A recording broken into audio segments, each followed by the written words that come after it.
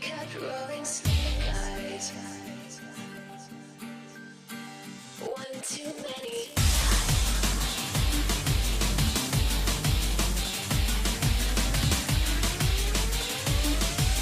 One too many times.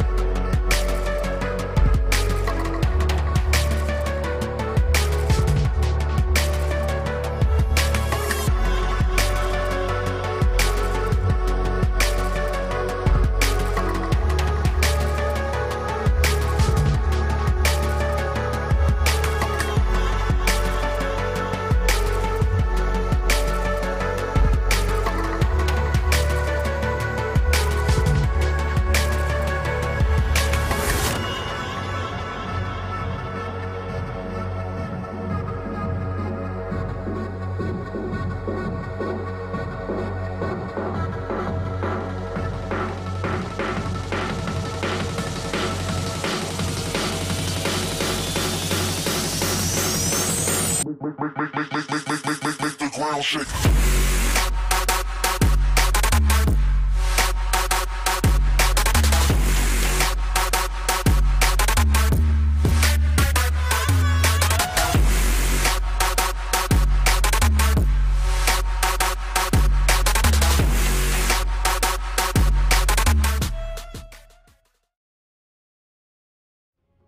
Ladies and gentlemen, welcome back to the Dew Arena Season 2. My name is Vivek, and today we've got a best of three between Team Buriza and Team Cancer, whose team logo seems to be SpongeBob. Team Buriza, well-established names in the Indian Dota 2 scene. They've gone through a little bit of a shuffle.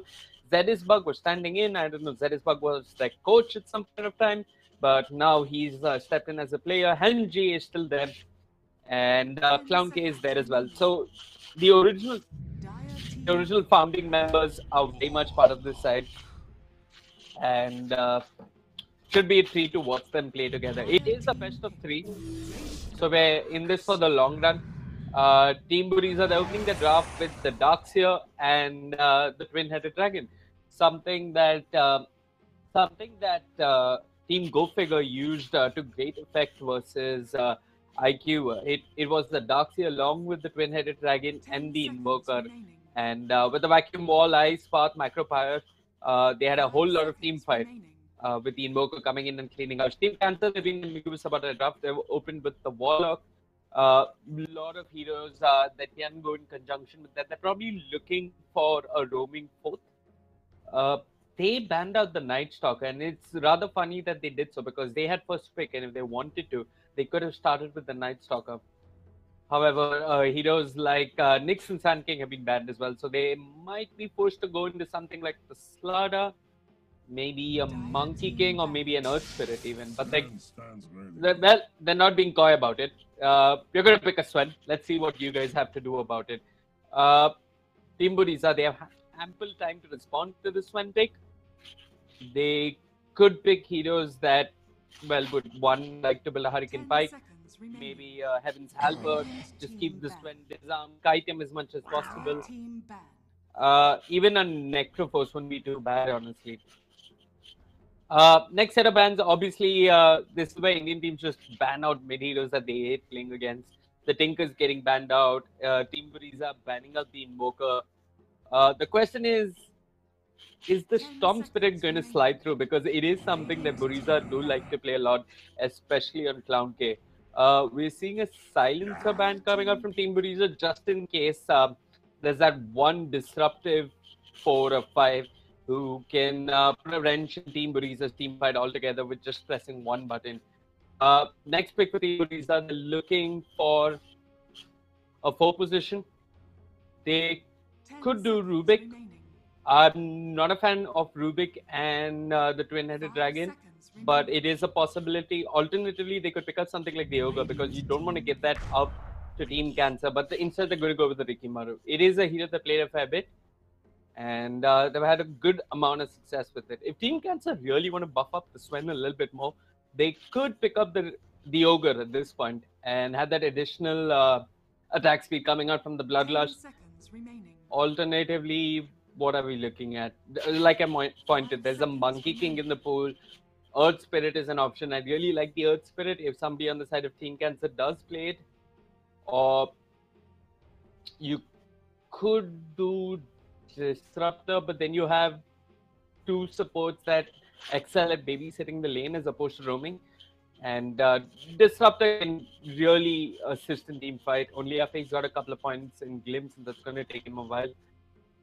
What else are we looking at? Chen and Enchantress are in the pool, but Indian teams do not go that route too often. But Team Cancer, they're really committing heavily in this team fight. They've got Fatal Bonds coming up from the Warlock. You've got the Golem as well. Sven to follow up with the Stormhammer, and now Tidehunter with the Ravage. 10 seconds remaining.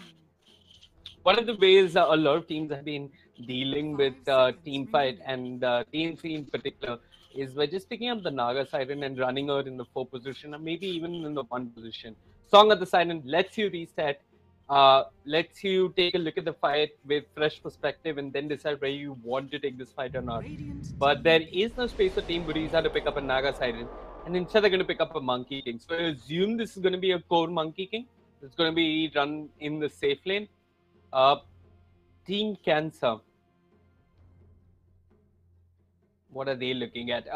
So one thing that's going to be really crucial is that Monkey King is good with the Darkseer around just to pull everybody back into Wukong's command. But he's even better if you have some obvious setup like the Puck. And honestly, the Puck won't be too bad because the Waning Rift would also ensure that Tidehunter doesn't get the initiation that he's looking for. The only problem, though, with Team Buriza's lineup, if they do decide to go for the Puck, is that they're sort of weak when it comes to hitting buildings. Jakiro does indeed hit buildings to some extent with Liquid Fire. He's good at sieging, but not the best choice in terms of cores for those that can hit buildings. Team Cancer,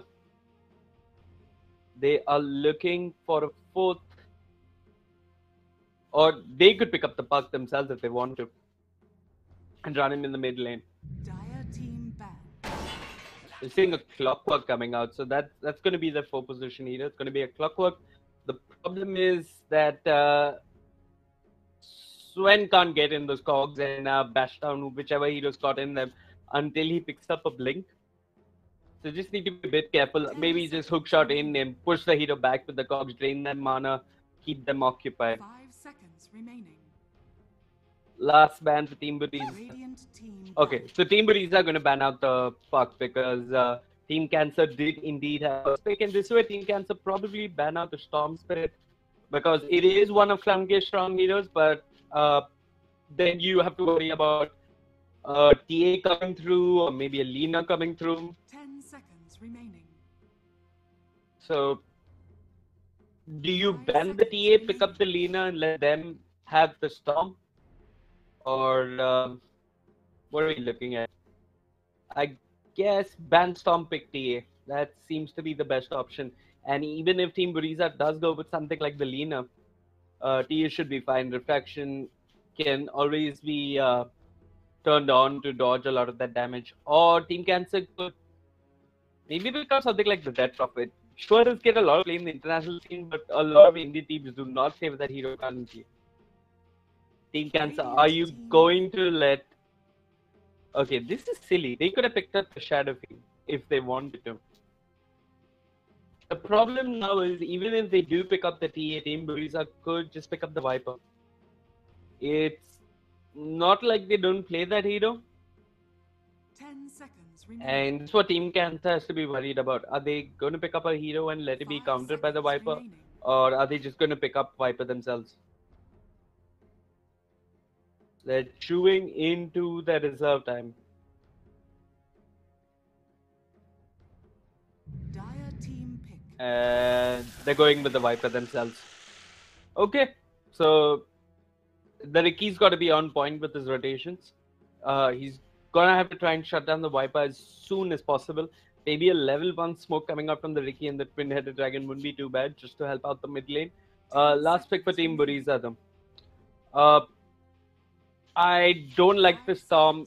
I'd honestly like to see them pick up the TA, even though TA loses the lane to some extent. The TA or the Lina.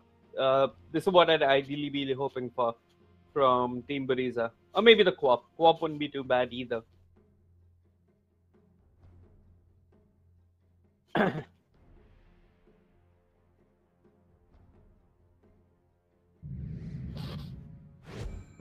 Yeah, it's going to be the Co-op. Now select your heroes. So, it's still not an easy mid lane for Team Buriza. A good Viper should be able to outdo the Queen of Pain. But with a little bit of assistance coming out from Zerisbug on the Ricky and MGA on the Twin-Headed Dragon, they should be able to shut down the Viper early on. What I'm hoping for.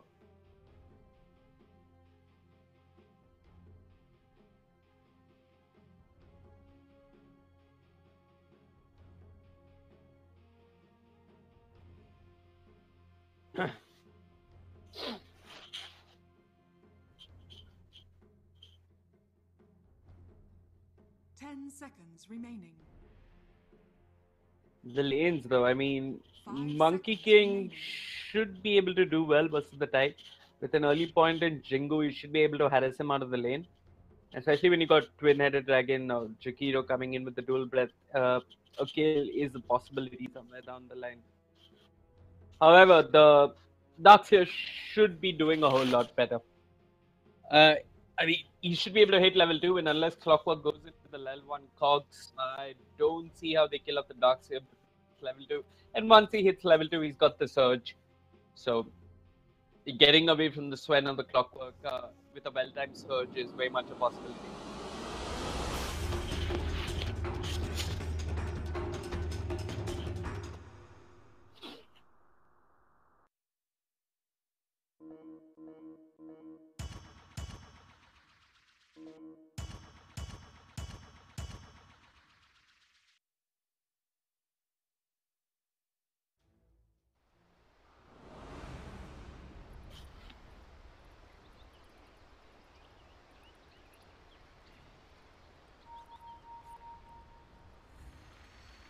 Okay. Both teams have been kind enough to pause, so I can quickly run through the lineups here. We've got Kalnayak on the side of Team Cancer going to the offlane with the Tide Hunter. It's a GG well played on the Viper. Clockwork being played by Potter, Warlock in the hands of Opa, a word that's so TI2, honestly. And that leaves us with RTZ on the Sven. For the side of Team Buriza, we got the twin-headed dragon being played by PMA, or Helm GM, which is a whole lot simpler. Zap. Savage. Hold on. Is that Pulse of Hell? So Zap, I think that's Pulse of Hell. Going to be playing the Darkseer. Zed is bugged, playing the Rikimaru. Focused. Oxclown K playing the Queen of Fae, and then we've got GG playing the Monkey King.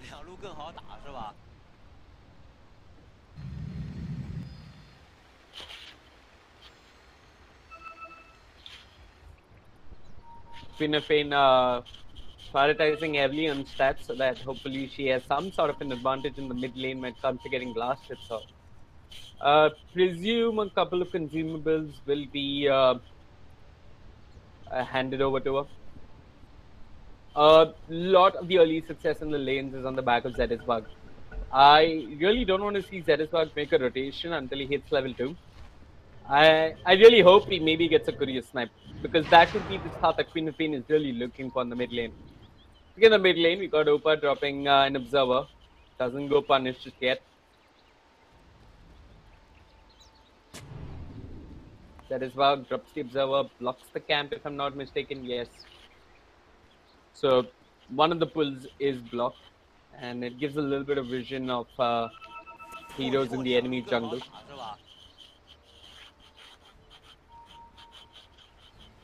Monkey King disguised as a tree. Probably puts that point into Jingo Mastery and tries to get a couple of hits off.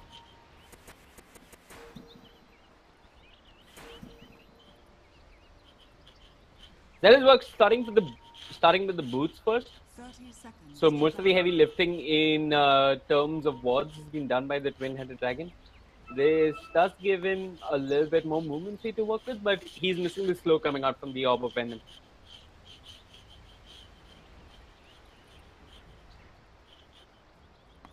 Zap starting out with the Mango will obviously be building into a Soul Ring. Holding on to a skill point as well.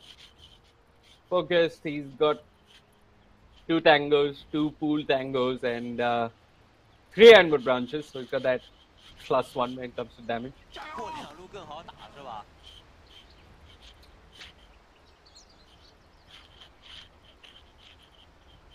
Patience wins out.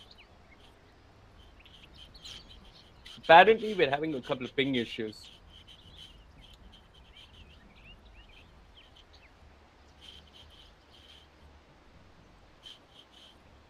Yeah, Team Cancer is having a couple of ping issues.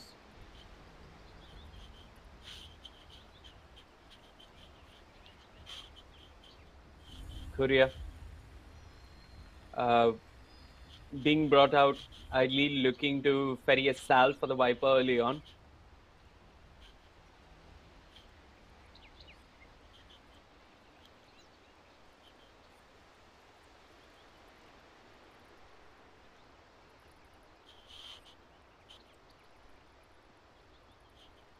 I'm not sure if ping issues is a valid excuse to stop the game.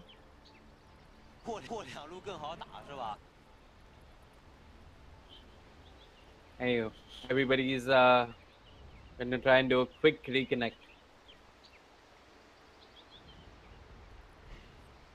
So yeah, one thing's for sure. For the side of Team Buriza, they kind of suck at taking down buildings. I mean, the only thing that they've got working for them is the Liquid Fire, which just does a little bit of attack slow. It's going to slow down the tower. Maybe even do a little bit of damage, but nobody really excels at bringing down buildings here. So I presume Team Buriza is going to try and win a team fight before they move towards an objective. And what they should be looking for when they're taking a team fight are these big cooldowns. Is the Golem available to Team Cancer? Is the Ravage available? And yeah, when the Ravage and the Golem have been committed, that's when they should be trying to make the move. And ideally win a team fight, get a pick off, and maybe force an objective after that. Ping issues do seem to be resolved, so we're going to continue for the time being. That is bug with the boots.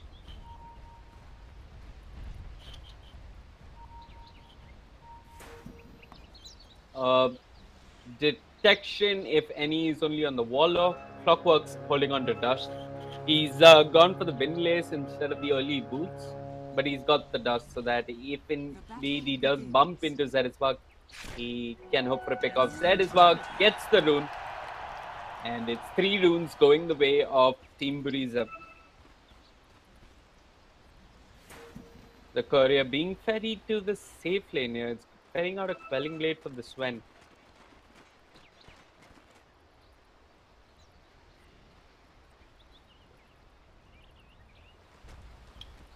What's going to be really crucial for this Rikimaru and all his rotations is that level 2. He can do a little bit of damage in the mid lane because the Viper's not put a point into the corrosive skin. So, and with the backstab, he's doing a fair bit of work. But look at this. Clown K didn't have the blink available just there, and he's being punished for it. Rotation coming in from Opa. He's got the Shadow Ward, Sentry. He's holding on to it. Could drop it in the mid lane if he wants to. And this is already a great start for Team Cancer. I mean, the Riki is low.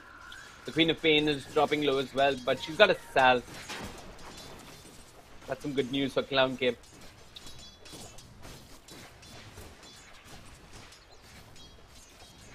She's also doing relatively well in terms of CS. Mid lane, a little bit of sentry action going on. Zerisbug gets the Observer as well.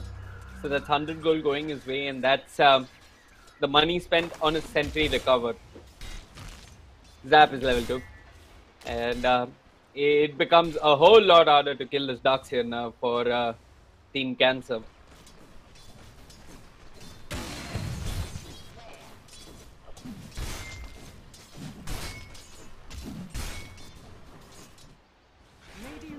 Zerisbug with the courier snipe. Make sure that the Salve and the Sentry will not reach the mid lane. He's old, but Bari just gets better with age. Rotation coming up from Butter on the Clockwork. He's got detection, but he's got 1 point in the Rocket Flare. Maybe if he picked up that bounty, he'd have a level 2. Odds Kill Bill coming up from the Clockwork. Why the first point in the Rocket Flare? I'm not entirely sure. And now Zerisbug gets the Arcane Rune as well. Zerisbug put the point into Blink as opposed to the smoke screen. I thought the slow coming up from the smoke screen would have been a lot more useful. But yeah, since he already has the boots to make up for that lack of movement speed and mobility, he wouldn't really be needing that Blink to close the gap and look for a kill.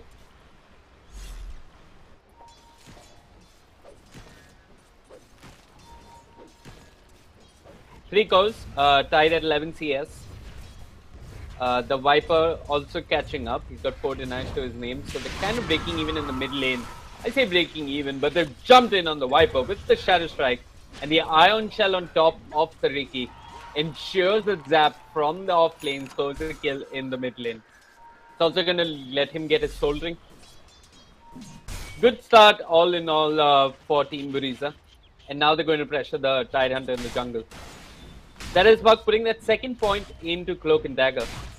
It does increase your damage, your backstab damage. And yeah, he's not looking to be that utility sort of rigging the lane who's setting up kills with the smoke screen, but instead he's trying to go and pick off kills on his own. What was that? He just blink striked on the Tide Hunter, and now he's not. Kalnayak, what are you doing? Didn't you see him? Anyway, Kalnayak did have the Fairy Fire. He's picked up his boots. That is Bug does have the blink coming off cooldown in 3 seconds. He's giving chase. Kalnayak could be punished. An Anchor Smash would reduce some of the damage, but he's not going to use it. He gets brought down. Odd move coming out from Kalnayak then. And life just gets better for the Queen of Pain in the mid lane. She picks up a Regen Rune. And that is what cleans up the neutrals. The lane's all in all off to a good start for Team Buriza. What's good for Team Cancer is that RTZ on this one is getting some pump. But the Monkey King still pulling ahead in terms of CS. Sven always does have ancient stacks to go back to for recovery, but none of the ancients have been stacked just yet.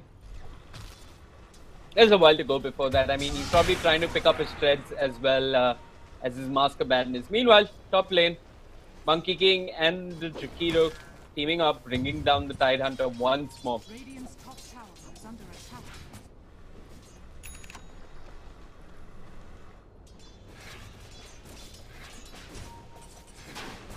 Mid lane, they want the Queen of Pain, but there's no obvious lockdown.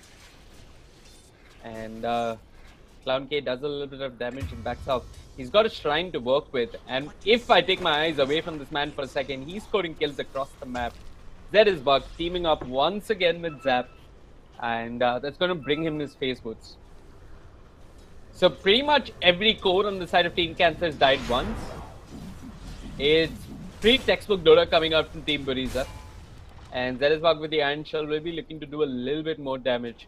The supports on the side of Team Cancer have been rather passive. I mean, Warlock left the mid lane, Clockwork, he's not made any rotations, and I don't see him being able to close the gap without his boots. He's been soaking up EXP in the safe lane. And Zap has a little stack to work with. He's going to try and triple stack it. Wouldn't be too bad if the Sven gets his eyes on it. Could steal quickly. A double damage rune in the river. That is what pinging it out for the Queen of Pain. He's just going to walk into the mid lane with that Iron Shell and do a little bit of damage. Scream. Shadow Strike. Here's the smoke screen coming out from Zeresbug. They've got the Iron Shell. They're working their way through this Viper. GG, well played. Will get cornered, brought down, but gets the Viper Strike off on Zeresbug. Clown Cake could hope to get the deny, but here comes the Clockwork with that double damage rune and the Battery Assault. It's going to be the death of Zeresbug, who finally gets punished for all his greedy roaming.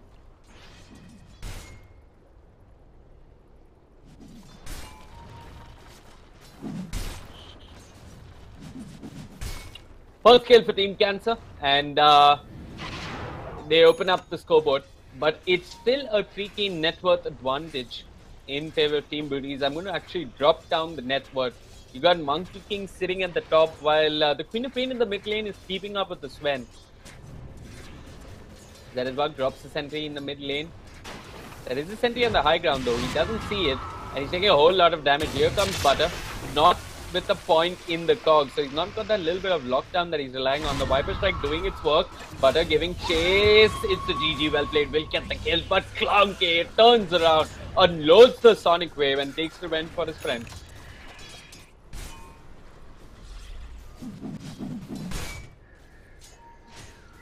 Zeresbug not catching the sentry on the high ground.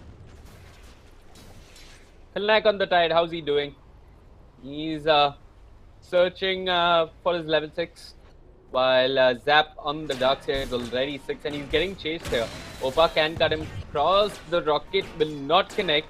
Zap runs into the creeps. He's got Surge coming off cooldown in a bit. Butter doesn't have the Battery Assault, and actually Zap could just look for a TP out. He's going to do just that. No Battery Assault for 8 seconds, and the Darkseer is out of them.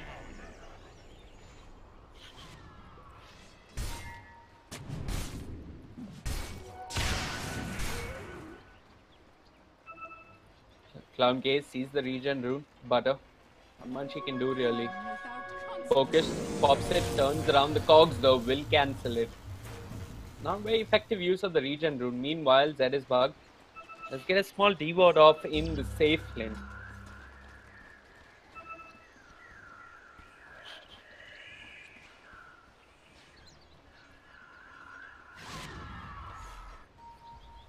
Kalang, he's pretty much been jungling.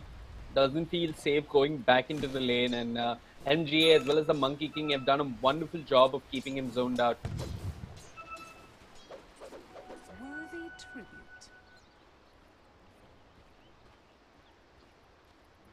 Clown K on the Queen of Pain looks like he's building into that Veil of Discord.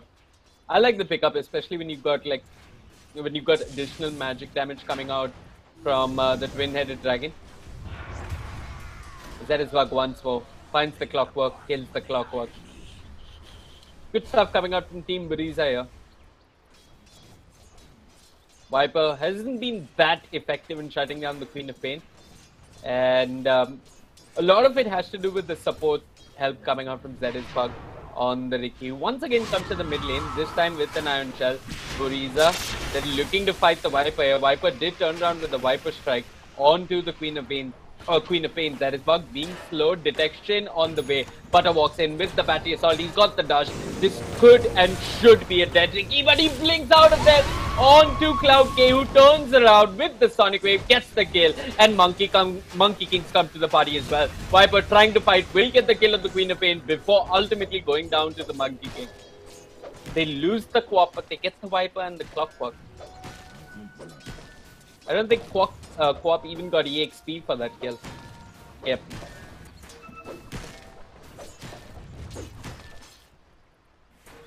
Zap now creep skipping. That's how comfortable he's become in this off lane. RTZ needs that Mask of Madness online as soon as possible, just so that he can flash farm through all these ancients and neutrals that are being stacked for him. Zap turns around with the vacuum rocket, giving them vision. The Shadow Word taking down. Can he get the deny? No, he can't. But he's got friends on the way. Zed is bugged with the face boots in the Orb of Venom, and now he's got Tricks of the Trade as well. So he's got that escape mechanism in case he gets too caught out of position.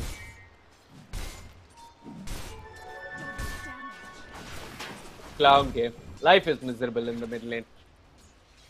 I mean, he can't win this lane without constant help from the Ricky.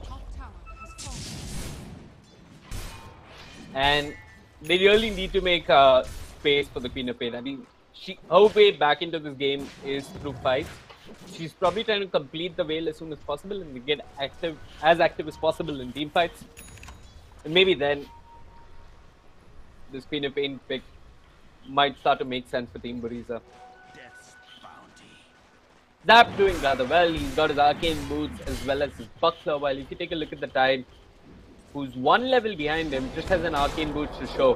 GG jumps out of the trees with the primal spring. He's got the Jingo Mastery stacks. The boundless strike is there as well, but not enough to bring down the Tide Hunter just yet. And Zed is bugged once again, going for the courier snipe. The courier juking left, right, up in the trees. Will be safe for the time being. Zed is bugged.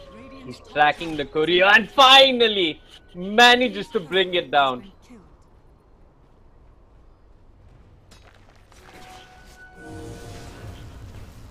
Cogs, meanwhile, onto the Darkseer. RTZ did have the Storm Hammer, but they're just going to run him down with the Shadow Word. A rather crucial kill.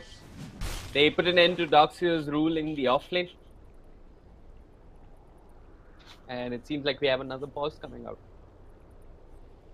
Viper mid lane, what's he looking for in terms of items? Dragonlance Spike wouldn't be too bad, but he's prioritizing the hood. This is rather funny because the Sonic Wave is pure damage, the Scream is magical, and whatever Jakiro is outputting is going to be magical as well. Not sure if he needs the hood that badly. Could help, but he's definitely going to need a Hurricane Pike at some point. I also wouldn't mind a Midas, because Buriza seemed quite intent on putting an end to the laning phase of Team Cancer. And once he reaches mid game with no safe lane to farm, with the Rikimaru constantly roaming, you would really like a Midas to catch up as soon as possible and stay relevant in the mid to late game. He's going for the hood instead. Mid lane, Monkey King jumps off the tree, turns around with the Viper Strike, and here comes the TP rotations. It's the Tide Hunter. The drop was there, it did connect, but it's not enough for the Tide Hunter to come in. Butter goes in with the cogs, didn't push the Viper back, so Viper did manage to blink away, while elsewhere Zerisbug ruining the team fight of Team Cancer. Viper giving chase, no detection, and Zerisbug is going to get away scot-free. Can will manage to clip him though. If only they held on to that dust on the clockwork.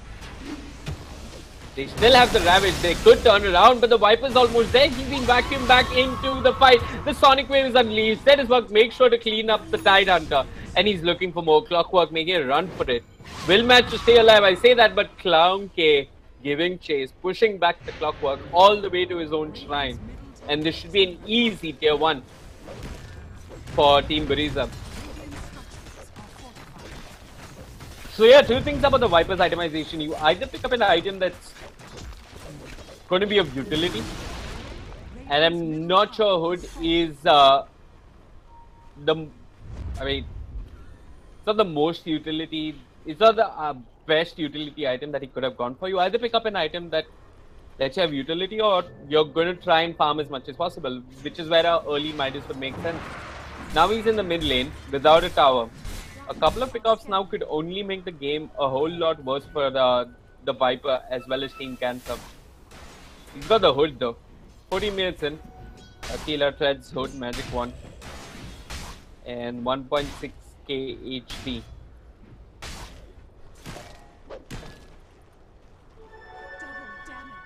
I personally just prefer the Dragon Lance. It gives you a little bit of stats. It's going to let you stay relevant in fights and not fall so easily. Zerisbug tracking out easy on the sniper. And here comes the Queen of Pain with the Veil smoke screen as well. It's a double damage route on the Queen of Pain. Sven walks back into the smoke screen. He's manning up with the Mask of Madness. And he will be punished. Focused gets the kill. And Go seems to be the call from the Monkey King, who's almost completed his Sanjanyasha. But they're trying to apply a little bit of pressure on the top lane along with the Viper. They can kill the Ducks here with the hook shot. They go in, cogs are there, Zap caught in the cogs. He pops the buckler, but how much can that really help you? The vacuum though might mean that he ends up surviving.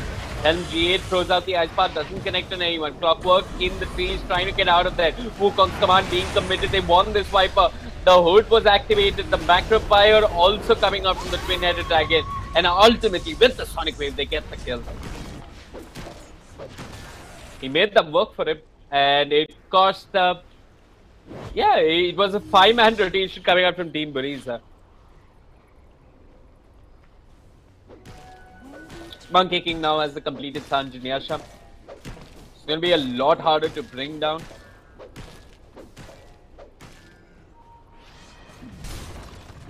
Arteezy, looks like he's trying to build into that Echo Saber. Should have it soon enough. Good deep warding coming out from Team Buriza. They're pretty much watching over the Radiant jungle. Warlock did manage to get that D-ward off. So a little bit of vision taken away from Team Buriza. It's clear that they're hunting for pickups now.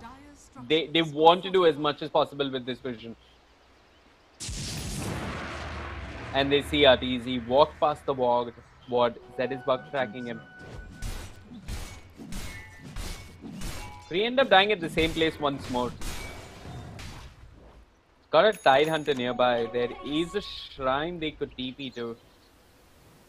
Zerisbug still tracking him patiently. Now he sees the Tide Hunter, who's just missing his recipe for the mech. Zap, he's done a whole lot better. He's got it complete. And he's making reasonable progress towards his next item. Monkey King going for the Desolator to help deal with all the armor coming out from the Warcry.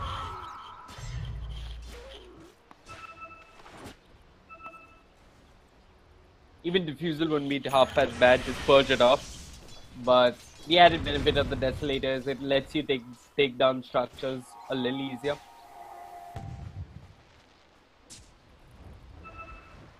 Zap building into the 4-star. At least that's what he has queued up in his quick path. That's gonna help him deal with the cogs for sure. That is bug. What was that hook shot? Anyway, there comes the drop. They commit the dash. They won this Ricky, and how? A Shadow Word comes out, tricks of the trade, buying Zedisbug a little bit of time, but he's ultimately going to end up in the cogs. He drops the smoke screen, but the Viper outside of the smoke screen gets the kill, while elsewhere Monkey King manages to score a much more valuable kill on the Sven. And right now, Team Buriza are poised to take an objective.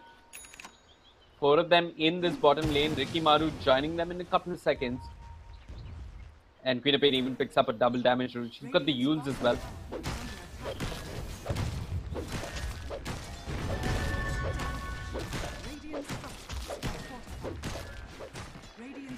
Our team cats are going to defend though. Without the drop, it is a hard ask. They don't have the hook shot either. And Buriza is just going to run away. Actually, they're not going to run away. Monkey King, he's perched atop a tree, waiting to jump in. Khalnag doesn't have anything like a blink, and he doesn't even have his mech at this point. If he dies now, he's only going to pick up a mech by the 25-minute mark at the earliest.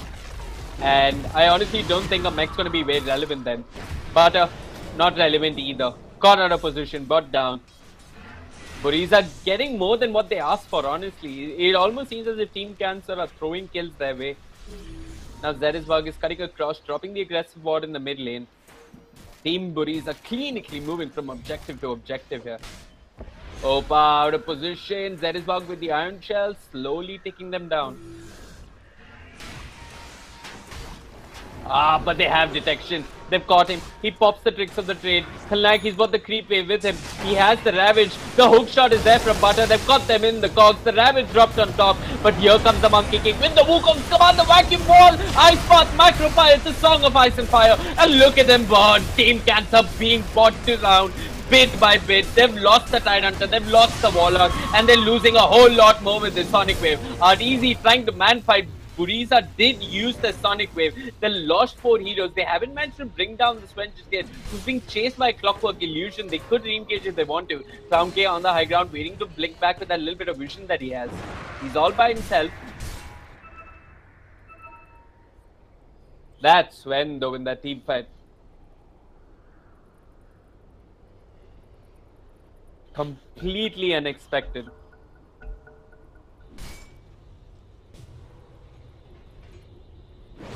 And here comes Clown K, cleans him up, takes away the killing spree. Butter doesn't have the hook shot for a bit. He's keeping vision going on the Queen of Pain. He's on the rocket a little. 1 second, hold on. Where did he throw that rocket even? Where did he throw the rocket? No idea. Wasn't very effective though.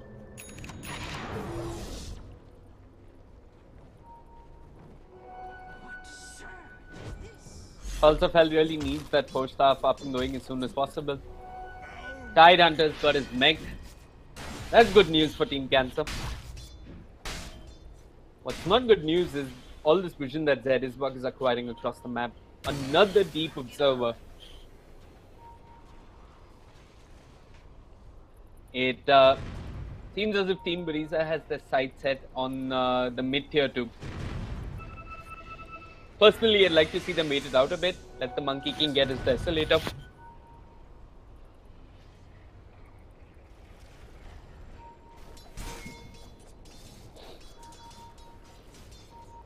Zedisbug building into a Diffusal that's going to give him solo pick-off potential. And yeah, Team Cancer know what's going on. But Buriza with that additional vision coming out from the Ricky Maru are going to back off, but they've got the Ricky Maru. He drops the smoke screen. He's not going to get out alive. RTZ is there with the stun. It honestly feels bloody weird to say RTZ is there with the stun. I'm just going to call him Sven. Yeah, but he's got the Mask of Madness as well as the Echo Saber, so he's hitting like a truck right now. Team Cancer, I think they can sneak a Roshan, yes. They're going to go for the tower first. And Butter though, with the hook shot, he's caught MGA, he's caught in the cogs with the battery assault. And RTZ joins in, brings him down. Double damage rune on the Viper, who's now got the 4-staff complete as well. In addition to the hood, he's building into the Hurricane Pike. All of this though, space for Clown K to keep the bottom tier 3 pressured. Radiant's bottom tower is under attack. Team Cancer, they're a little missing in focus. Do we Roshan? Do we go back to defend the tier 2? It seems that they're just going to go back and defend the tier 2. But with the Tyrant showing in the bottom lane, this is clear and easy access for Team Buriza to move into the Rosh pit. There is a rocket coming out from the Clockwork. So they know what's up. They're not going to give it up all that easily.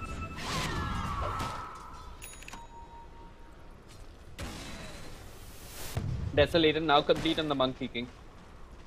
Building into his BKB.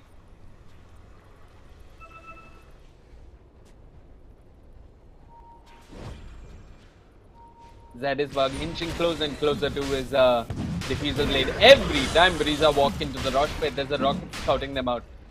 And there's also backup on the way. What? I saw that. I did. Anyway, they popped the dust. It didn't even clip Zadisbug, so that was frustrating. So Clockwork wasted his hookshotting onto the Warlock, who wasted his Golem, dropping it all alone on Roshan. What was that? Come on. They wasted the drop, they wasted the hook shot. They're better than this. That's the problem. I sense they're a much better team. And now Team Buriza with the long play. They're going to come back from all the way behind. Undercover smoke. They're going to walk into Butter here. Should be an easy kill. I'm going to waste too much time on this. Without the Golem, without the Clockwork, this should be Roshan. But instead they're going for the Viper, who turns around. He's still got the Viper Strike available. They pop the dust on the Warlock, Ice Path, as well as Tricks of the Trades, keeping Zadisbug preoccupied. The Golem being brought down by the Monkey King. But here's the real problem for Team Buriza. It's the Sven.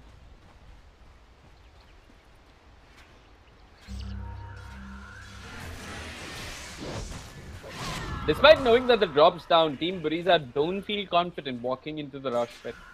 And trying to take down Roshan. They did pop that smoke. They got the pick off on the Clockwork, but it's still not enough. They are respecting the Sven, and I don't blame them. He hits hard with that MOM as well as the Echo Saber, and he's got bonus positioning coming out from the Blink Dagger. Speaking of Blink Daggers, Kalnak is getting closer and closer to 1.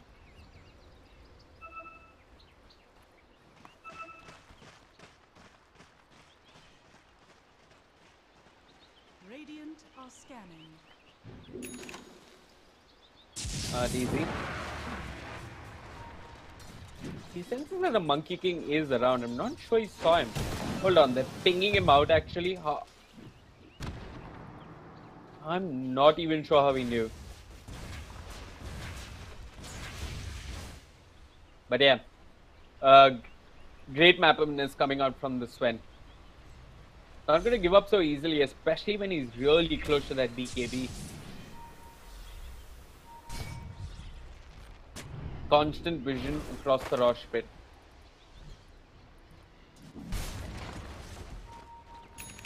Oh, Zadisbug, he's been caught. They drop a sentry, they have the dust. RTZ is on top of him with the Stormhammer, and the Gush makes sure that RTZ gets the kill.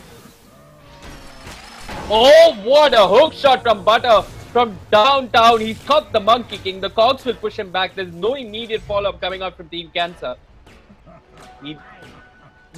The idea was quite on point. Try and catch the Monkey King as he's trying to retreat. But no follow-up coming out from his team. And I was quite surprised, honestly. RTC did have the blink, but doesn't feel the need to throw away his life, especially when he's so close to a BKB. Yeah, he's done with it.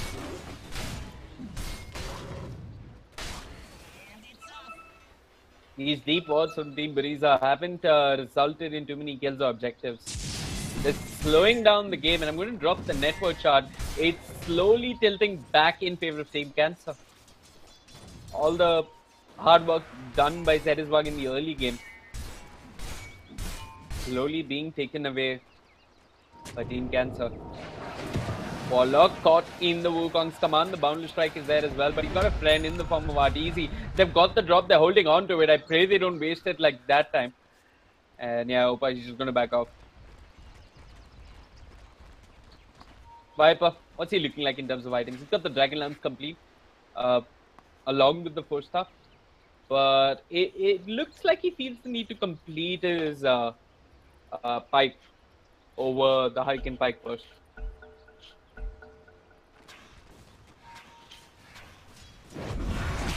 Mid lane, they've gone in on the Viper. He is being controlled by the Orchid as well as the smoke screen. They need to bring him down fast before TP reactions come in. Butter's there with the hook shot. The Ravage right on top of their head. This is where Viper turns it around. Viper Stripe onto the Queen of Pain, but they drop the vacuum with the wall, with the Macrofire. But here comes initiation number 2. The Warlock commits the Golem. Zed is bug dropping low, will ultimately go down to the Viper. And Arteezy with the BKB looking for that Monkey King. Monkey King jumping from tree to tree. Well managed to escape. Sven still giving chase here. Okay, so they threw most of the big ultimates and they only got the Ricky and the Jakiro, which isn't ideal for Team Cancer. A kill on one of the cores would have been really nice. And what really stopped that from happening was Zap on the Darkseer.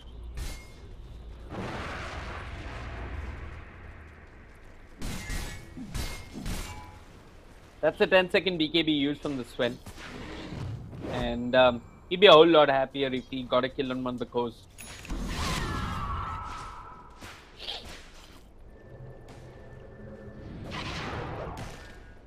That is bug. He's been searching for the diffuser from the past 3 to 4 minutes. He needs it badly. It's quite handy versus the Sven. You can purge off the Warcry, take away all his armor.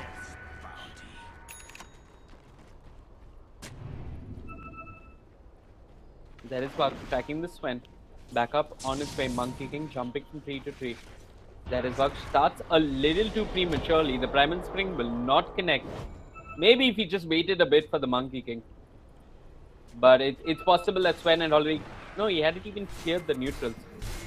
So there was no reason for Zedisbug to be in a hurry there. Possibly I missed something.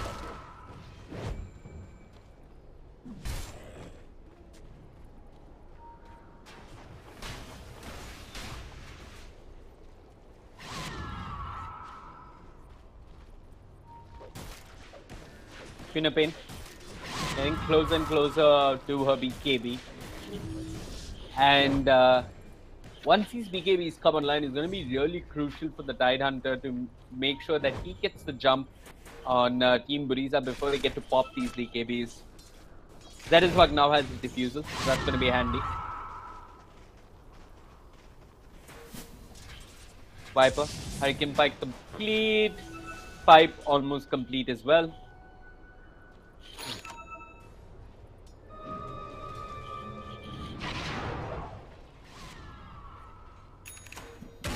Clockwork Gun for some cheap utility and stats with the drums. Dire's top tower is under attack.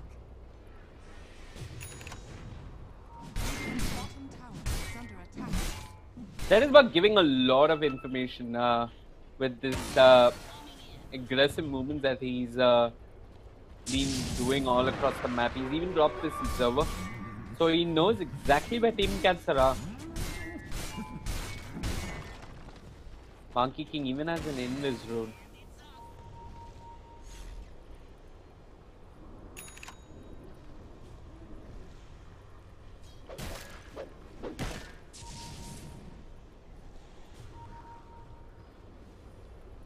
Arteezy, what's he building into?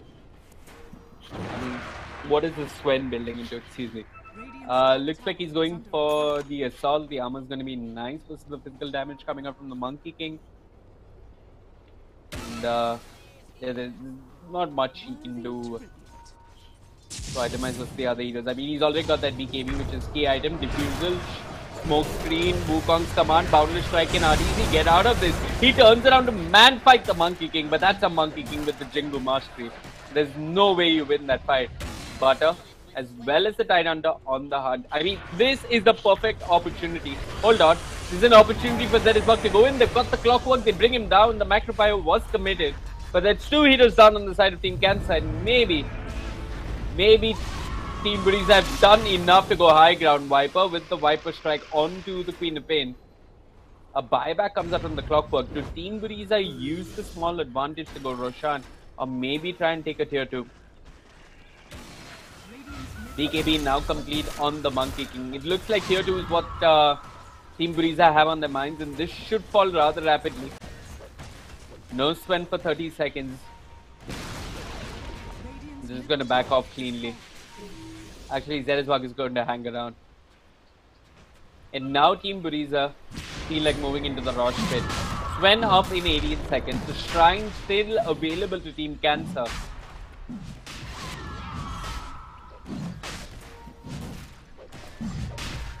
You got Zerisbug hanging around, trying to make sure that nobody walks into the Rosh pit. The Radiant did use the scan, so they know what's up, but it might be too late. Viper, as well as the Clockwork, leading the charge. They've got the Ravage, they've got the drop. The dust comes out, they know where Zerisbug is. He pops the tricks of the trade immediately. The Golem comes out, Tidehunter jumps in, he gets the Ravage. It's on to 5. Sven with the Storm Hammer on to 2. He's caught in the cogs, but it doesn't matter. He brings down the Rikimaru as well as the Monkey King. Monkey King with the Aegis about to respawn quickly. Pops the Wukong's command, turns around, brings down the Clockwork. Elsewhere, Tidehunter trying to man up versus Focus, who just blinks out of there in the nick of time. Easy though with the Stormhammer onto the Monkey King. Monkey King pushed to pop his DKB and run. They've lost the Clockwork, they've lost the Warlock. Elsewhere, Zerisbug doing a little bit more damage. They are trying to chase down the Tidehunter. Tidehunter blinks out in the nick of time. He's going to stay alive. He's not going to grease for a big bit. Zerisbug giving chase. He's got the diffusal, but he wants Sven. Purges up the Sven, drops the smoke screen, and moves on to him. Back up on his way. Zap on the Dark Sage. Actually, let Zerisbug be. Okay, here comes Queen of Pain. Another purge. Scream of Pain as well, and they're going to get the kill. It's a team wipe on the side of Team Cancer. And Team Buriza might just feel confident enough to go high ground there.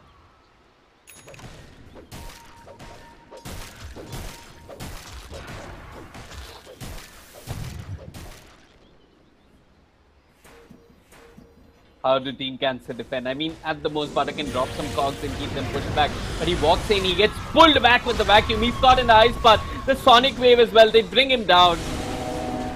Viper does have buyback, but honestly, I'm not sure if that's the best option right now. They just have to let this tier 3 fall. They have to give up racks until the Sven comes up.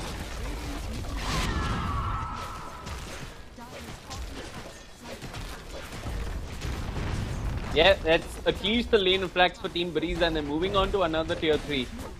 Clown K as well as the Monkey King working on the tier 3. 20 seconds, no Sven. 34 seconds, no Ravage. 49 seconds, no Golem. And in 5 seconds, they've lost 2 lanes of racks. Team Buriza, they're going to take this back out cleanly.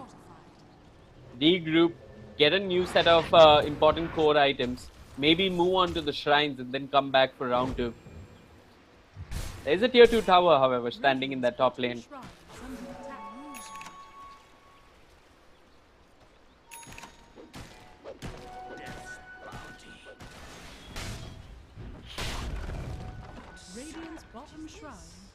What was sort of problematic for Team Cancer in that first fight was the Tidehunter blinked, but he blinked into a smoke screen.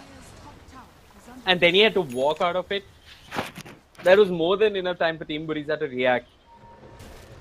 And although he did get the Ravage, it wasn't as good as it could have been. But easy top lane. He wants to make matters worse for Team Buriza. They commit the Ravage on a Monkey King with BKB. It's a horrible, one of the worst Ravages I've ever seen at Monkey King. He's just going to jump up and down the trees with joy. They commit the drop as well.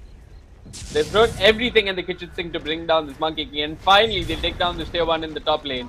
Ravage committed, drop committed, and yeah, Team Cancer, they've had enough. They just want to 5-man at this point. But I really, maybe with the Golem and with when they could take down this tower. But then it's back to protection. You know what? Honestly, Buriza could just push down mid. The creep's already pushing in. But Clown K doesn't have a TP, so it's going to take him a while to get back. Warlock even committing the Stinker Ward just in case the Monkey King does decide to rejoin the fray. Top tower has fallen. That is bug. Nothing he can do to cancel TPs, but with the Queen of Pain, maybe they can find a pick up. Smoke screen. That is bug blinks in aggressively. The Cogs pushing back the Ricky, but the Cogs are just an invitation for Zap to drop the perfect vacuum wall with the Macropyre on top. RTZ manning up. He wants to man fight at this point with that PKP. But Darkseer pops the green, has to surge, gets the hell out of there. He's got the Heaven's Halberd, but doesn't get the time to get it off on the Sven. Now he does, and RTZ will indeed end up going down. They're looking for more. Clown K has got the control with the Yule, Side Hunter all by himself. Being controlled with that arcade. Zap on the sidelines, waiting patiently. They're kiting around the Tide Hunter, and this honestly hurts, but it's not going to hurt for too long because Viper's joined the fray. He sees the Darkseer, four staffs aggressively, but the Halberd is there. That's going to allow the Darkseer to stay alive a little while longer. The Boundless Strike cancels the TP as well as gets the kill on the Tide Hunter. Viper being controlled, being kited, being brought down. It's a godlike streak for the Queen of Pain. And Team Buriza, for all purposes, seem to be poised to take game 1 of this best of 3.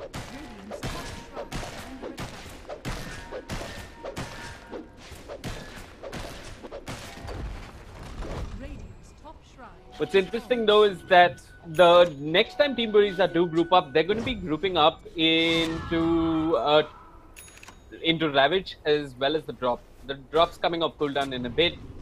Ravage is almost ready, and by the time they take this tier 2 and are ready for high ground, they're walking into a Ravage and maybe even a drop. But yeah, Sven has a real problem now, which is the Halberd. He has to try and bring down the Darkseer. He has to bring down the Darkseer because he's already a pain with the vacuum wall. But now he has to do so even more because of the Halberd on the Darkseer. Radiant's top tower has fallen. Viper going for the Maelstrom. A little bit of wave here. Maybe thinks it's going to help him deal with the Mega Creeps. The Super Creeps, excuse me. That is why he's got the Blink as well, so just pop the tricks of the trade and get out of fights if need be. Tier 3 has taken a little bit of heavy damage.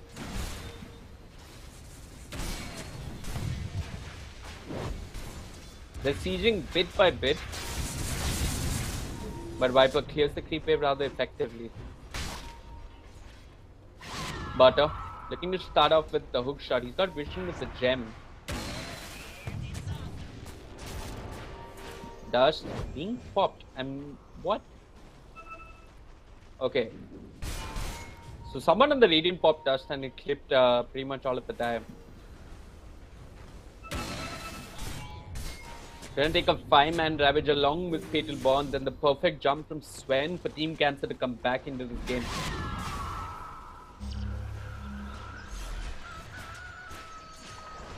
The Radiant even have that one observer in the mid lane, so Team Buriza can't just sneak past through the mid lane. But are waiting patiently with the hook shot. Even pops the shrine. I'm pretty sure that was a misclick.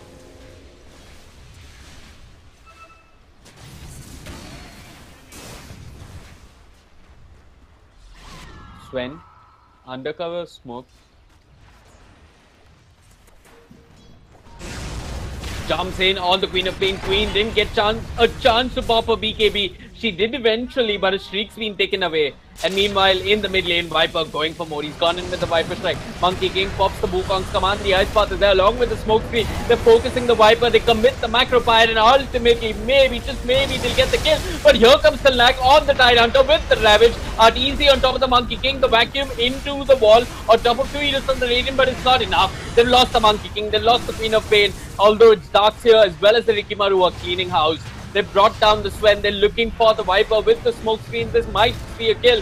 There's a buyback coming out from the Queen of Pain. The Ice Path controlling the Viper. And indeed, they managed to take him down. That is bug though. He's overstayed his welcome. His Blink's on cooldown. He's not got tricks of the trade. They did manage to force a buyback from the Sven. Well, bought back to clear creeps, but Okay, he's brought back to die. It seems Queen of Pain goes in with the Sonic Wave as well as the Vacuum. Not enough to bring down the Sven. Queen of Pain pops a BKB, dives deeper into the trees. If the Sven dies, it is indeed a dieback. 120 seconds with no Sven. I don't see how a Warlock defends this. I don't see how a Warlock stays alive. Maybe with a hook shot from the Clockwork, they could turn this around, but focus. A Clown K, he's got the blink. And eyes on the prize. Moving in onto the tier 3. They popped the cliff. They've got no Sven for 100 seconds. No Viper for 30. I don't see how Team Cancer hold this. They fought bravely and maybe the Sven didn't commit so hastily to buying back for no reason. They could have stayed on in the game a little longer. That buyback though, I'm not sure if it was really necessary. I mean, there's nothing wrong with the buyback, but when you end up buying back to only die, it's not very effective. But it seems as if Team Cancer have tapped out for now. GG, go next is the call. And indeed, we will move on to game 2 of this best of 3. Team Buriza, they've taken game 1 in a convincing fashion. Can they close the series? Don't go anywhere. You're watching the Dew Arena Season 2. My name is Vivek. See you in a bit.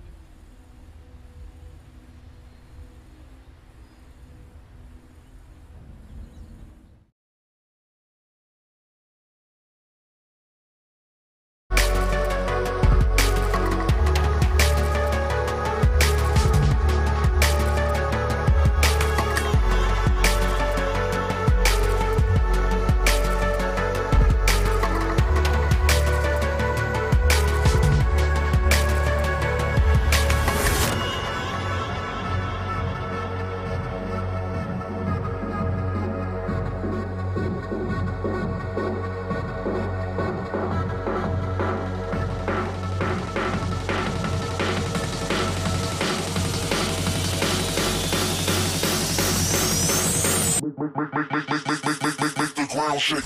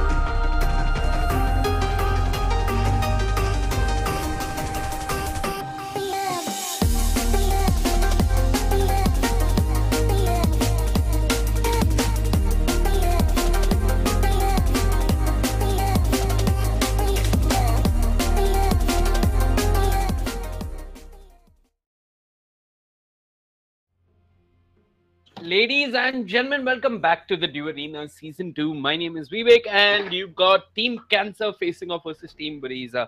This is a best of three. These are the online qualifiers for a LAN event sometime in glorious September.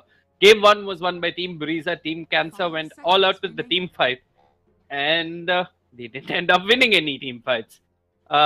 Game 2, though, the opening bans are rather interesting. We're seeing a Lycan getting banned out. Uh, Howl is such a nuisance to deal with, and I can see why.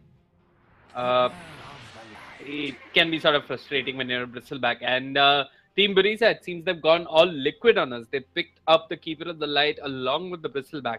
So in all likeliness, this is going to be the offlane coming out from Team Buriza. And now, hopefully, Team Cancer drops a strong enough safe lane that can deal with this nuisance coming out from the silence and the bristleback. If they hadn't picked the Warlock, I wouldn't be too opposed to them picking up something like the Silencer, just so that you can drop the Arcane Curse and make that Bristleback thing twice about spamming Quill Spray. You could even run a Pugna and drop the Nether Ward, drain his mana, and punish him every time he uses the Quill Spray a little bit. But then you don't have the greatest of roaming. Now you have Warlock who's going to be babysitting a core. You really need a strong 4 at this point to make sure that the Bristleback and the KOTL do not get off to a good start. We're seeing an Ursa getting banned out.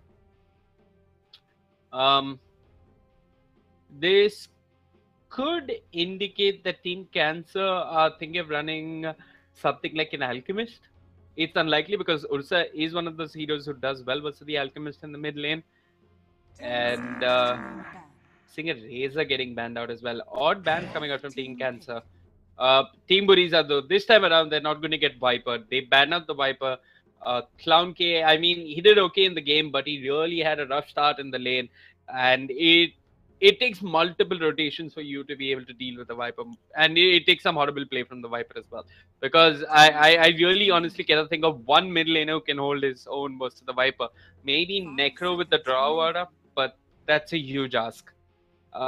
Next pick for Team Cancer, they're looking for a fourth. What did they go for? Sand Kings in the pool. Night Stalker's been banned out, unfortunately. Something they could have picked up. They could pick the Nyx. The Nyx would be nice. I mean, you got the Spike Carapace to deal with the Illuminate. You also got the Mana Burn, but instead at this phase, they're going to go with the Necrophore. So, I guess we might be seeing a mid Necrophorce or a Necrophorce that goes to the safe lane. Too early to tell, however. Team Secret did run Drow with the Necrophorce, and it worked out quite well for them in Game 1 versus Liquid. But Liquid did also respond by running Keeper of the Light with the Bristleback in Game 2, and that worked out quite well for them as well. What are Team Buriza going to do to complement the Bristleback? Honestly, I wouldn't mind a Bloodseeker. This would be a great game for a Bloodseeker. Simply because Quill Spray does so much damage, then the Thirst kicks in, and as a Bloodseeker, you can just run in and clean up. But they're going to get some push going. They're going to pick up the Shaman. So they've got control. They've got the Mass Serpent Wards, which is going to help them take objectives. And he's also got that little bit of extra base damage, which is buffed up in the recent patch. Next pick for Team Cancer. 5 seconds remaining. You're looking for a 4. I really like the Nyx here. The Mana Burn would be nice. The Spike Carapace is great versus the Keeper of the Light. It's one of the few ways I can see them dealing with the Keeper of the Light and the Bristleback. And all in all, it's a strong roaming force. If I'm not mistaken, Nyx Assassin has something like a 80% win rate out of 40 games. That's quite a huge sample size. So he's done pretty well for himself in this edition of the International. And I could see him do well this game as well. But Team Cancer, they're going to pick up the Bloodseeker. 5 seconds remaining. I assume the Bloodseeker is going to be going to the safe lane. They can switch things up and run him in the mid lane. And I honestly think it's going to be a mid Bloodseeker. That, in my opinion, explains the Razor and Storm Spirit bans coming out from Team Cancer. Hold on. Okay. I thought someone was pinging me on chat. But yeah, you would ban out the Ursa and the 10 Razor seconds remaining. for two reasons. I mean, they do well in lane versus the Monkey King. 5 If Ursa is seconds there just because of Fury swipes, Bloodseeker is not going to feel comfortable enough just walking into the lane. And yeah, if it's something like the 10k, he can just steal your damage and make life miserable for you. So we are seeing the Silencer getting banned out by Team Buriza, which makes sense because Arcane Curse would be great versus Keeper of the Light and the Bristleback. Last pick for Team Buriza, something in the mid lane. They do like the Storm Spirit a fair bit, and it's going to be the Storm Spirit. Every time Team Buriza I played, and I mean, this is a consistent pattern with them. I almost always predict when they're going to pick up the Storm Spirit. They're a little too obvious with that pick. And Team Cancer, they're looking at a 4-position hero. Nyx, please pick Nyx. He's good versus Storm as well. Please, please, please pick Nyx. Please. I guess I've forgotten about that hero.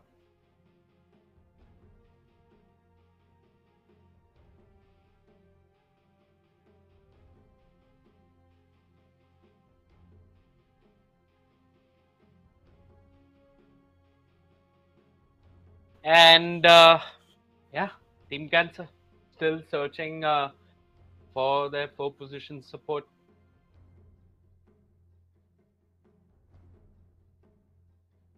What are they looking at? You could do something ridiculous like the Zeus. I mean, Thunder God's Wrath does low HPs a little bit, makes life easier for the Bloodseeker to some extent.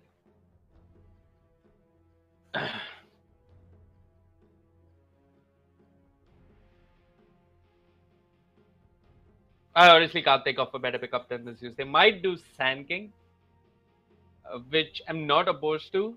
But yeah, I'd like the Nyx any day. What are they going with? They're going with the Lion.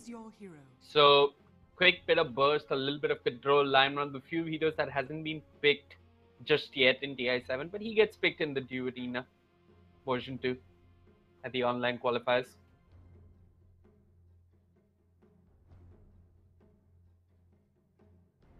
And once again, it's going to be a safe lane Monkey King coming out from GG. And yeah, I guess it's going to be a mid lane Necrophos. The mid player has picked it up. Kalnak will be going to the off lane with the Axe. RTZ heading to the safe lane with the Bloodseeker. 10 seconds remaining. I personally would have liked the Nyx a whole lot more. Then you got someone who can roam early on and put a lot of early pressure on the enemy supports with Vendetta. Could do that versus the Shaman as well.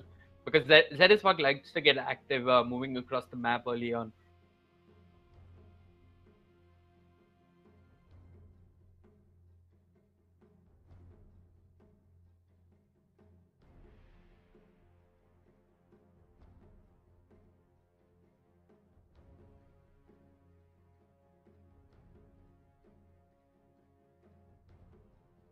Mid lane though.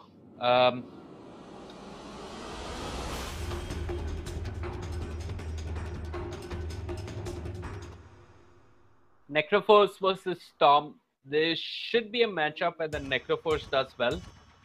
I don't see Storm killing off the Necrophos without help coming in from the Shaman. It's going to be really difficult once he puts a point into Ghost Shroud and he has all the stick charges. He's not going to be going down easily. It's a great game also for the Necrophos to pick up a couple of infused raindrops. I presume he's going to be going. For the hood first on the Necrophos, or maybe a Veil of Discord early on.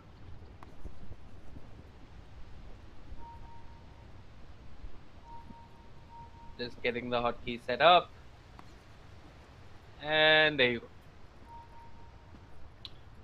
Okay, the players have been kind enough to pause so that I can run through their names, and that's what I'm going to do. I'm going to start off with the side of Team Buriza. You've got PMA, or Helm GA as he's known on the Keeper of the Light, Zap, or Pulse of Hell. I'm pretty sure that's Pulse of Hell on the Bristleback. I'm actually going to ping him and ask. Focused, playing the Storm Spirit, Focused the Clown K as he was known by earlier. Zediswag playing the Shaman, and that leaves us with GG on the Monkey King. For the side of Team Cancer, we've got It's a GG, well played on the Necroforce, Axe being played by Kalnayak, Bloodseeker being played by Arteezy. Feels silly every time I say that. Opa playing the Warlock, and that leaves us with Butter on the line.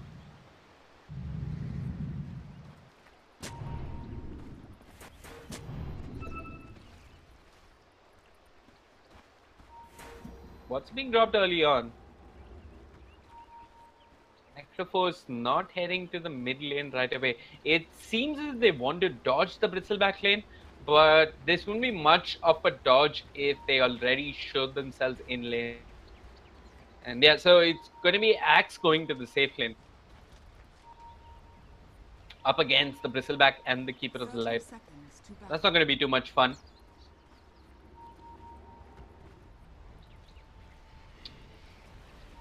Are Team Buriza going to respond to this? I mean, Bristleback even walking up the high ground shamelessly. He's got Quill Spray, and Keeper of the Light has put a point into Illuminate as opposed to Chakra Magic. So seems as if MGA as well as Zap are just going to secure this Bounty Rune for now, while Necroforce and Lion do the same. Either way, it's 2 runes a team. Relatively quiet start, collecting a little bit of damage there. Mid lane, Bloodseeker versus Storm Spirit. This should be a matchup where the Bloodseeker does well. But Storm's got the better block off. That is Buck chipping in to help out his mid laner there.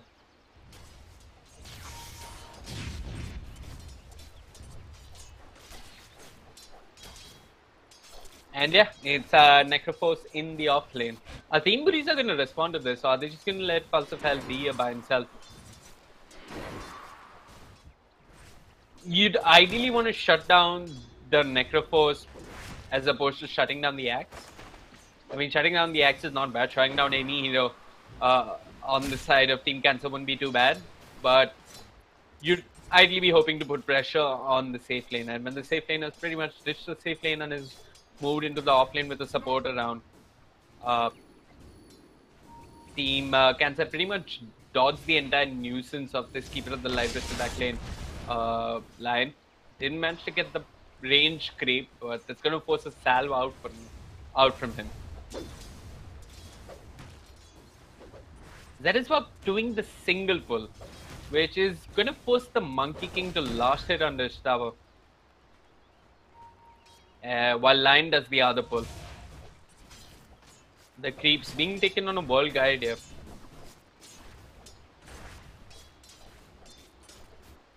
Mid lane, how's the CS looking? The Bloodseeker's keeping up, and with Blood Rage, he's even life stealing a little bit, so it should be fine. No mana cost on that. Blood Rage is a great bonus. That is bugged though. With the shackles onto the line, they want to kill early on. They've got the Boundless Strike and they get the kill. Monkey King opens the scoreboard for Team Buriza and he's looking for Moya.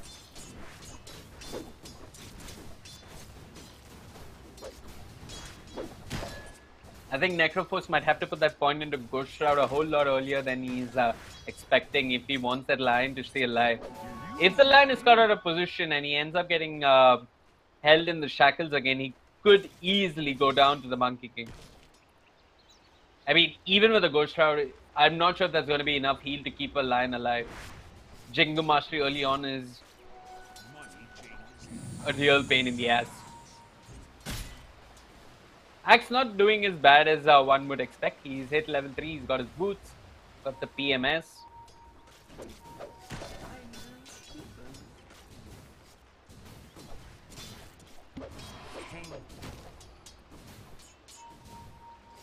Once again, Lion out of position, will end up going down. No Ghost Shroud just yet.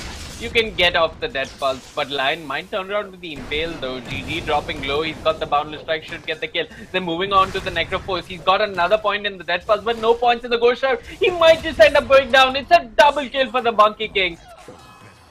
This off lane or safe lane or whatever you call it has been an absolute disaster in the early game for Team Cancer.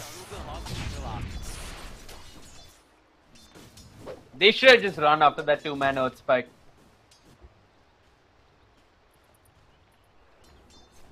I have no idea why they say it. And that is what going for round 2. He's got the shackles. The Death Pulse comes out prematurely. The Earth Spike is not going to be there in time. It's going to delay the Monkey King a little bit, but he's got the Boundless Strike, slams the ground, brings down the Necrophos. While elsewhere, Bristleback ends up falling. It's going to be rinse and repeat for Team Buriza in the safe lane. And now the Monkey King has got his face boots as well.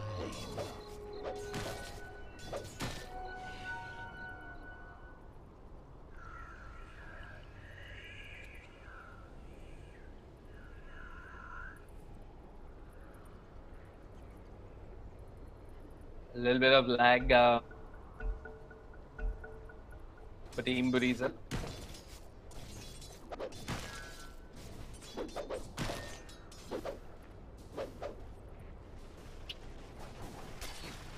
I'm wondering what would you be looking to build this game if you're the Bloodseeker? You do need a Blade Mail at some point, that's for sure. You are going to require a BKB as well. Meanwhile, Monkey King being gone upon, he's got the Jingo Mastery, slams the ground with the Boundless Strike, moves on to the line with the face boot, should be an easy kill. All Necrophos can do is stand and watch. And that's forcing out Death Pulses early on from the Necrophos, and he has no mana regen or no consumables. He does have that one tango, but if he shows himself once more in lane, he could be gone upon. Zedisbug drops the aggressive observer, then moving in, the shackles are there, and Monkey King building up the Jingo Mastery stack. I think the 4th hit might do the trick. The lightning comes out, excuse me, the Ether Shock comes out from the Shaman, but the Monkey King ends up getting the kill. Just to give you a little bit of perspective, the Monkey King has the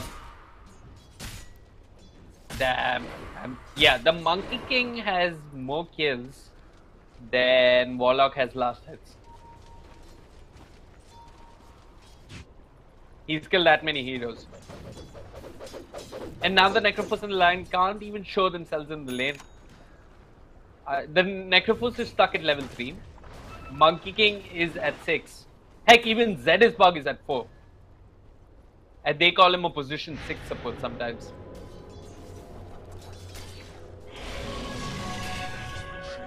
Lion's just a lane. He's trying to make an impact elsewhere. They left this Necrophos to his own devices.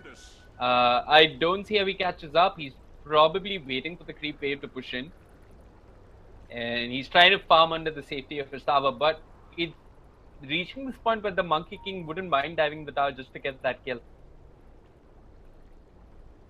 This honestly wouldn't be a bad game for Storm to pick up Lincolns, just to deal with the Bloodseeker. Maybe not as a first item, but somewhere down the line for sure.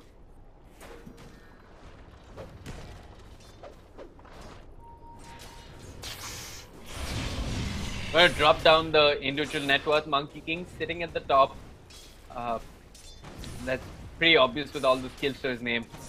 Mid lane though, they're wrapping around on the Storm Spirit. He's got the zip. But Butters lifted his hand with the Earth Spike. Had they got enough to bring him down though? Another pause comes out from Clown K.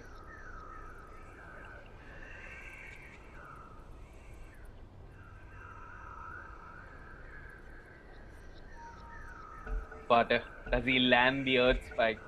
Tense moments here at the Dew Arena online qualifier. I mean, even if he didn't zip, that Earth Spike wasn't going to connect.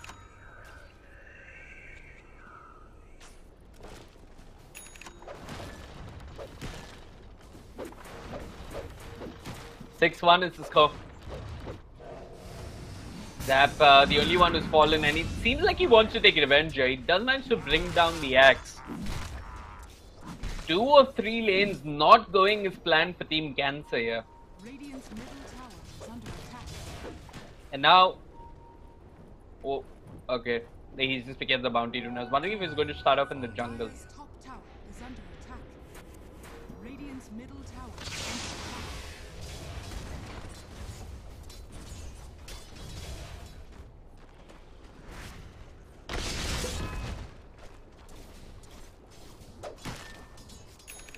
attack. Monkey King, what does he look to build with the decent start he's had? I mean, the Sanjay Yasha isn't too bad, but if you had such a great start, you could look at something like a Silver Edge. Oh, but here comes Art Easy on Seeker. GG forced to pop the Wukong's command, but there's a Blood right on top. It's a circle atop a circle, and finally they take away his unstoppable streak. Dire's middle tower is under attack. Team Cancer finally put an end to that nonsense that is Monkey King. But all of this is space for Clown K in the mid lane. And yeah, he's going to push the wave as much as possible. The glyph comes out from Team Cancer. Under attack. They're all scurrying towards the mid lane, but they have to pop the shrine first. Team Buriza is going to do as much damage as possible to this tier 1. Monkey King, he's had enough of his lane. He's TP'd to the top lane under cover of smoke. RTZ comes back to the mid lane only to see that his tower's lost 2/3 of his HP. Meanwhile, in the top lane, it's Kalnayak losing HP. He's caught in the shackles. The Illuminate is there. Helm GS secures the kill. The Boundless Strike holds him in place. 8-2 is the score. And once again, Team Buriza with a momentous start in this early game. Zap's even got the Vanguard. So he isn't going to be going down all that easily anymore. Dire's top tower is under attack. That is Bug searching for that level 6 and get the Serpent Board up and going. Kalnag leaves his lane, moves into the jungle with only Tranquil Boots, a 4-man shield, and a wand and infused raindrops. He's piss poor, and at 10 minutes his tower's under siege. So now Team Buriza know that Cancer is pretty much moved into their own jungle. They don't have too much space to farm on the map. It's only getting worse. Necrophos searching for his level 6. 10 minutes in. This is a support timing. I mean, as a roaming 4th, you want to hit your 6 at the 10-minute mark. The Shaman has hit his 6 before the Necrophos. That should give you an idea how far behind this Necrophos is. Another rotation though from Arteezy. It's gonna be enough for Team Cancer to get back into this game. Warlock dropping an aggressive Observer Ward? Seriously, how are Team Cancer even thinking that they're gonna move aggressively and get a kill? I mean, they're smoked up, they see the Storm Spirit. It's not an easy kill. They don't have the Golem. It's gonna take an Earth Spike into a Blood Right. And they ping him out in the mid lane. They're focusing on the Storm Spirit when they have bigger problems to deal with. And they're not even going to get the Storm Spirit. RTZ wasted his double damage rule. Dire's bottom tower is under attack. Long wraparound coming out from Team Cancer.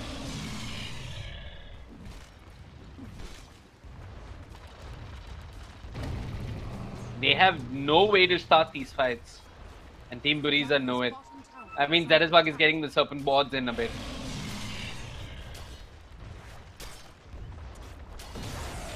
Kalag on that axe, still searching for his Blink Dagger. 100 gold away, 1000 gold away from it. The scan though does clip the Monkey King, so they know he's nearby. They have nothing to catch him though. Serpent was committed, should be an easy tier 1 for Team Buriza. This way can defend this. Zap even runs in. A little bit of a mana drain, but only tickles Zap at this point. Dire's bottom tower. And mid lane, while Team Cancer were watching that tier 1 fall, Clown K is going to try and bring down the mid tier 1. He's got a siege wagon with him, so it should be an easy tier 1. Team Cancer moving from lane to lane. And each and every lane has been an absolute disaster, barring the mid lane. RTC going for the Sanjay Yash. I'm not sure if it's going to be enough though. I mean, if the Storm or the Monkey King just went for a Lincoln Sphere, There is really no way to deal with these heroes. A lot of the control in team fights is coming from the Rupture at this point, but maybe once Kalnak picks up his Blink, Team Cancer have a way back into this game.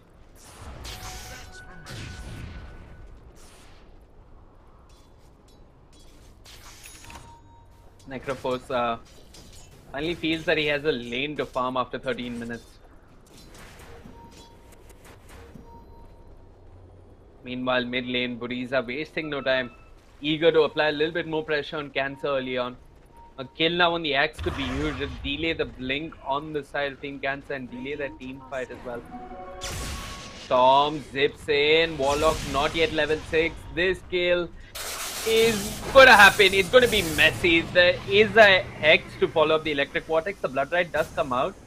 Illuminate as well from the Keeper of the Light. So she's gonna group up and push the mid tower instead. They've got the Mass Serpent wards in a couple, in 10 seconds to be precise. They're gonna push down the mid tower.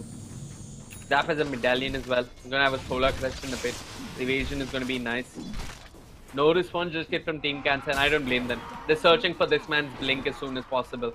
Kalnaik scurrying to the side shop, hoping to pick up his blink as well as the TP and unveil it in the mid lane.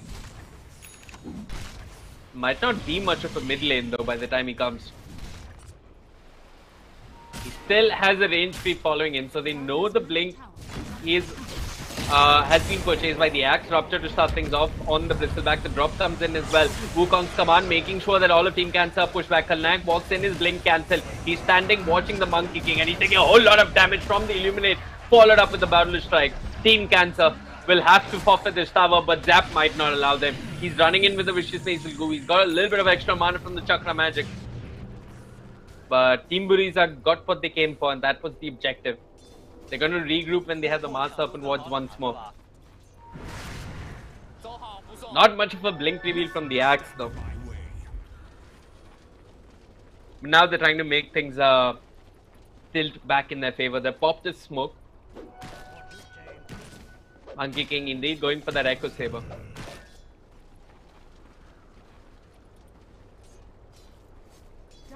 Can coming out from the Dire this time. Monkey King in the vicinity, but not yet being clipped by it. They're waiting patiently, hoping for someone to come into this lane. Butter just walks in. He's had enough. Not easy though. Moves to the side.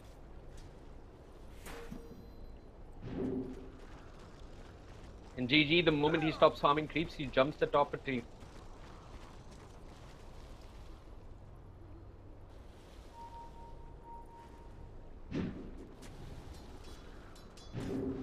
All of Team Cancer waiting patiently.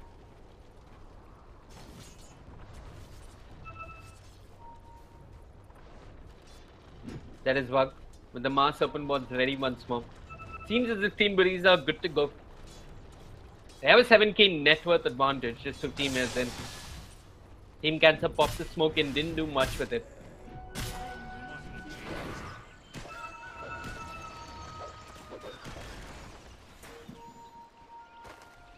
Haste Rune in the river. Butter making his way towards it denies it. Radiant's middle tower is under attack.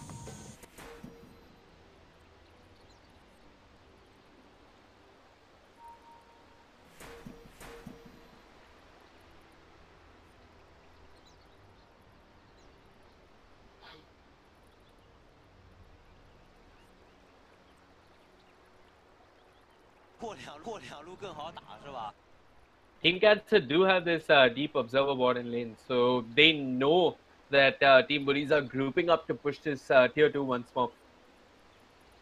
But not, oh my god, he's level 4 at 16 minutes.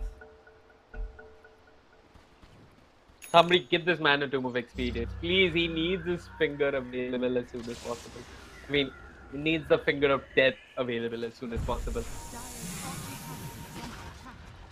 I think a lot of people set goals for themselves in games like I'm going to get a blink dagger by the 15-minute mark. Lion's goal is I'm going to hit 6 before this game ends. At the pace at which Buriza are going, that's going to seem unrealistic as well. Elsewhere, Kalnak jumps in with the call of Blood Rite to follow up. They want Shaman, they might get the Shaman. The Wukong's command is out. They've lost the Shaman though, but can they look for more? Monkey King jumps off the trees, and with the Illuminate and with those monkeys, should eventually get the kill in the axe. Indeed, he will. They do, however, manage to unload the Reaper sight on the Monkey King, who ultimately ends up going down, giving away a lot of gold. But Zap is here, along with the Storm Spirit. They're chasing down Team Cancer. The Necroforce is all that remains, and he won't remain for too long. But it's an ultra kill on the Bristleback. The GG comes out from Team Cancer. Team Buriza have done it in an emphatic manner. 13-4 is the score. 70 minutes in, Team Buriza seal the game, and Lion doesn't even hit level 6. What a game. Some questionable laning decisions coming out from Team Cancer that led to the loss. Some great play all around from Team Buriza. Simple, good old objective Dota, move from tower to tower with the Serpent Wards. And Team Buriza tried to do their best once they got the blink on the axe, but it was too little, too late. Anyway, folks, that's it as far as today's broadcast is concerned for Dota 2. But don't go anywhere. We have a little bit of CS coming up a little later on in the day. My name is Vivek. You are watching the Duo Arena online qualifiers. Adios and good evening.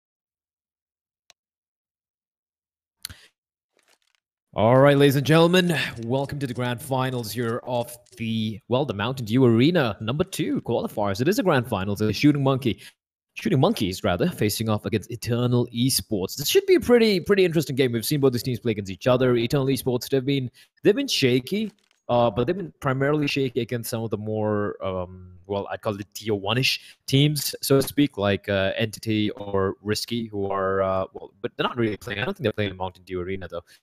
Because of the nationality rules, if I'm not mistaken. But we've seen them play a lot in ESL India Premiership as well. So I'm assuming that Eternal Esports would be kind of the favorites here in this particular matchup. But let's not talk about Shooting Monkeys, right? So one thing I've really enjoyed watching about Shooting Monkeys alongside SemperX are the fact that they seem to put in quite a lot of work.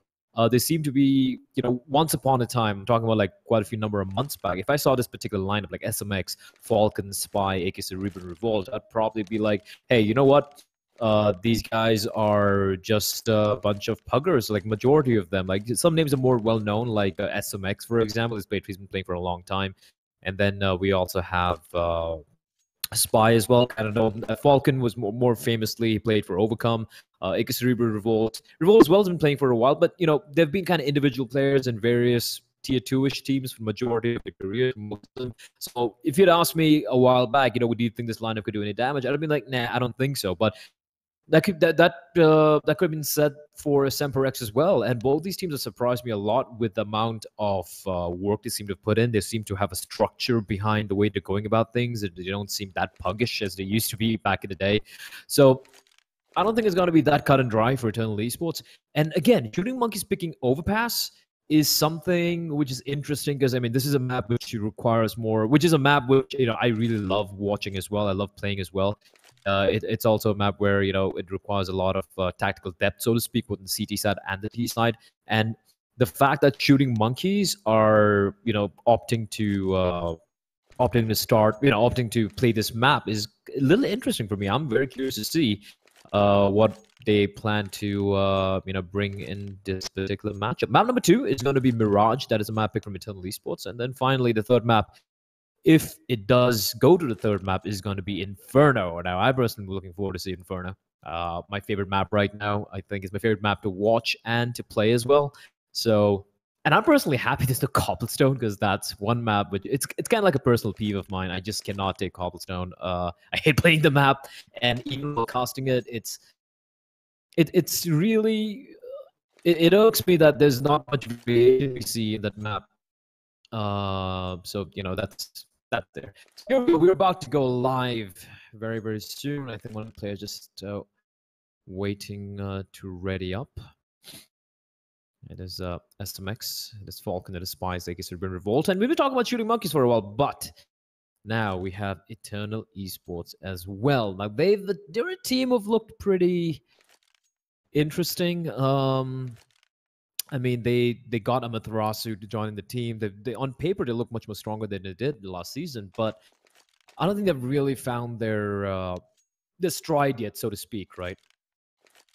They really haven't been able to really, I don't know, they seem a little shaky. They have the right ideas. They still seem like the same old tactical team that we're used to seeing. But at the same time, even with the added firepower and also the fact that Amaterasu is one of the more smarter players in the country, I kind of feel they've been looking a little lackluster of late, that they really haven't lived up to their expectations so far. But it is a grand finals here of the Mountain Dew Arena online qualifiers number 2.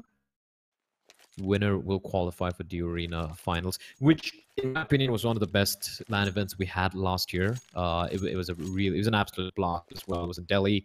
Had a lot of fun there. We had some pretty intense matchups as well. Great stage too, and I think there was Hector Rosario from no, sorry, not Hector. What am I saying? Hector. It's I forgot his name. Frost, the owner of Flipside Tactics. He was there as well. He was on the desk with myself and Equitas as well with when we were analyzing the games and whatnot. So yeah, that was a pretty cool event. So we're about to go live. Just still waiting on just 1 or 2 players to just ready up. I think they'd gone to the restroom. Nature calls. Nature calls. All right, so here we go. We're going live here. It is the grand finals. Have fun. Good luck being calm about the team. Shooting Monkeys and Eternal Esports. It is going to be Overpass, a map pick from Shooting Monkeys. They won the knife round as well, starting on the more favored CD side. 5 sets of armor. I am very curious to see what they do with this. 3 guys going towards B, and then we have Spy and AK Cerebro just barreling out towards Fountains. They're looking to take the fight, and they're going to be taking the fight. Street 4 players already crossing. All 5 players pushing in towards the playground area.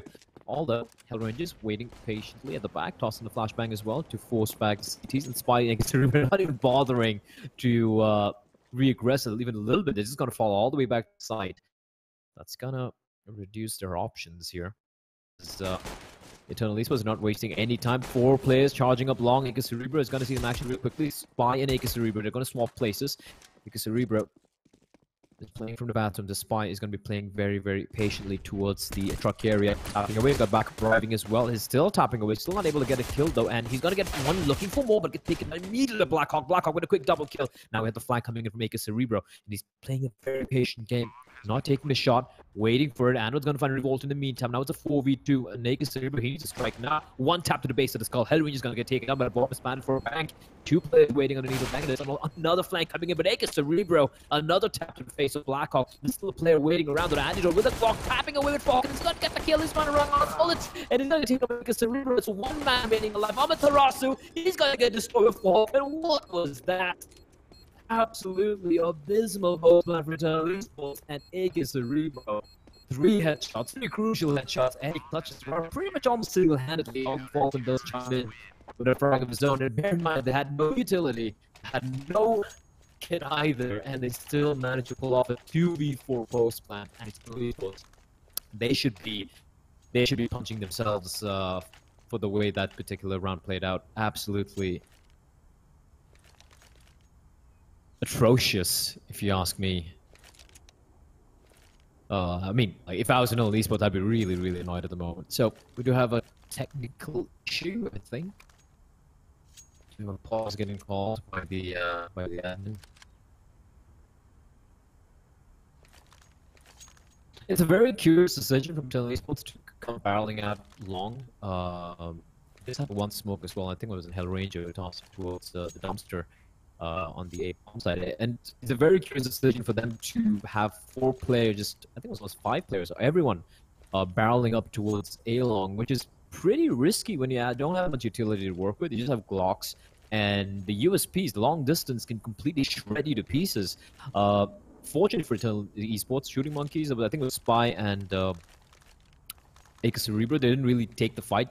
Spy got taken down towards truck.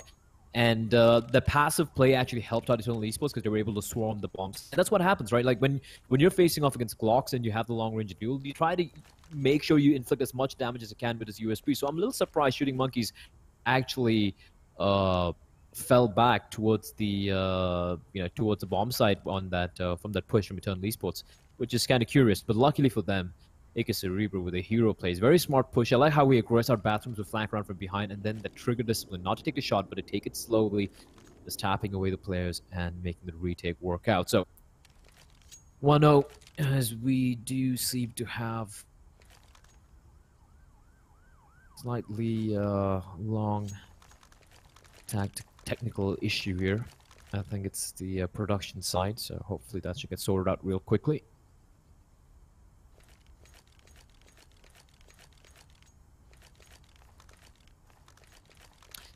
Eternal Esports getting the bomb down. I don't think they're going to be going for the buy. They're just going to be sticking maybe with P250s, maybe going for a fast play towards B, try and at least get the bomb down, perhaps.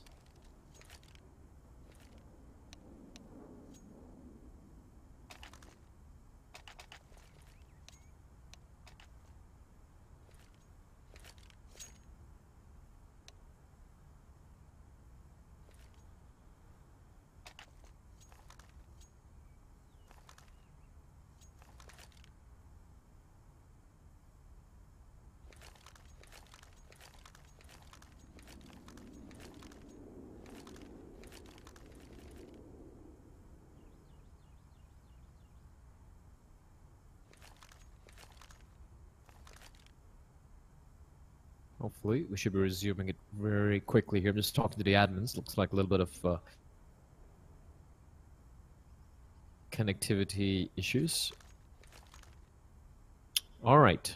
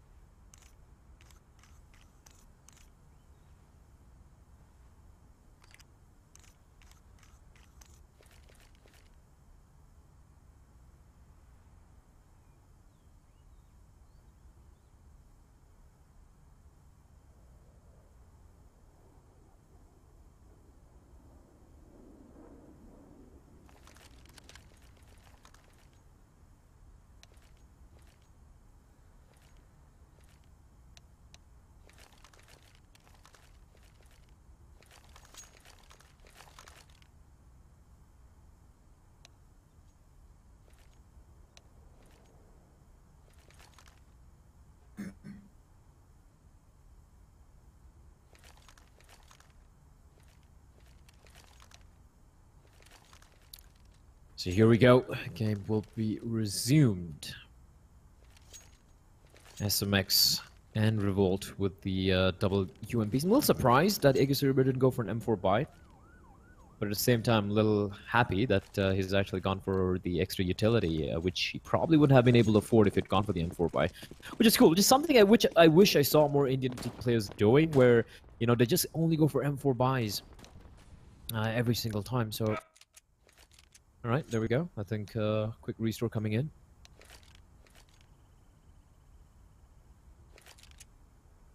As the pings seem to have spiked for Mr. Egisuriber and Falcon. Fun times, fun times. Which is why I love LAN. Not that LANs don't have their own issue as well, they have their own problems, but...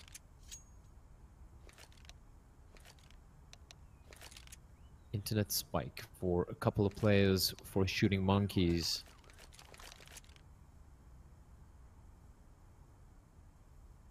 Flooding in Mumbai. Happens every single time it rains, and it's just floods everywhere. I'm sorry, in Gurgaon, my bad. In Gurgaon. Flooding in Gurgaon, so which is surprising. I've been in Gurgaon. I don't know like how it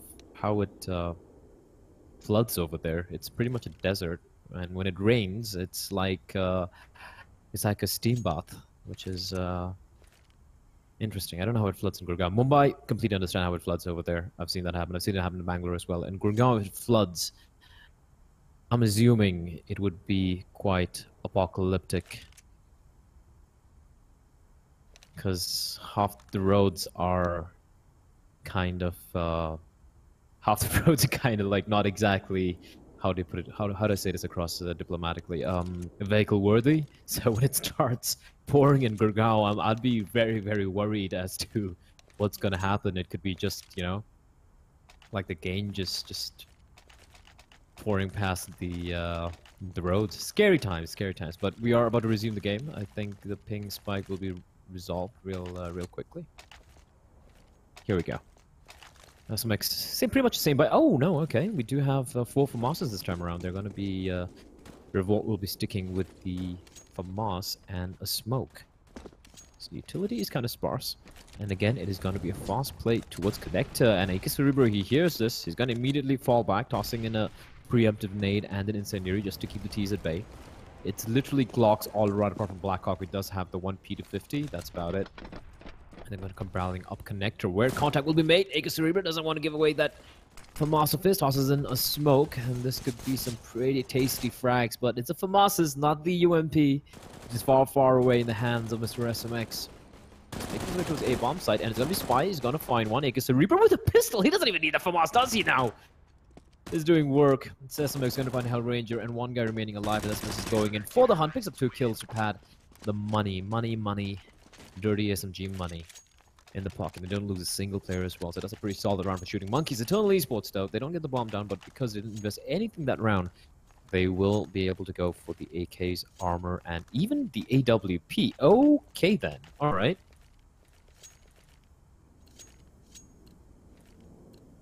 That is curious, because Blackhawk will have no armor. He was the guy who had the money for the AWP and the smoke. That's a lot of faith being placed in the hands of Mr. Antidote, who is blinded but spots out one player. He knows there's another player close by. Goes for the shot, finds Falcon. He knows there's another guy close by, and Shabby will get the kill. The aggression getting punished instantly by Eternal Esports. And just like that, it is a 3v5. SMX, Egisuriber already rotating back towards the A-bomb site.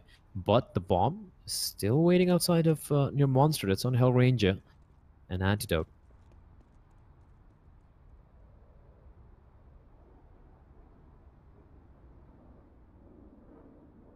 Slowly making his way.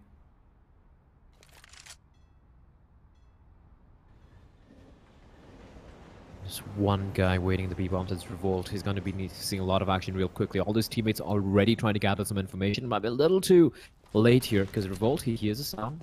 Players walking in. They haven't spotted him out yet. There's no one checking towards sandbags. He gets a free kill. Throws it. It's a little sloppy, but Antidote with a quick reply. And SMX, whoa, I thought he'd get taken down there. He was busy swapping over to his gun, but now it's a 3v2. There is a flank coming in as well, Aka Cerebro, but Blackhawk is ready and lying in wait.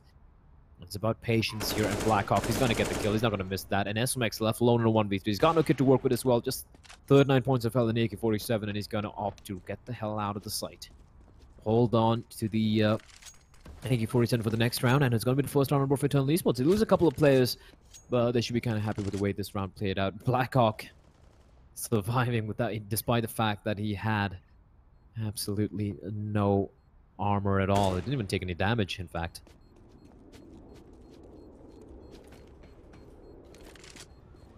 Blackhawk's looking for the hunt, but SMX gonna be far away. First round for Eternal Esports. Shooting Monkey should be pretty happy. It should be okay with money. It's still not gonna be that great.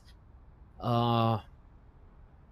do have a player. I think Falcon disconnected as well, so he should be rejoining back any moment, very quickly, hopefully. There we go. He's back.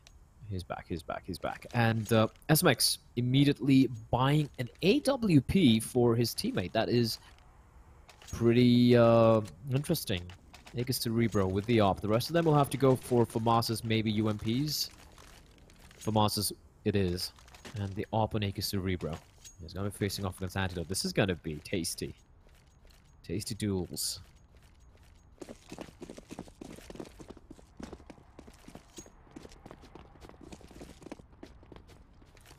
Cerebro looking for the fight.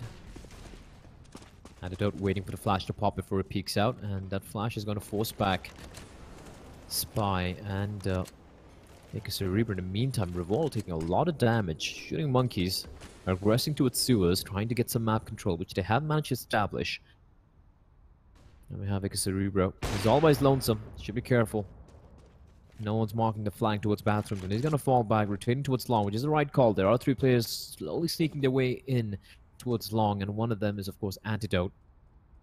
With the AWP. Spy just jump spawning towards bathrooms and short to gather some information. Aka Cerebro crosshair trained towards long. Until Esports are taking their sweet time, we're just slowly walking towards long, while the Blackhawk and Hellranger just looking around towards the connector area and towards Monster for any aggression to come in from the CTs. Antidote is gonna get the peak right, finds Aka Cerebro with his pants down, and just like that, the Opera is down. Spy's got to do a lot of work here to try and keep the T's at base. Using utility real quickly.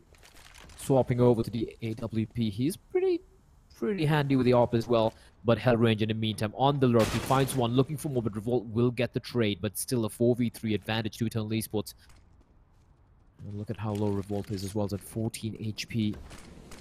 As SMX making his way towards bank, but he's going to be smoked off. Spy pushing out through the smoke with the op. He knows there's no one yet in the side, but a flashbang is going to be perfect. He is still alive behind the truck, but needs to land his shots. He's going to go for the first shot, misses it, looking for more, but he gets the kill in fact the second time around. But Antidote Amatros with quick trades. SMX left alone in a 1v2, 7 seconds on the clock. They need to get the kill, but SMX is doing huge work. 4 seconds. He needs to make his escape, and he gets stuck, but he survives on 24 HP, and he saves the round for his team.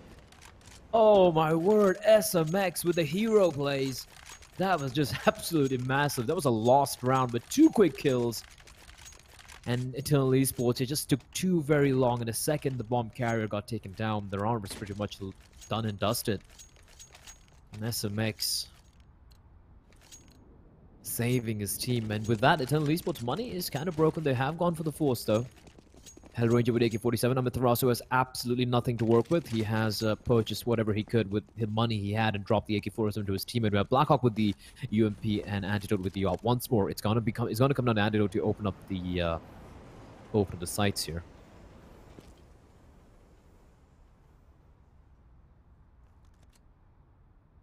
Cheeky boost from the Shooting Monkeys SMX. The second the door opens, they're in for a surprise. That AK-47 could shred through the terrorist team. Shabby. They're gonna open it. Flashbang is perfect. SMX are gonna be forced to come down. I like what Eternal Esports did there. Very methodical. And Matrasi is gonna be the point man trying to gather some information. He just has a P250 to work with. He can try and find info. So here he spots out the first guy. It's going to be Revolt. He's going to get the kill. Revolt going big. Finds another one. Shabby's going to get taken down. And now they have to commit to the bomb site. But Blackhawk so very low. They're doing great work. Here SMX finds Hellranger and Antidote missing some very easy shots. Gonna have to force to rotate towards a monster. Blackhawk in the meantime pushing up towards connected. The hunt is on as well. Aegis Cerebro is getting a lot of information. Antidote's gonna get a kill. They're still hunting him. Falcon's gonna get the kill, and now the last man remaining left, Blackhawk. And Aegis Cerebro has a very good idea where he is. He hit. Okay, I don't think he heard the sound of the ladder, or maybe Blackhawk didn't make any sound of Blackhawk. Left alone, 19 HP with a UMP. Nothing much he can do, to be very honest. And Falcon already pushing up. And Hunt is on. Aegis Cerebro clearing out all the angles. Will Blackhawk survive? 6 seconds. He needs to ensure he stays alive after the timer expires. And luckily for him, Falcon's not going to go for the hunt. So Blackhawk will take the UMP to the next round, but the money is still broken. They went for a force by the previous round, so now it will have to be an eco. 4-1 is Shooting Monkeys. They have the AWP in the hands of Aegis Cerebro, the AK in the hands of SMX, M4 for Spy, Falcon with the FAMAS. Well, with the FAMAS as well, so pretty good start. Losing the first buy round, losing on Eternal Esports' first buy round, but able to bring it back. And now they know they should know that they broke with the money, and I wouldn't be surprised to see some aggression coming out. And that's exactly what's going to happen. Revolt pushing up towards sewers. Eternal Esports, they have that UMP on Blackhawk, so they probably plan to do something with this, and they're going to walk out dry into the B-bomb site. And it's going to be SMX making contact with an AK. He's playing it very passively. Goes for the spray. Finds just 1 kill before it gets taken down. And 2 quick kills. But Revolt is there with a FAMAS of his. He's going to get the kill in Blackhawk. The bomb is dropped right in front of him as well as his teammates are rotating in from Sniper's Nest. There is a guy inside of the water. Spy's going to get the kill. And the last guy left alive is going to be Amaterasu. So very low, but he does manage to get the kill. But not for long will he survive. A Spy will end him. But a pretty decent amount of damage being meted out by Eternal Esports there. They just had 4 Glocks and 1 UMP, and yet they managed to get 3 kills. So they should be pretty happy with the way the round played out, although they would have been more happy if they got the bomb done at the very least. Nonetheless, they will be able to go for the buy. Third round lost bonus kicking in as well. And Aegis Cerebro once again with the AWP from the previous round. And Antidote with his favorite weapon once more. He's been hitting some pretty good shots.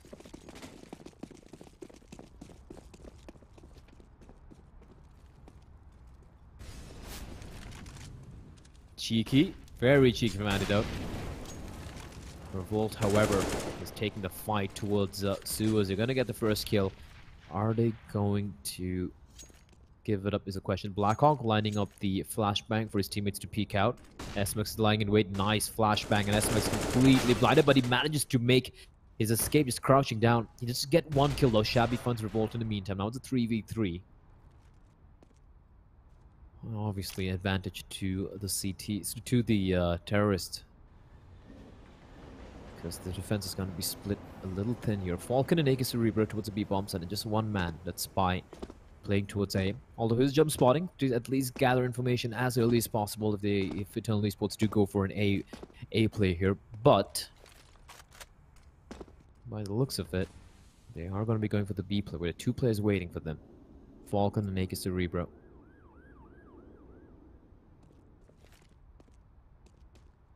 Amaterasu is trying to sell a fake over at A.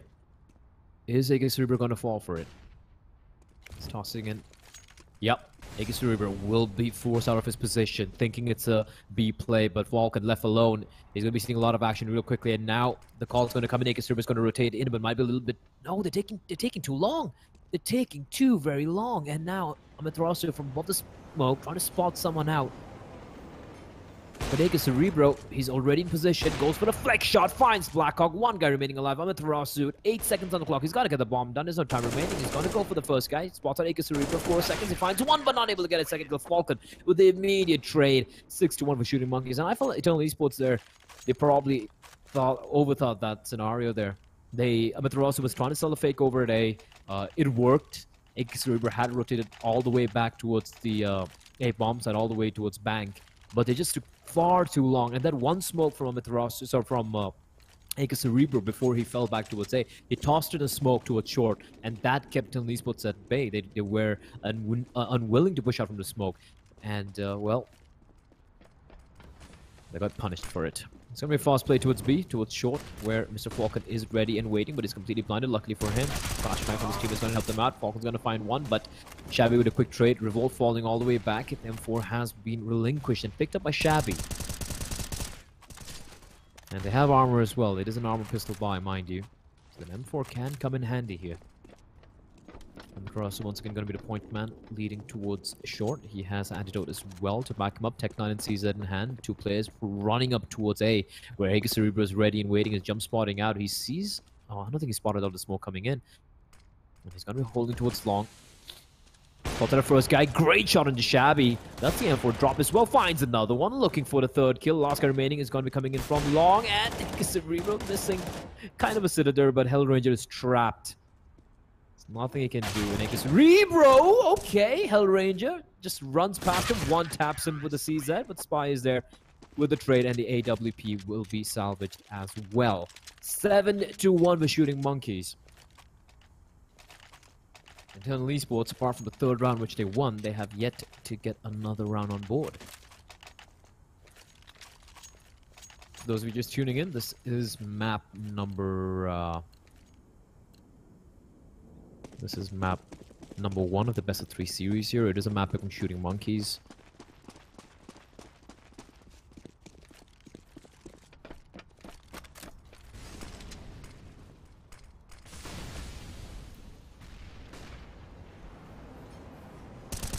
Cheeky boost, Spy, nice pickings. Finds Blackhawk, and I'm really enjoying how Shooting Monkeys are mixing things up. I'm not a big fan of their hold over an A bomb side. It's not that great, to put it very simply, but their variation towards B and you know, the connector play, which they haven't really gone for much of connector control, but mixing it up a lot towards B and connector, and all those nades raining in towards short as well. This is going to be a contact play coming out here towards the B bomb side. Mataras is going to get the kill in the revolt, but there are two players waiting to side. Shabby's going to find Spy. SMX left alone this side. He's got to find another one. Not able to get the kill. Antidote's going to get the drop onto him. But Falcon is being very sneaky. He's towards the sandbags. He just has the MP9 to work with. The MP9 and the AWP. Aegis Cerebro with the but Amaterasu. Great shot. Holding the line. Waiting for Aegis Cerebro to peek around the corner. Gets the kill. And Falcon is left alone in a 1v3. He's got an MP9, but he's got armor and the utility to work with. He's waiting for the smoke to dissipate. And Amaterasu not budging. He's going to do a lot of damage, although he does get taken down. An antidote from behind finds Falcon, and that's going to be finding the second round number for Eternal Esports. And the money is not that great. 8k on Spy, but apart from that, the rest of the players not that flush with cash, so to speak. SMX will have to be dropped a weapon by Spy. Aegis Cerebro are going to be going for the AWP and the Kevlar. And Falcon will have to make do with the CZ. Not the best of buys. M4s for Mars, the CZ, and the AWP Naked Cerebro.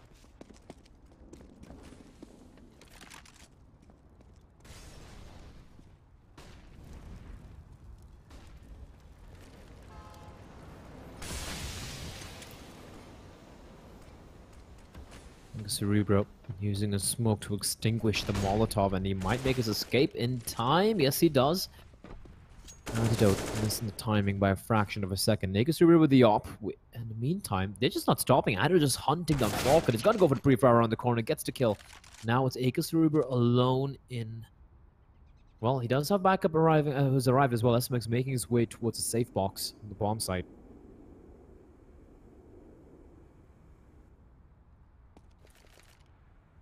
And Aegis Cerebro. It's all about timing here. SMX spots out a man. Great shot at Antidote. Rips his head clean off his shoulders.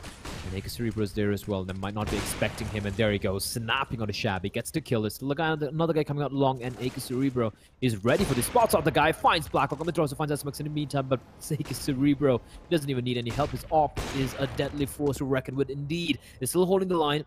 Still paranoid. There might be someone coming in from long, but there's a man at Spy who's come to his rescue. He's going to get the kill, leaving it all on Hellranger, who spots out Aegis Cerebro. Almost takes him down to 4 HP. Needs to find 3 players in 25 seconds on the clock. His bomb's dropped as well. He hasn't even picked up the C4. Incendiary, but Spy picks the timing perfectly. Finds Hellranger with his back turned towards him, and that is going to be round number 8 for Shooting Monkeys, as it managed to reset Eternal Esports' economy once more. 8-2. And 4 Spy. Alright. 4 Spy Eternal Esports. And Kind of makes sense as well, because I know Shooting Monkeys' money will not be that great either.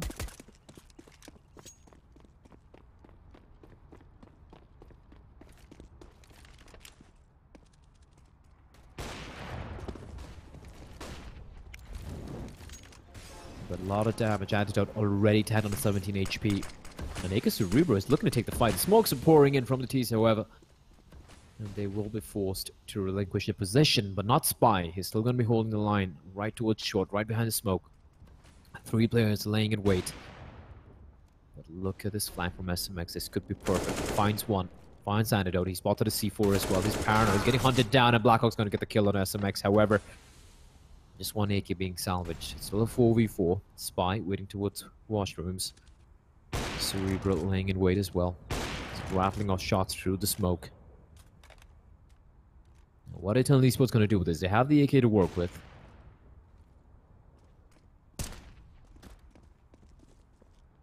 Spy giving away his position.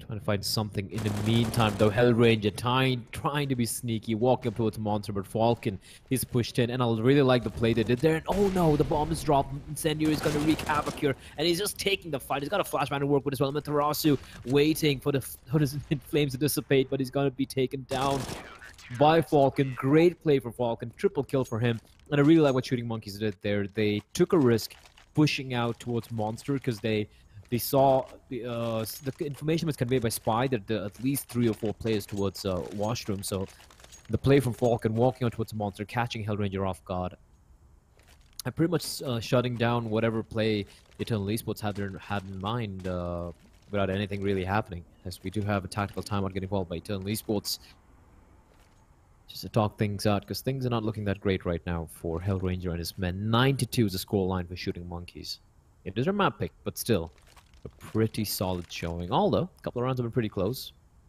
Some individual plays being required by Shooting Monkeys to steal some of these rounds, but overall they're looking pretty decently solid. Especially the way they're switching up their CD side, the way they're aggressing in, and then mid-round aggression, mid-round flanks.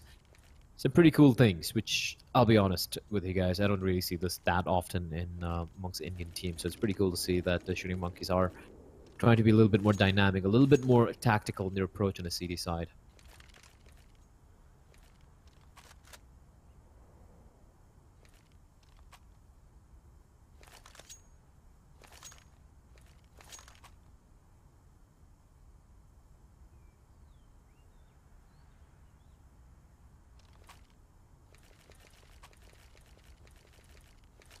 Tactical timeout on an eco round, because second round loss bonus. Eternal Esports got nothing to work with.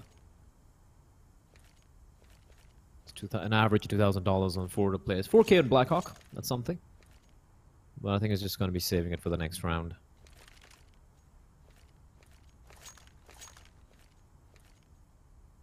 Three rounds remaining, and Shooting Monkeys are in a very good spot to make it a 12-3, or even, if possible, a 13-2.5, which is quite huge in my opinion. Mount number 2 coming up is going to be Mirage. That is the map pick from Eternal Esports, where they have been pretty almost undefeated there.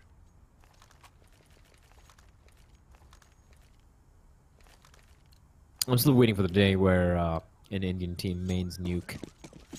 I don't think any team in Asia plays Nuke that much, apart from maybe Dreamscape, Boot Dreamscape. But they stopped playing it after Alex left their team as well, so I'd love to see more Nuke. It's a horrible map to observe and to cast, but it's a pretty good map. It's a pretty tactical map. Fast play could be coming in. Acre Cerebro missing some sitters, and he's gonna get punished for it. AWP picked up by Amaterasu. The spray comes in from SMX. Spray and pray indeed, and Revolt is alone. 3v. Make that a 1v3. So Antidote's gonna be the last player left alive. Falcon is gonna hunt him down. So although it looked a little scary there, SMX and Acre Cerebro getting taken down in the end. Shooting Monkeys a little too solid for Eternal Esports to steal around from on their full eco. So 10-2. Round number 13 coming up. What can Tony Esports do? AKs, armor, utility, all around. And a few of the rounds have lost. It's actually come down to the fact that they've taken a little too long, as we do have a technical timeout getting called. I think one of the players has lagged out for shooting monkeys. I think Falcon.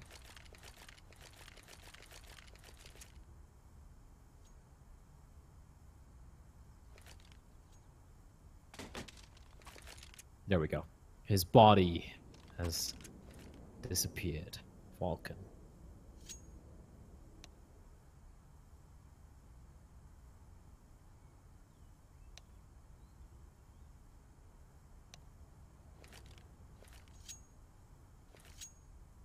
It's almost like they're playing on land apart from AK Cerebrus ping.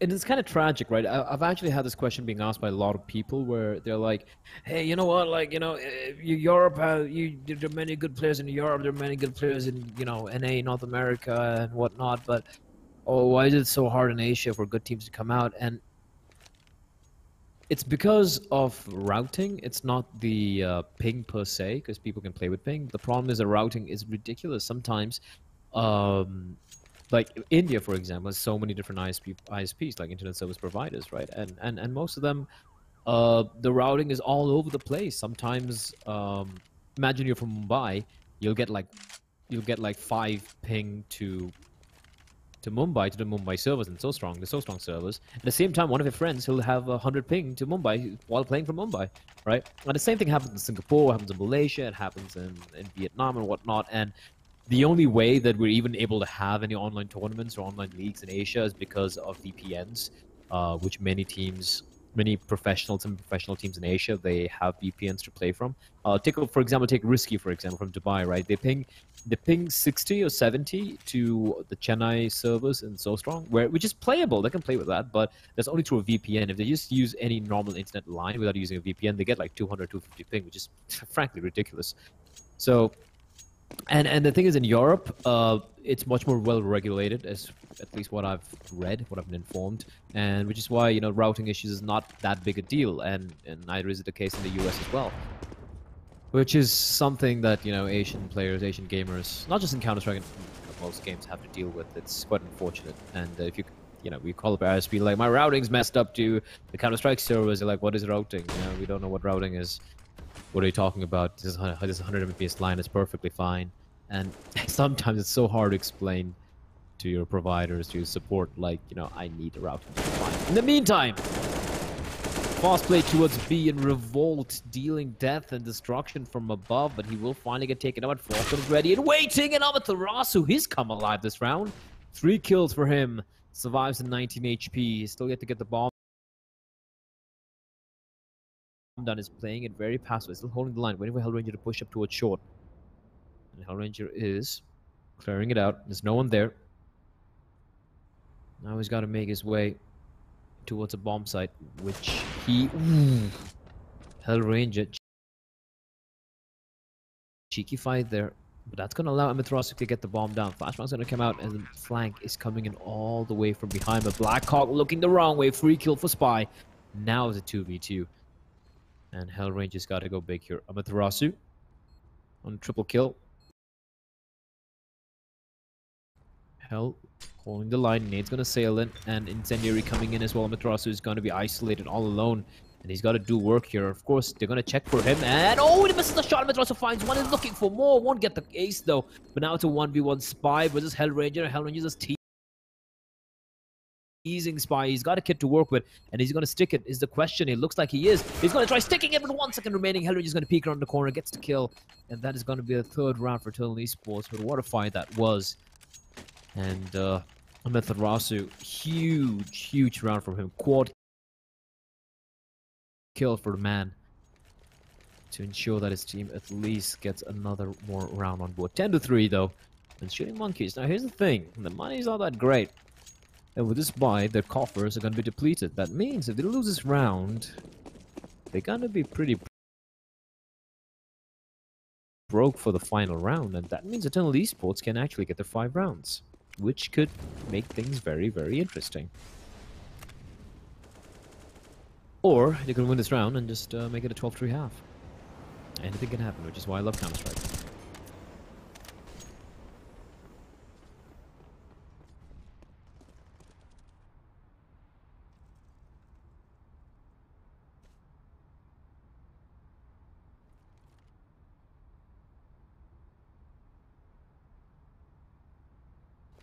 Eternal Esports trying to go for the A play again. There is just one man in the A bomb, so that is Spy. However, look how deep Falcon is pushed in. And that's what happens when you don't have a player on your side keeping control of connector. That means the CTs can push in, they can get a lot of information flanking as well. Spy, the smoke's going to be a giveaway that there are players making their way up towards long. Is he going to flash his way through or ask for a flash from his teammate? Looks like he's feeling it. Oh, he is feeling it indeed. He's got to push in. Finds one. There's a guy right next to him, but he will not be aware of that. And Shabby finds one, but Aegis Cerebral with a quick trade. Now here comes the play from the T's. They're making their way in, but is there any flank behind? There is a flank, but it's quite far away. Hellranger holding the line. He's expecting them to come out from connector, but they're actually making the way out from Fountain. Hellranger goes for the play, finds one. He might not be expecting another player to come in from behind, all the way from long. Now all done Antidote and Hellranger. They have no clue there's another player towards long and bathrooms, but double peek and Hellranger still taking the fight, gets taken down. Now it's all on Antidote and Aegis Cerebral will have no trouble picking up the triple kill, picks up the op as well. That's going to make it 11-3. And although Eternal Esports, they do get the bomb down, it is going to be money reset scenario. That means about 2,300 on most of the players. And yep, Antidote's got $3,400, but the rest of them an average of $2,500 on the rest of the players of Eternal Esports. So things looking rough here.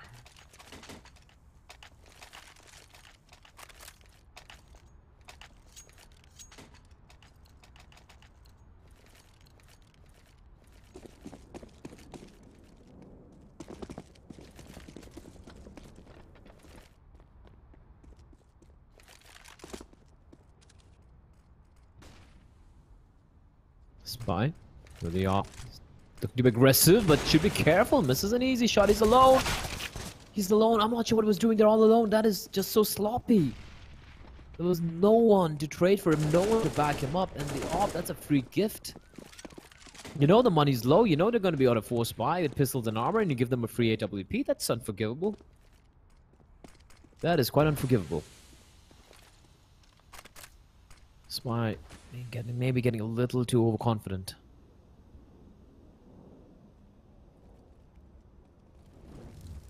Like a Cerebro. Here's a lot of noise. He spots out the the running shot from Blackhawk. Up close and personal, and Falcon is trapped on the bomb site. He's just gonna find one before he gets taken down. Revolt coming in. But he is smoked off. He's got to go for a play here. Flashbang's going to sail in. He's blinded someone, but he's not able to make his way in time. Shabby's going to get the frag. It's all an SMX. Goes for a wild spray, but 4 players to find. Bomb down. This looks highly unlikely. Antidote's going to get the kill. And that was a round Shooting Monkeys really just gifted to Eternal Esports on a platter. So 11-4. Could have been a much more one-sided game. Like, Shooting Monkeys have easily been 12 or 13 rounds, apart from a couple of small little mistakes. But then again, there were a couple of rounds which are very close, which went the way of Shooting Monkeys as well, especially the 1v3 clutch from SMX earlier in the half. So 11-4, still very much favoring Shooting Monkeys. Question is, can Eternal Esports start mounting the comeback? And it's all going to depend on the pistol round. It's interesting that they haven't gone for their infamous tactical timeout on in the second pistol round, which they love doing every single time. Meanwhile, fast play towards B. Blackhawk is doing his best impression of an ostrich. Oh no, the bomb gets planted, gets CSGO, Blackhawk, and they still have no idea where he is, but his somehow turnaround gets the kill. That is just heartbreaking. Hellranger tapping it with Aegis Cerebral. He will not win that duel. Antidote's left alone in a 1v4. He's going to make it a 1v3, but he's got a lot of work to do. And the kit, or I don't even think there was a kit there. And Spy is going to be laughing at the fact that he got the bomb down. Okay, Antidote. He has no idea there's a guy right next to him in the pillar. He's going to try and get the defuse in the smoke, but 2 Glocks shooting at him. It's going to make life a little miserable. That is going to be round number 12 of Shooting Monkeys. You got to feel for Blackhawk. He played it perfectly. They had no clue he was there. The bomb was planted right in front of him. He ran a lot of shots. It was on the head as well, but the bomb got planted. That's got to be gutting. Gutting, I tell you, if you were to tell Esports. So 12-4 Shooting Monkeys. They've taken both the pistol rounds in this map. And if you look at the scoreboard as well, everyone's pulling their weight. 14 for 4 players, 14 kills, 12 kills for Revolt. On the other side, Shabby and Blackhawk and Hellranger having a pretty rough time. It was 7 frags apiece for Blackhawk and Shabby, and Hellranger on 5. It's not exactly, it doesn't inspire much confidence just looking at that scoreboard, considering it is a 12-4 scoreline at the moment.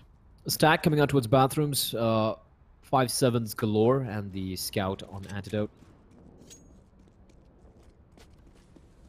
However, it is a B-bomb site, which Shooting Monkeys are going to take. And I actually like that. It's kind of like a mind game thing, because you would expect on an anti-eco on the T side, Shooting Monkeys would go towards A long, where they can take advantage of the weaponry of the better guns.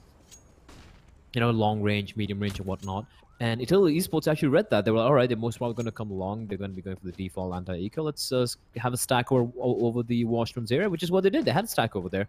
However, Shooting Monkeys are like, okay, they probably have stacked over towards long. Let's go towards B. So some nice little mini mind games coming out as Revolt is on the hunt. He's like, there are 5 players. We haven't seen a single one yet. Need to farm that SMG money. As a player gets taken, AK Cerebro getting taken out in an explosion. That's a little annoying. And some X dropping the UMP to his teammate while he goes for the AK-47 bind. Eternal Esports, they saved all their 5 players.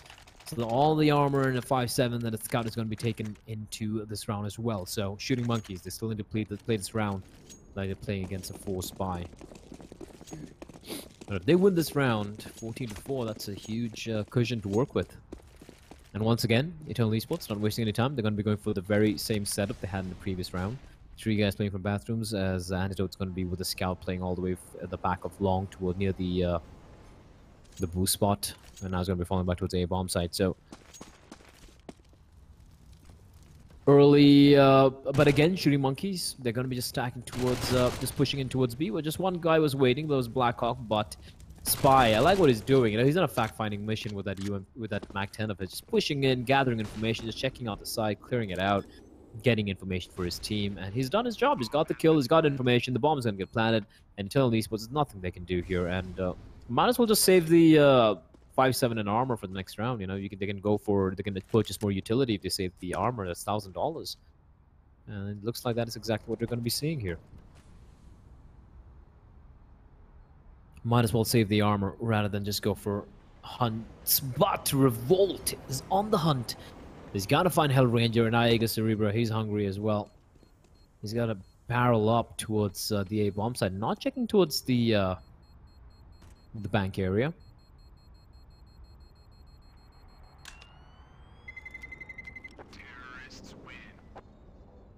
Still, Esports will manage to hold on to their armor. So that's going to enable Antidote and I think that was Mathrasu to go for a pretty decent buy.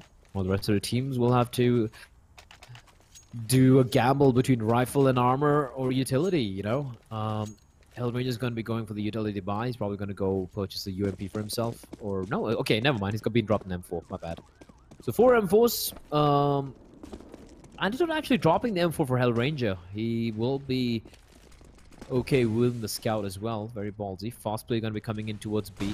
And Amitarasu is completely blinded, but no one's checking in. But he's driving off a couple of bullets, and SMX going to take him down. SMX with a quick double kill. There's still a guy in the side though, and it's a Blackhawk. And he's got to go for some hero plays here. But AK Cerebro through the edge of the smoke with the UMP headshot. And now it's Hellranger and Antidote. Not the best of guns to go for this retake, but they're going to make it a 3v2. Hellranger going to get the kill. Nathan Assailant takes a tiny little chunk out of him. Tossing in Incendiary towards a bomb site. On the bomb, thinking there might be a player there. But there is none. They got to make their way out here. And Falcon. Ooh, Antidote. Great shot on the spy. Now Falcon and Zeka Cerebro. Hellranger gets spotted out. Falcon rattling a few bullets. Antidote. He's got to get this shot right. No, he won't. It's all the Hellranger. Is he going to try and stick it? Looks like he is, but Falcon through the smoke gets the kill. Map point for Shooting Monkeys, 15-4. And they just need one more round to take their map pick in his best of 3 series.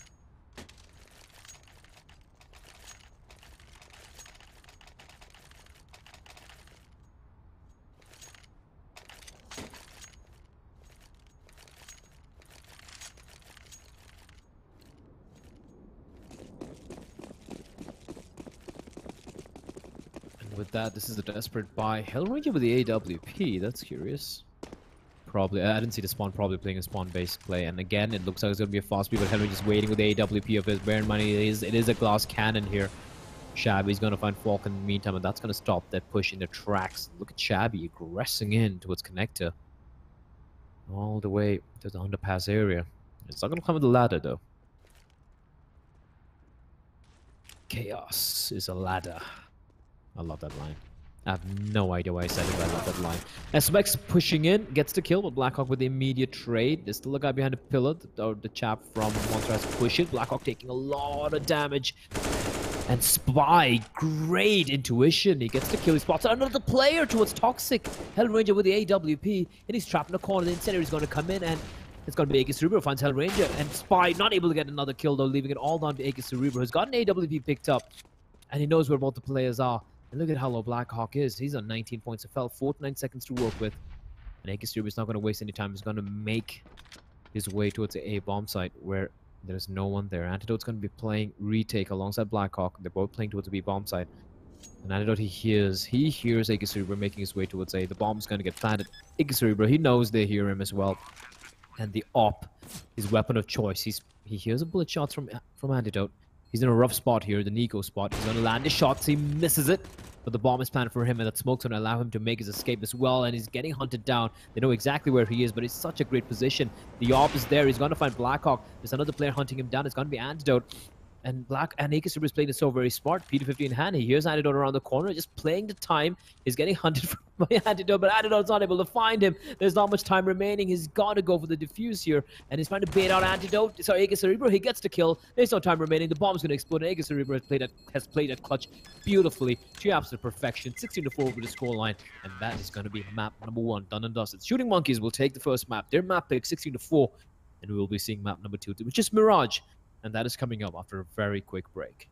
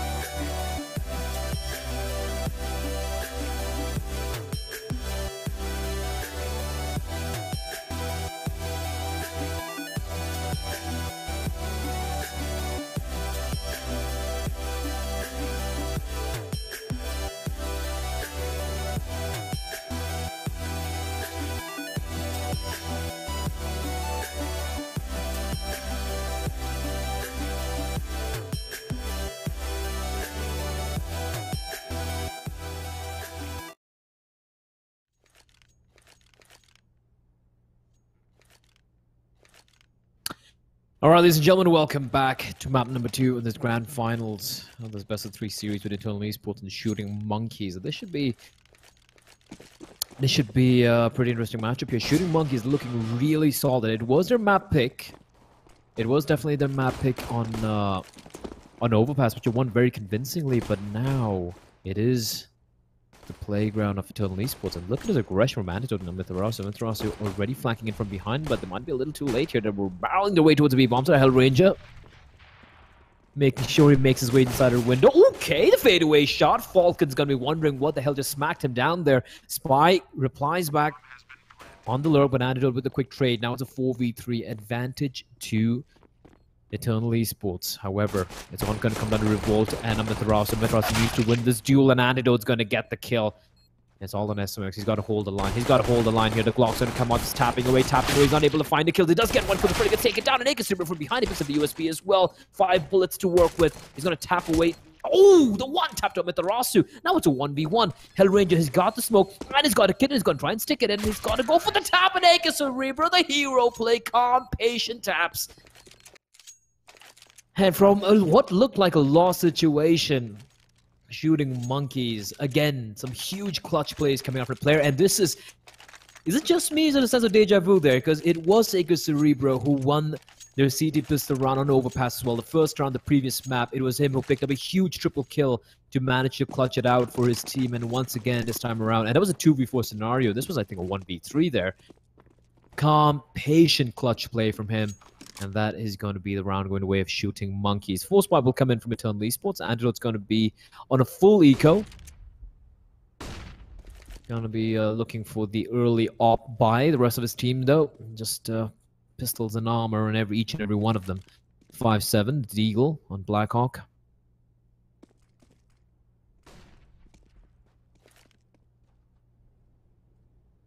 Shooting Monkeys gonna sell a fake over at B, and I actually like this. But Akis Cerebro will have to make contact, getting spotted out by Shabby, so he will go for the frag, and Amitros in a great position with the 5-7, but Esma is gonna come dancing around the corner, gets the kill. Hellranger does reply back, but that's all he'll find. His Blackhawk is left in a 1v4, and it's gonna be Falcon and Akis Cerebro. The nade and the UMP, a little bit too hot to handle for a man. There's gonna be 2 out of Shooting Monkeys, a flawless round. Just 1 casualty that round, and that's going to be 2-0. Eternal Esports will be going for the full eco. Antidote's on $3,700. I'm not sure why he went for that B50 buy, because if he doesn't get a kill this round, he's going to get $2,400, which is... Let's do the math. Let's do the math here. 37 plus 2,400. That's really bad, by the way. That's what 4,100, 5,100, right? But if he saved that money and he got a kill, he could have gone for armor as well. Instead, he's gonna be Shabby picking up the opening kill. He's got the AK in hand as well. Hellranger, Blackhawk getting kills. What is going on?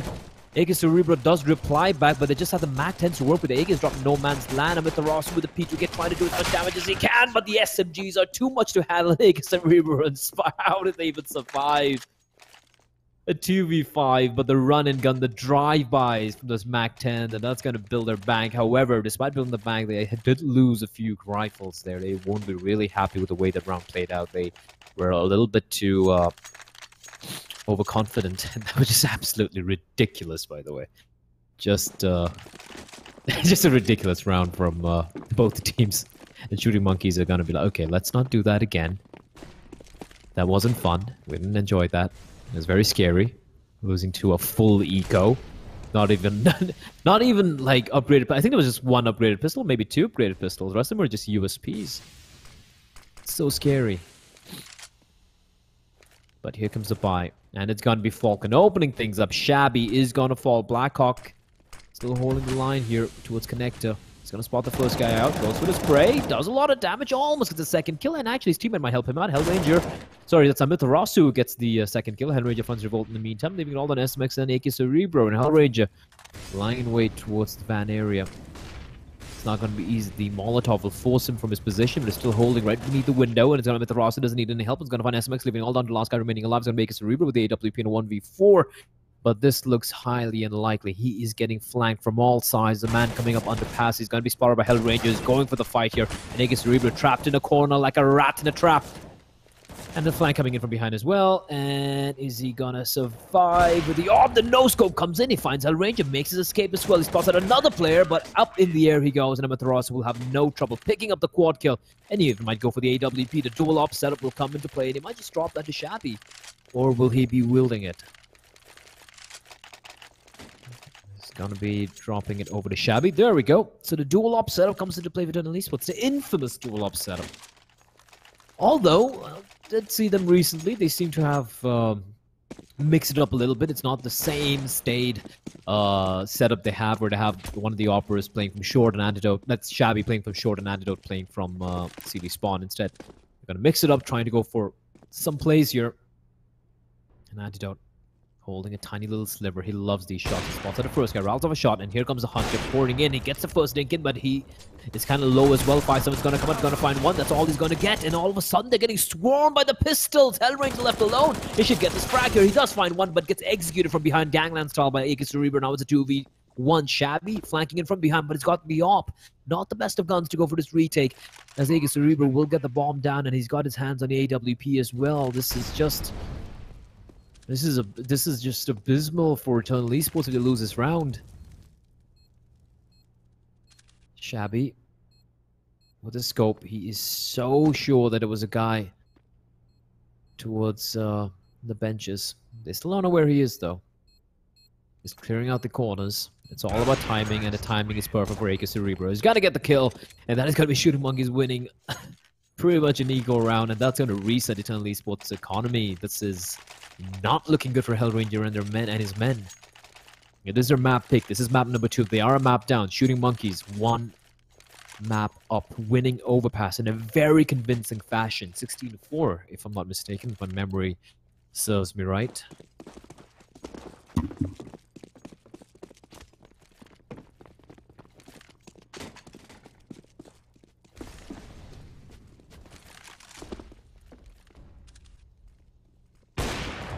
Cerebro, gets the wall bang in.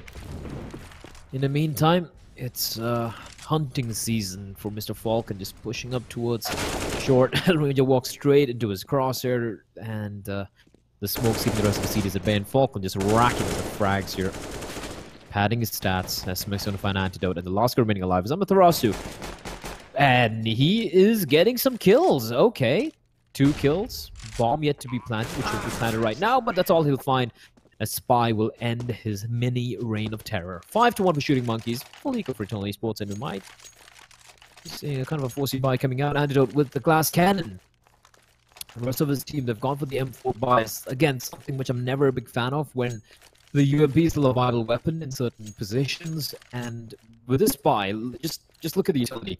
3 smokes, 3 flashbangs, 1 incendiary, no kits. And Antidote doesn't even have any Kevlar, and they're just gone for rifle buys. So what Shooting Monkeys can do right now is they can just take it a little slow, feel it out a bit. Like, they should have a pretty good read on the economy, and they can just play this round a little slow, and they can figure out, like, okay, are they using a lot of utility? If that's the case, they probably have SMGs. And if they wait for, like, 40 seconds and they don't see any more utility being used by Eternal Esports, that's a pretty good tell that they've gone for the rifle buys. They don't have much utility to work with, and they can start making a play based on that particular piece of information.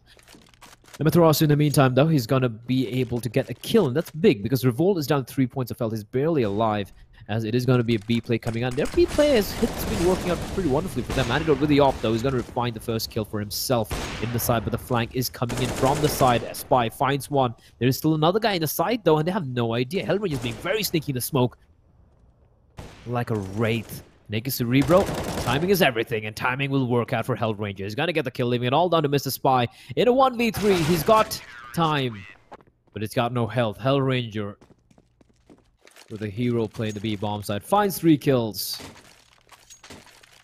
Using the smokes from Shooting Monkeys to his advantage, and they will bet their second round on board. And this is where it gets a little dangerous for Eternal Esports. This happened in Overpass as well. They win a round, and then they get reset.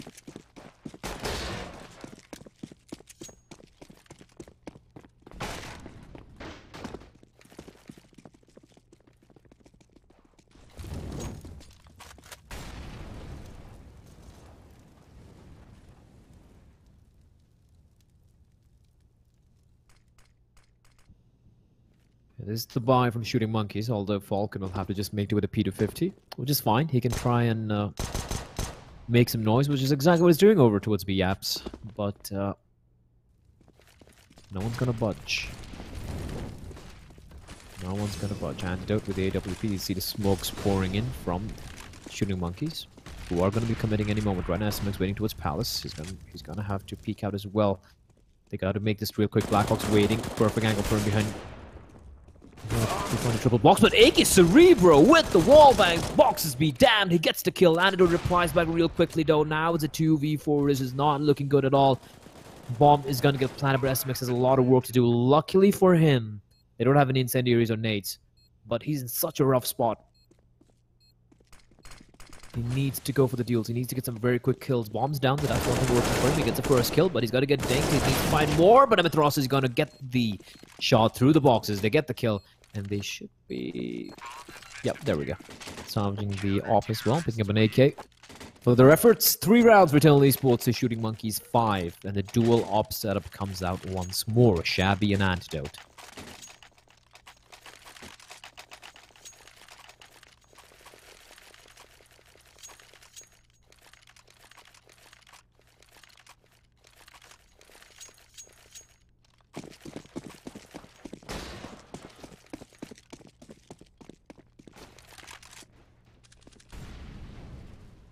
Antidote looking to take the fight over in minute. It's quite interesting how much success Shooting Monkeys have had in the B bomb side. It's like they seem to have a very good read on how Eternal Esports likes playing this. And Hellranger, he does this quite often, pushing up towards B apps, trying to get some control, and this will actually work out. The flash is perfect, but Revolt with the Tech 9 is going to win the duel. The flashbang is perfect, but it's not that you don't want to take advantage of it. Amaterasu will get the kill, but he is slightly blinded, still holding the line. Revolt's going to take him down, but the backup has arrived. Antidote, the timing is pristine. He finds Revolt just before he drops, and just before the smoke blooms. And Blackhawk is slowly making his way, sneaking his way behind the smoke towards short, using the smoke to his advantage. He spots on Cerebro, gets the kill. Now it's a 2v3. Bomb yet to get planted. Smiths for the Deagle, rattling off shots. He gets the kill on the Blackhawk. That is big. And I don't seem to have timed out for a bit there. That was a little scary. Luckily for him, no one took advantage of it. Oh no, he's timed out. Oh my god, that's gotta suck. That's gotta suck. Now Shabby knows where both the players are. That's really gotta suck. He gets the first kill. Spots out a second guy as well. Goes for the fast scope. Not able to quite land it. SMX on 54 points of health. Remember, he's got no armor to work with either. Shabby can actually win this just with the P250. Drops down. Spots out SMX. Does a lot of damage. And he's gonna win the duel. Shabby clutching out the 1v2. And a pretty neat shot in with the op and the first kill he got there. And that is going to be round before for Eternal Esports. Because that could have been very, very unfortunate because Antidote did time out. So we do have a technical timeout getting called by Eternal Esports. As their internet seems to be randomly disconnecting at the moment. 4-5 though.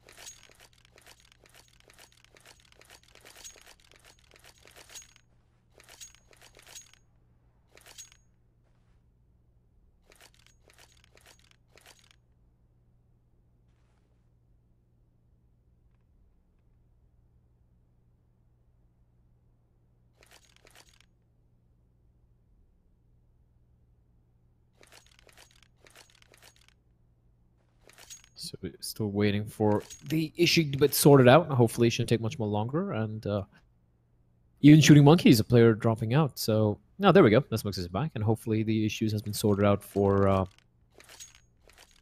Eternal Esports as well.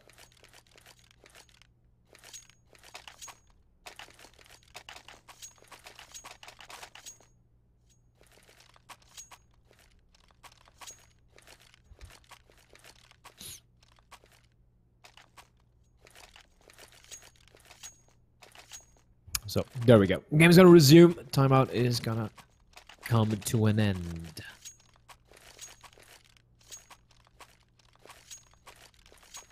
Did you know the AWP stands for the Arctic Warfare Police? Magnum. Now, correct me if I'm wrong, but the gun's actually called the Arctic Warfare Magnum, the AWM. And back then, when Counter-Strike, when it first came out, they didn't have the rights to call it the right name, the exact name. So, like they used to call the AK-47, the CV-47, the M4A1 was called the Maverick, and you know, so on and so forth. They used to have all different names. The AUG was called the Bullpup, and so on and so forth. The Galil was called the Defender, right? So, which is why they couldn't call the AWM. So I think that's why they called the AWP. Because if I remember, if my knowledge of guns is correct, when my knowledge of guns is not that great, it is the Arctic Warfare Magnum Police model. That's what it's called. In the meantime, I'm at Tarasu, alone over underpass. Let's get back to Blaze random trivias about Counter-Strike a little bit later. So Tarasu doing great work at how is he allowed to escape? I don't even understand. Spy. I'm dropping the ball a bit there. Revolt's got to go for a play here.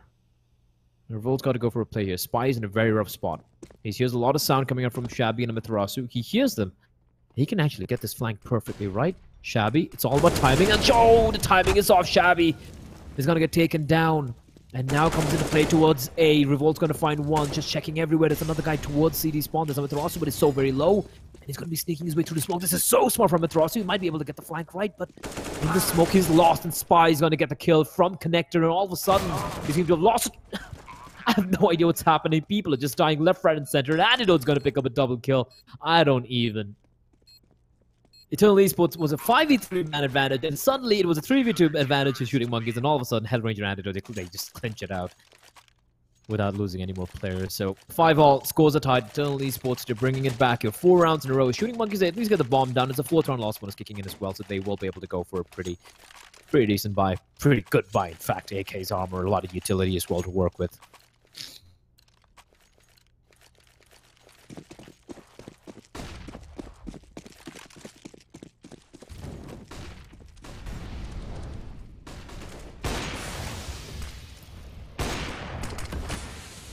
Antidote, once again, doing what he does best. He loves jumping onto the toll booth, and perfect flash, bang, then Falcon!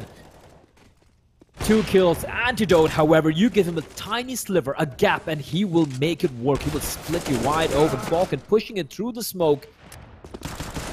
Will get taken down, and Antidote, missing an easy shot there. He's still staying alive. Revolt will get the kill, but has bought himself enough time. Has Antidote from Amaterasu to go for the quick trade and pick up the op as well. They're winning these rounds by the skin of the teeth, but they are winning them, and that's the bottom line. Shooting Monkeys might have to go for an eco here. It is max loss bonus, however, they don't have any bomb plant from the previous round, from the prior round.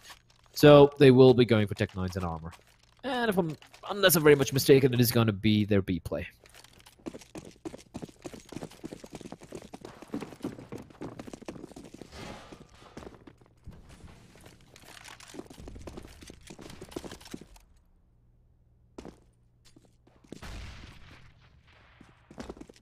Tarasu. Hellranger with a deep smoke, and is he going to go for it again? Is he going to push in towards B apps? He loves doing this. He loves getting map control. Only thing is he does it alone, and now these flashes are a giveaway. Oh, no, Amaterasu is facing a lot of problems here. Just, flashback comes out, gets one, that's all he'll find. Amaterasu is going to go for the quick trade, but sorry, that is AK Cerebro with a double kill, but now, look at the retake coming in before bomb even gets planted. Antidote, what is he even doing? 4 kills with a 5-7, what? His teammates couldn't hold on to the side with M4s, and he just casually walks in. Puts the op at the back, takes out the 5-7, and 4 kills. Easy as you like it. 16 kills for the star of the team from Kolkata. I mean, the only complaint I have about Antidote is he's a little inconsistent, and he's had issues on LAN. He's not been able to perform the level he can on LAN, but at least in his online tournaments, the guy is a beast. The guy is an absolute beast. 5-7 Slaughterfest, because that looked a little scary. That was a little scary for Eternal Esports, but they get the lead. Managed to extend it. 7-5. 3 more rounds remaining, and they're completely blinded as Shabby will find Spy. And Dope gets a kill with a trade. Falcon replies back 2v3. Again, things aren't looking that good for Shooting Monkeys. Falcon is so very low, but the timing is perfect. He finds Antidote. But Amaterasu once again going for the trade. One guy remaining alive, that is AK Cerebro. He's got his crosshair train in the right spot. Question is, will Hellranger push out? AK Cerebro crossing over. He's gonna get the bomb down. Just fakes the plant. He's gonna stick it finally. Bomb is gonna be planted. Hellranger waiting for Amaterasu to cross on over. They're gonna be coming in from connector, and AK Cerebro is in a great position here. But he's gonna have to check CD spawn first. And the second he finds out there's no one coming from CD spawn, he knows it. He knows it, and now he hears them. It's about trades. How quickly can they trade? Nate's gonna sail in. AK Cerebro will not be fooled. He will not be fooled! He clutches it out. The 1v2. Shoulder peak speed down. The Shooting Monkeys, they finally get around after a while. After 6 rounds, they were 5-1 up until this mini comeback from Eternal Esports. And they finally get 1 round on board. And with that, the money's broken for Eternal Esports. Because despite winning 6 rounds in a row, they have lost too many players. Look at this. They have not won a single flawless round. Many rounds came down to just 2 guys surviving, or 1 guy surviving, 3 guys surviving. And that's not going to help your economy, especially the CD side. And that's going to force them to go for a full eco. Just a few P250s being purchased. And 157 in the mix in the hands of Mr. Amaterasu. And Shooting Monkeys, though. With all the guns to work with, Falcon's going to get the opening kill. Amaterasu is going to fall. It's an A stack. 2 guys walking up towards Palace. Whoa, finds one. Looking for more. And Shabby dancing around a pillar. He gets the kill, but he's got no armor, and they know exactly where he is. SMX looking in the general direction. Antidote with the USP. Okay, he finds Falcon. A little bit of damage being dealt out. Shabby finds SMX. What is going on? What is going on? How are they losing so many players? As Antidote will finally be taken down, leaving it all on his Shabby. 1v2. AK, no armor, 57 points of health. He's got the Molotov to work with, but I think he's just gonna go for the save here. Yep, there's no point going for the retake. It's gonna be a little too hard for him, a little bit too much of a hard ask. But Shooting Monkeys, they will win yet another round, string a couple of rounds together, tying things up 7-all. He's gonna come on to the final round here in the first half. Who is gonna get the lead going into the second half of the game? For those of you just tuning in, this is map number 2 of a best of 3 series, the grand finals of the Mountain Dew League number 2. We had one last year. We have the second edition taking place right now. Now this is the qualifier, the online qualifier, the grand finals. The winner will qualify. And map number 1 was won by Shooting Monkeys, 16-4, very convincing fashion in their map pick, which was an overpass.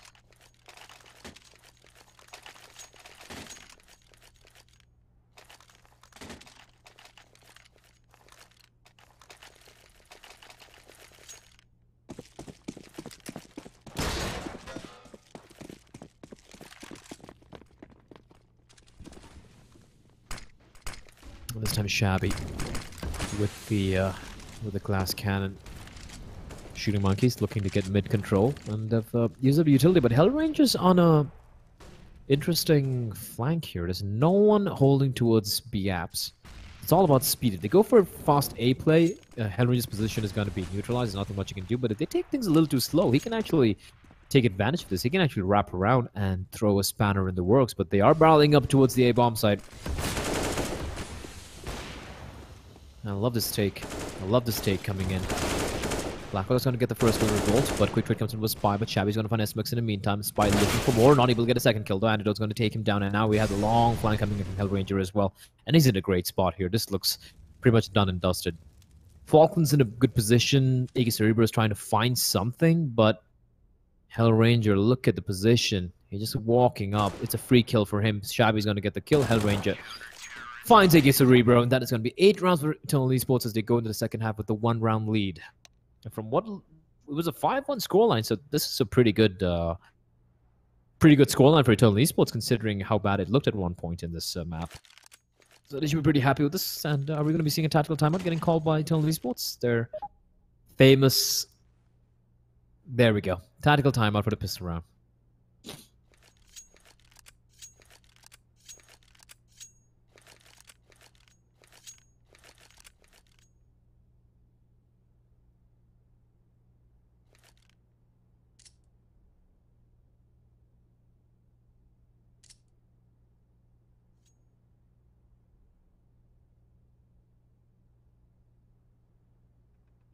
I wonder what they're doing, what they're gonna do.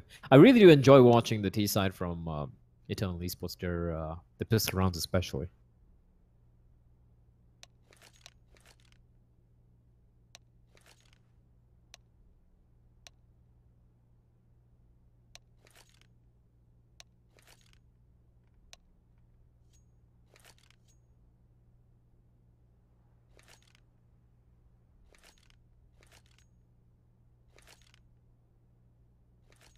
"19 frags for Antidote." He's been on point. He has been on point.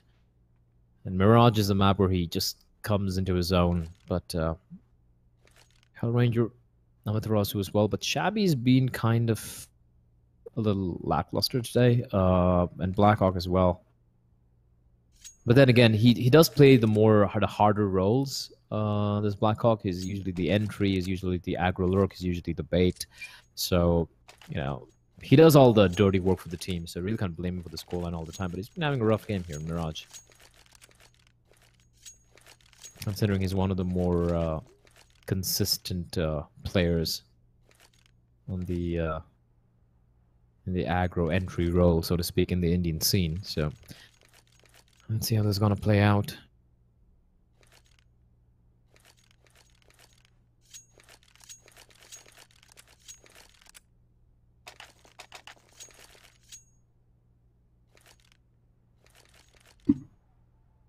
Pause time done and dusted. Freeze time will be counting down. Let's see what they have in store. Hellranger's got himself a smoke and a couple of flashbangs. The rest of his team on clocks and armor. That's about it. Shooting monkeys. USPs. Falcon's not even... Wait, what? Falcon's not bought up anything. Not even a kit. That's curious. Let's see what they do here. 4 players making the way, and they're going to be going for a very fast play. This is very reminiscent of Overpass. And a great flashbang, going to blind Spy. He's out of bullets. He's out of bullets. He's out of bullets, and there's nothing he can do. As Blackhawk and Shabby going to swarm the side, but the retake is coming in. But Blackhawk ready and waiting for SMX. That one smoke playing havoc. Blackhawk's going to come jumping in through the smoke. Finds Falcon.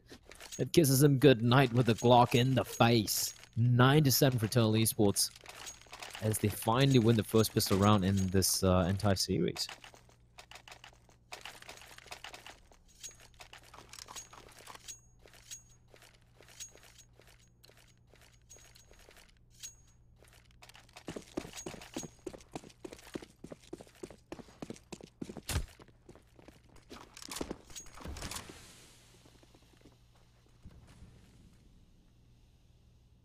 For Smart from the Shooting Monkeys. Both the teams have had some issues with their anti-eco, so let's see what Eternal Esports does. They are slowly inching their way for an A hit. They're just committing to this A hit, setting up the smokes and whatnot. And they're going to be walking in here. Amaterasu leading the way. Also the first player gets the kill, but he's completely blinded. Great flashbang. And the 2 CTs there towards Shadow, but Amaterasu is going to get the first kill. Once the ball goes with a spray, finds another one, but not for Falcon. Does get a quick kill. Now it's a 2v3. 5.7s and CZs. These guns can be really dangerous indeed. Eternal Esports slowing things down a tad bit. They don't need to push in. Hellranger spotting out Spy. He's getting some information. Flashbank's going to come out. His Blackhawk's going to find Spy, leaving it all down to SMX. He's got the CZ. He's got to go for a play.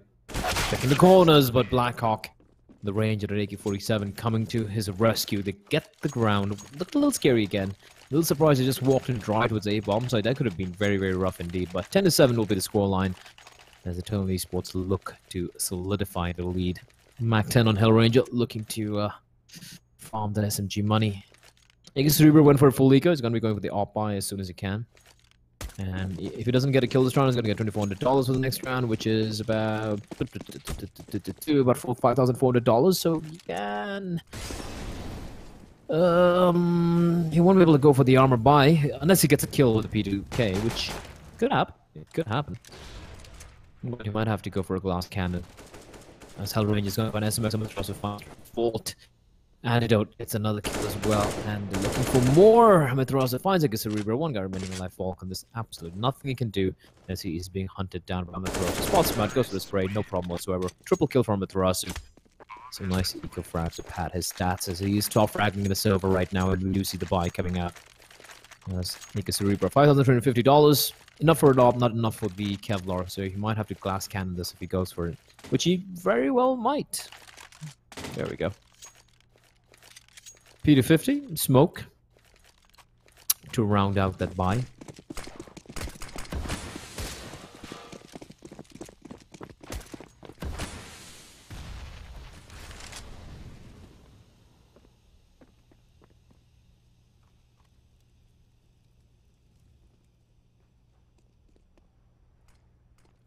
Frost and Shabby just waiting right behind the smoke. They can actually walk out, and Falcon is gonna find one kill. Gets another one. Easy. It's like a revolt might be looking the wrong way, but he just completely failed in front of that Mag 10. Blackhawk finds Falcon, and all of a sudden, 3v3, and Hell Ranger is just wreaking havoc with the Mag 10. Gets a buy round. Spy will finally end his reign of terror. The Blackhawk and Antidote still alive. The bomb is down as well. And look at where Antidote is. This is such a great position. And AK Cerebro, he just might not be expecting this, but he will, luckily for him, make his way through jungle. And okay, Spy doing a lot of damage. Blackhawk's internally bleeding 20 HP. They know where he is, but they have no idea where Antidote is. This could be a perfect bait play here, and it's going to be Antidote saving his teammate, leaving it all down to Spy in a 1v2. There's nothing he can do. Blackhawk's going to take him down, and that's going to be round number 12 for Eternal Esports. That's a little scary for them, but in the end, they managed to clinch it out.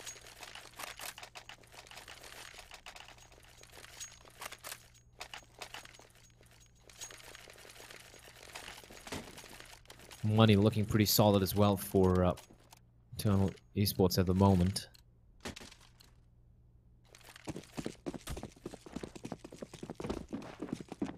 Shooting monkeys. His pistol's in armor. And okay, AK Cerebro seems to have been knifed in the back by one of his teammates. That's unfortunate.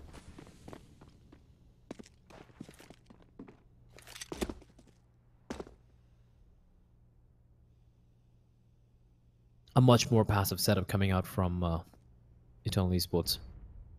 They're waiting for the aggression to come in from the CTs.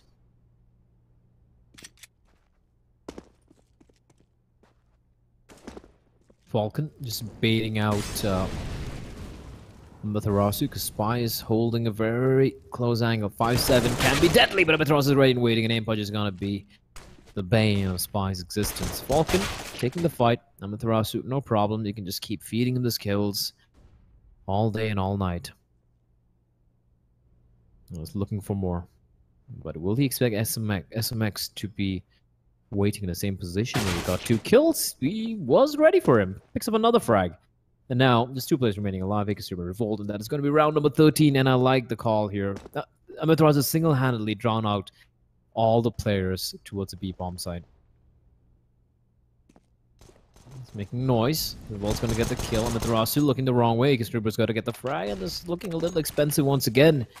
It's a 5v2 against just pistols and maybe a little bit of armor. And Ega Cerebro has got no armor, and yet 2 guns might be saved here, which could be huge for shooting monkeys, as the money is not looking that great, even with the eco. So they will be able to salvage the AK and the M4.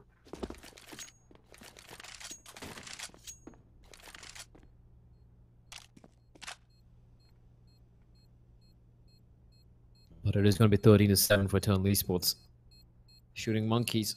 CD side looking a little lackluster at the moment. However, we also what they could do in their on the T side, they did get through quite a few number of rounds.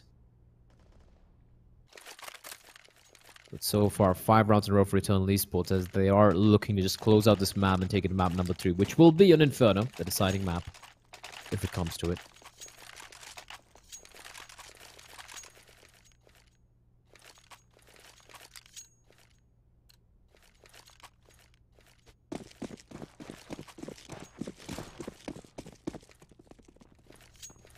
dual op setup's going to come into play. Spy and a Cerebro. Spawn's not that great for Cerebro. He's going to have to play a little bit more passively. Spy on the other hand spots out the player. Hellrange is going to fall. Being a little too adventurous there, pushing out with the Molotov for baiting out a shot.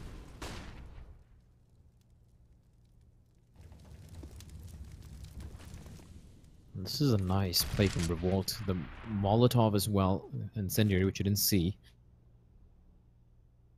He did push in, but it was all about timing. He pushed in, he didn't spot anyone out, and he's falling back, and that might be conveying information to the team, false information that, hey, there's no one over at slope, so let's, you know, try and concentrate our forces towards mid and towards B, which could be a problem. But here comes the play towards A, and it's going to come down to Falcon and Revolt. They have no one else in the side. Revolt's going to make first contact, finds the first kill, looking for more. Blackhawk's going to go for the quick trade. Falcon finds another kill before he gets taken down.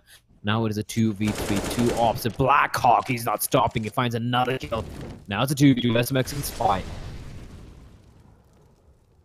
And Shabby. From behind. Assassinate SMX. Spy, waiting patiently. Ops gonna come out, and Blackhawk, huge 4K for him, 14-7. That was just a huge run from Blackhawk. He was kind of quiet this game, but he's woken up on the T side. A side where he can go for that well-known aggression of his. And now Shooting Monkey's decisions to be made, to force or not to force, that is the question. And they will be going for the force. They don't want to just play for overtime. They want to try and show that they managed to climb back. You know, just win a few rounds, string a few rounds together, break Eternal Esports economy, and just keep bringing it back from there. But Eternal Esports looking a little too hard to handle on the T side.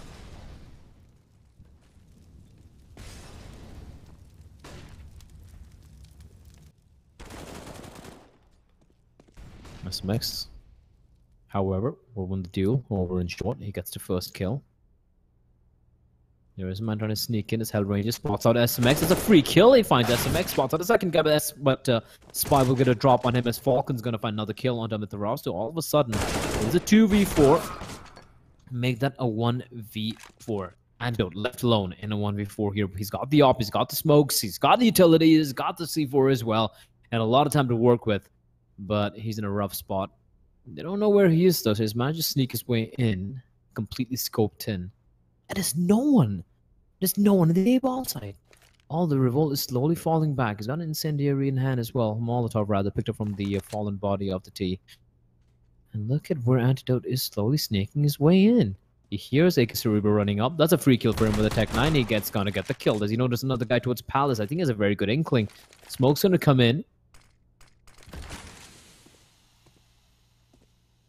It's all about timing here. He's gonna try and get the bomb down. Yes, he is indeed. Revolt's walking out through the smoke, but that's gonna give Antidote time to make the escape. Turns around, not able to scope in and get the kill. The Revolt's gonna end him, and that is gonna be round brave for Shooting Monkeys. They finally get the first round on board on the CD side, but it's taken so very long. 6 rounds, they would have finally got a round on the CD side, and it might be a little too late. Eternal Esports are 14 rounds, 14-8. They have all the money in the world to go for the buy. And if they win this round, the money is going to be broken for Shooting Monkeys. Well, not completely broken, but it's not going to be that great.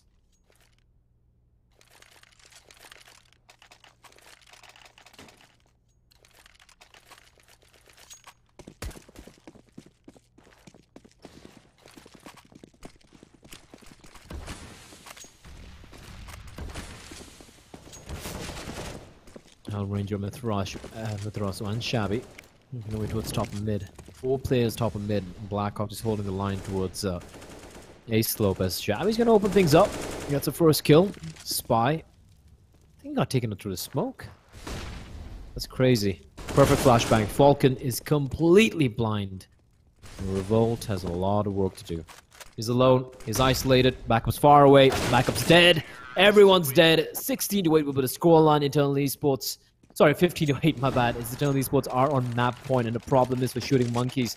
Their economy is in the dumpster. They got nothing to work with. $3,600 in Spy. $3,600 is the most money any one of the players has on this Shooting Monkeys CD side, and that's not great. Aegis Cerebro is gone for the glass pencil, the scout with no armor. For Moss and Spy, 2 Deagles, B250.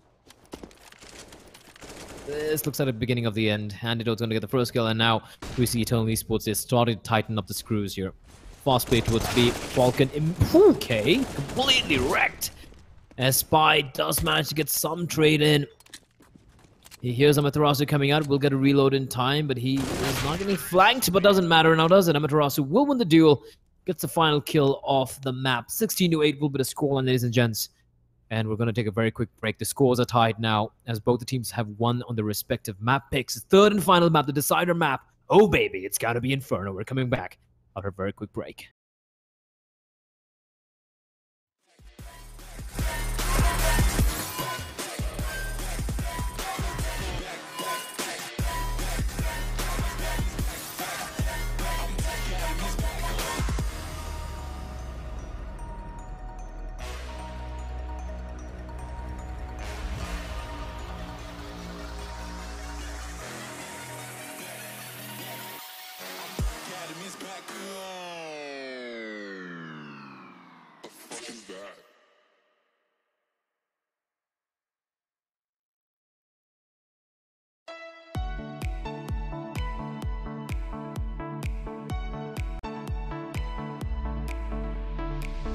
Cold light falling on the ground. Long day, but we won't back down. One thing playing on our minds. Long wait, but we won't give up now. You crave the love I gave, and we'll do it again. A cold night getting warmer now. The ground shakes as our love gets loud. We are the champions of the night. We are the champions of the night. Yeah. We are the fighting type, the ones that burn so bright. We are the champions of the night.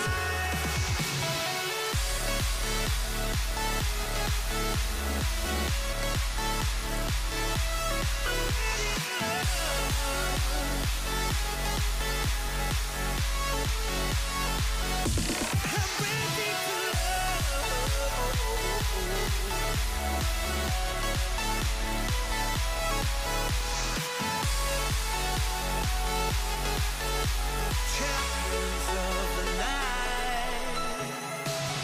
Can't tell if we're dreaming now. We watch as the fire falls down. One thing playing on our minds. Time stops and we don't make a sound. You crave the love I gave, and we'll do it again. A cold night getting warmer now. The ground shakes as our love gets loud.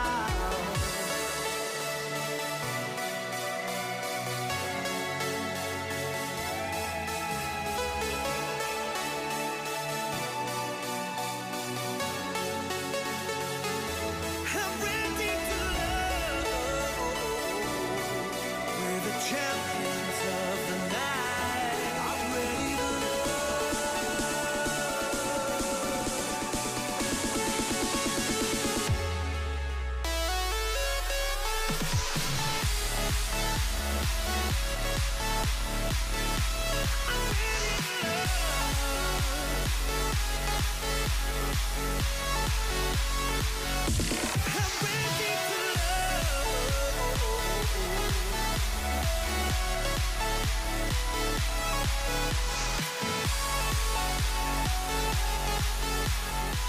champions of the night.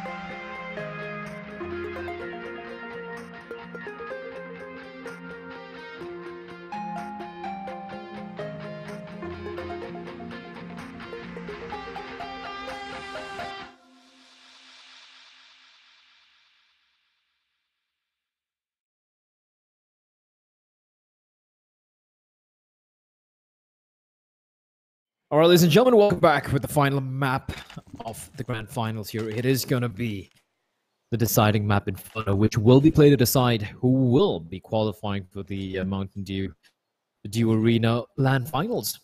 Is it going to be Eternal Esports? It's going to be Shooting Monkeys. Eternal Esports winning the second map in the series, Mirage, which was their map pick in a very convincing fashion, which was after Shooting Monkeys won their map pick, which is Overpass, the first map played in this played today. Themselves winning that map very convincingly. So it's going to come down to Inferno. Currently my favorite map. So I'm personally looking forward to this particular matchup. Heavy presence towards Banana. Flashbang's not quite right. AK Cerebro will be blinded, but they are barreling up here at Revolt, holding the line towards mid. He gets a kill to Shabby. That's huge from him. If he's going to find another one, this could be big, but Antidote's going to get the drop on him. In the meantime, it has a slaughter. Blackhawk finds 2 kills, and 1 man is all that's left of Shooting Monkeys. It is AK Cerebro with the Glock, who is going to find Blackhawk, but he's going to find 3 more. Bomb dropped out in the open. He's got to go for this. And Hellranger playing very passively, not showing himself at all. They've got a perfect triangle of Doom set up here. The trifecta of Doom. He's thrown away his gun. Next level strats from AK Cerebro. Finally picks it up again. But they know exactly where he is. He's not going to check his back. We'll see. He's not. Mithras will have no trouble dispatching of him with a bullet to the base of his skull. 1-0 to Eternal Esports.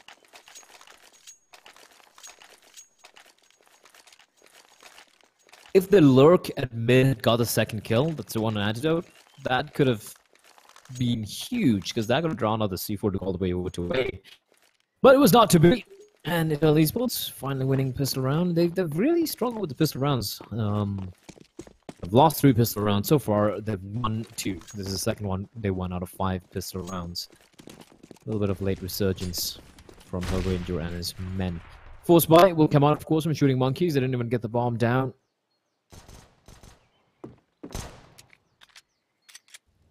As they are slowly creeping up alt mid and apartments. Like the Kraken in the underwater depths. The tentacles spreading across this Antidote. In the meantime, Antidote, in the meantime, through the smoke. What is even going on? I don't even. Complete, absolute, utter shutdown. No one survives. No one dies for Eternal Esports. A flawless, pristine, perfect anti-eco round. Shooting Monkeys will have to go for Glocks now. Glocks, smoke, and 2 decoys. Okay, they do have a P250 being brought up. It just doesn't want to go in completely naked against these rifles. 4 FAMASas at the UMP. And the nades sailing in, but just one guy over in B. It's Amaterasu. He's gonna find one. He's gonna kind of third, looking for more runs out of bullets. He's gonna reply back in time. No, he's gonna whiff his shots, but Hellranger's there to mop up the remaining players with a FAMAS and a Bruce. He's just cleaning up the floor, mopping the floor with the remaining players. Unfortunately, it was all kills with the FAMASas. No frags for the one SMG that wasn't Shabby, who was playing towards the A bomb side. In fact, the SMG hasn't got any kills, which is quite unfortunate. But 3-0 for Eternal Esports. I should be pretty happy. 2 players lost in 1 player lost in 2 rounds is a pretty good anti-eco round. Shooting Monkeys with the AK-47s out. Decent utility. Are they going to go for Frost Banana control is a question. Smoke towards mid, and look at Shabby. Okay, free kill for him. Looking for Morris Trap. He's looking to take the fight. He finds a kill. Although SMX does get the parting shot onto Blackhawk before he gets taken down, but man advantage established by Eternal Esports early on. And this man has got his hands on his favorite gun. That could be a problem. However, Shooting Monkeys holding passively towards Banana. And here's the thing for Eternal Esports. Yeah, sure, there's still a minute and 15 seconds on the clock. And that's an interesting Molotov. That's a nice Molotov, okay. It's a great Molotov. Maybe I haven't watched too much of Counter-Strike recently, but I don't think I've seen that particular Molotov being used yet. Pretty cool. Let me know if you know from where that Molotov is. Second Molotov being tossed in. And it's going to be Mithrasu, peeks around the corner, finds spot. 1 by 1 they're falling. Hellranger playing patiently, waiting for the flash to pop. The flash will pop. What a perfect flash it is indeed. And Mithrasu will get himself a free kill as Hellranger picks the final kill. They're swapping out the FAMASas for the AKs as well. This is looking very good for Eternal Esports. Money's looking solid as well for at least 3 of the players. Hellranger, Shabby, and Matarasu, and some of the utility usage in Banana is pretty nifty stuff. Pretty cool stuff from Eternal Esports here. They seem to have done their homework for this map. Shooting Monkeys, still early days. T-side, Inferno. It's a lot of rounds to work with. And it's gonna be the P50 train, the pain train to the P250s. Barreling up alt mid. And there's gonna be Spy leading the way towards apartments. And Eternal Esports are not even bothering taking apartments control. They don't need to take the fight. It's P250s. Why give them the close range advantage? Play the distance. Use the AKs. Use those M4s and the AWP Hellranger telling him with the Rasu, get on my shoulders. I'm gonna boost you up here. They gotta get themselves a lot of free kills with that. Falcon trying to peek out with the flashbang. There's no one there, however. I'm assuming Spy and SMX are going to try and sell a fake. That's exactly what they're going to do. They're going to drop inside a pit. Shabby's going to get the kill onto SMX though. And Spy, how have they not noticed him make his way towards pit? I have no idea, but I'm going to get the drop onto him. Now, will this fake work is a question, because Hellranger is just spraying through the smoke. He's going to have to reload. That's going to give them time to make their way in, but he's going to find one. Gets a second kill as well. No problem. Not a casualty again. Now, this is good. This is very good for Eternal Esports, and I'll tell you why. If you're new to Counter-Strike, they've not lost. They've lost now. They've lost 2 players in 4 rounds. 2 players in 4 rounds. That's huge. That's very, very good. That's very, very good when it comes to CD-side economy. The CD-side economy is always really hard to build up. Because, you know, even if you win rounds, you tend to lose like 2 players or 3 players, and you never get the chance to start stacking up your cash. But winning rounds or losing any players, and losing very few players, that's really going to help them out. And Antidote with the AWP, they haven't gone for this boost yet. First time so far I'm seeing this in this round. Spots out ahead, takes a shot, misses it. No, but now they know where he is. Goes for the wall bang, and Spy is gonna be cursing the gods. He's down to 15 points of health, and he's gonna get the hell out of there. A stray HE, and he's done for.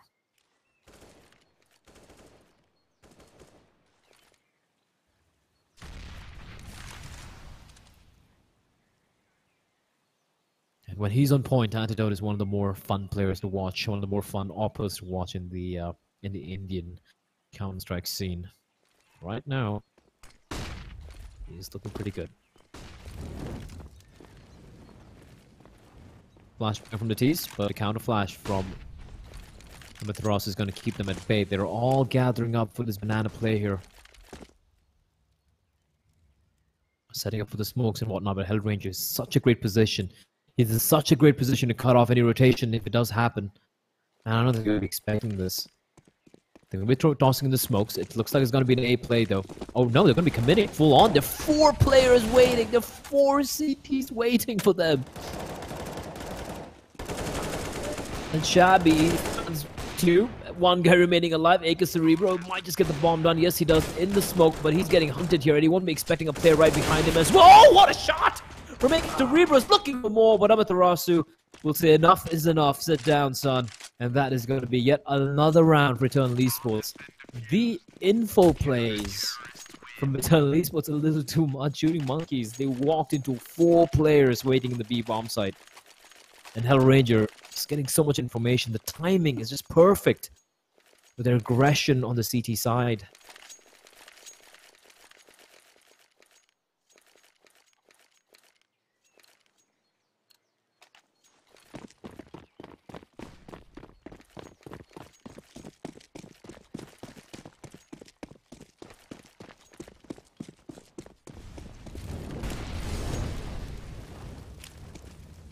Buy will come out from Shooting Monkeys. They did get the bomb down. It is the 5th round loss bonus. I mean, max loss bonus kicking in.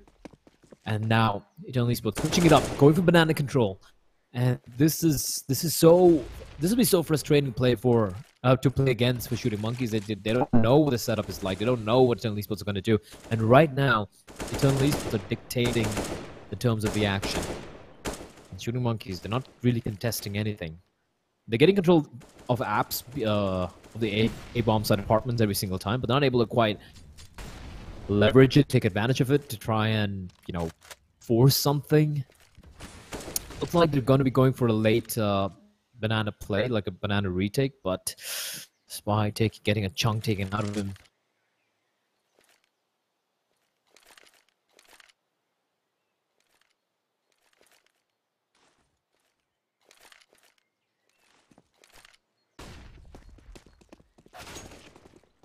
And they're going to be going for the play. But look at Blackhawk. He hasn't budged yet. They're not expecting another player to be waiting here so late. And Blackhawk is going to re-aggress out. This guy is just hungry for the frags. Another flashbang comes out. The utility usage is perfect. It's beautiful from Eternal Esports. They're just spanking Shooting Monkeys right now. This is very, very good CD side from Eternal Esports. Solid fundamentals. Great usage utility. I cannot emphasize this further. The utility, the flashbang, the Molotov, the smoke usage over in Banana from not just two players, but from multiple players, especially Amaterasu and Hellranger, is just phenomenal. Shooting Monkeys, they're just dying without seeing anyone. And this is great. This is just great stuff.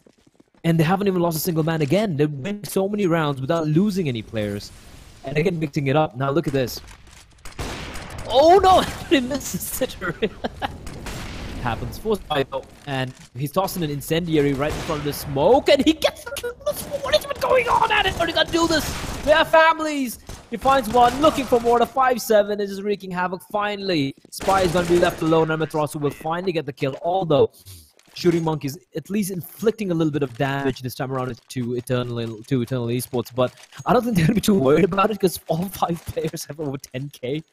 All 5 players have over 10k. Although that buy Shabby's now down to $6,000 in Antidote. Sorry, Blackhawk's down to 5.8, but still the money is just it's burgeoning out of control. Shooting Monkeys, they need to do something here. Like, just throw caution to the winds. Just try something. Try and force some play. As that Molotov is going to prevent Eternal Esports from going for any aggressive hold towards apartments. But again, slow play. They do get a little bit of map control late in the game, late in the round. But it's so late that they're not able to really capitalize on it. And even if they go for this map control, certain parts of the map get abandoned. And Eternal Esports, I don't know what intuition they have, but they're just getting this late flanks just perfectly right, this late information plays, and it's just working out wonderfully for them. This time it's a slightly more laid-back approach. Minute and 11 seconds on the clock. And we might be seeing this late Banana aggression coming out from Eternal Esports. So if Hellranger pushes down Banana and he gets info, then again, it's going to be troublesome as Antidote misses the first shot, but Blackhawk's going to reply back, and Antidote re-peeks out, looking for more. The no-scope to the base of the skull. This is an absolute slaughter. Just Falcon remaining, and this is just painful. Just painful to watch. Shooting Monkeys are getting molested by Eternal Esports. They're not losing. Forget losing a single man. They're not even taking damage. Falcon with a good read, but with the failed spray. And Hellranger will get the kill again. Antidote's on 13 kills and 1 death. Hellranger's on 8 frags and 1 death. Amaterasu's on 10 kills and 1 death. They've died 9 times. 9 players have died in 9 rounds. That is not normal. That is not normal. They're winning too many rounds. They're losing many players. It's just, I think the most...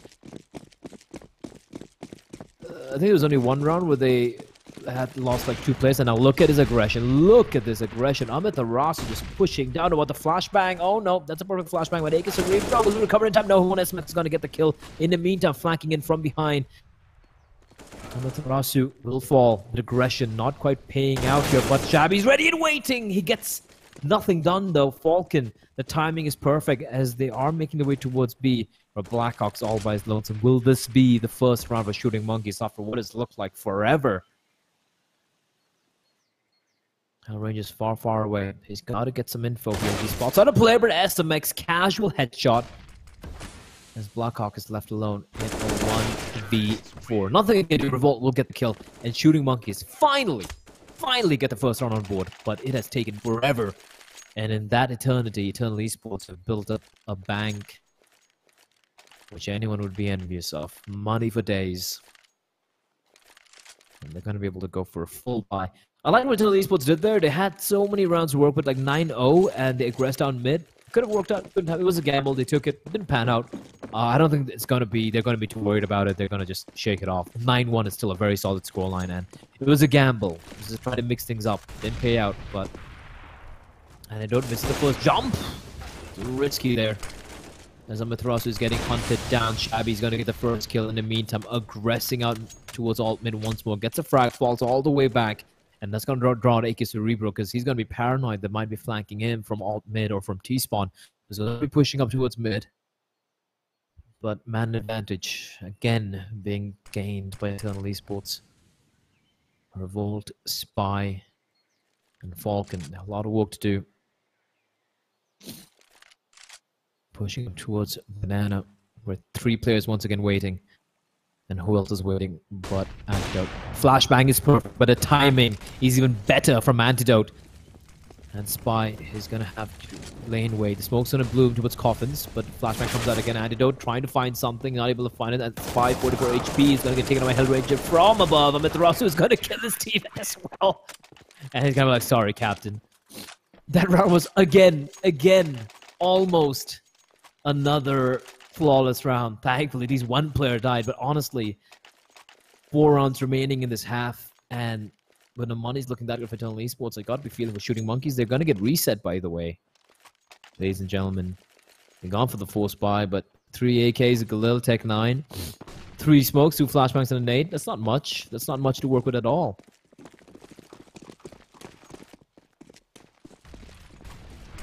As they are finally looking to take the fight, they're finally pushing out towards Banana. Antidote again opening things up. The pre-fire from Hellranger towards the logs. He will not find anyone, however. Luckily, Falcon's going to be playing way more passively. But again, the opening kill going the way of Eternal Esports.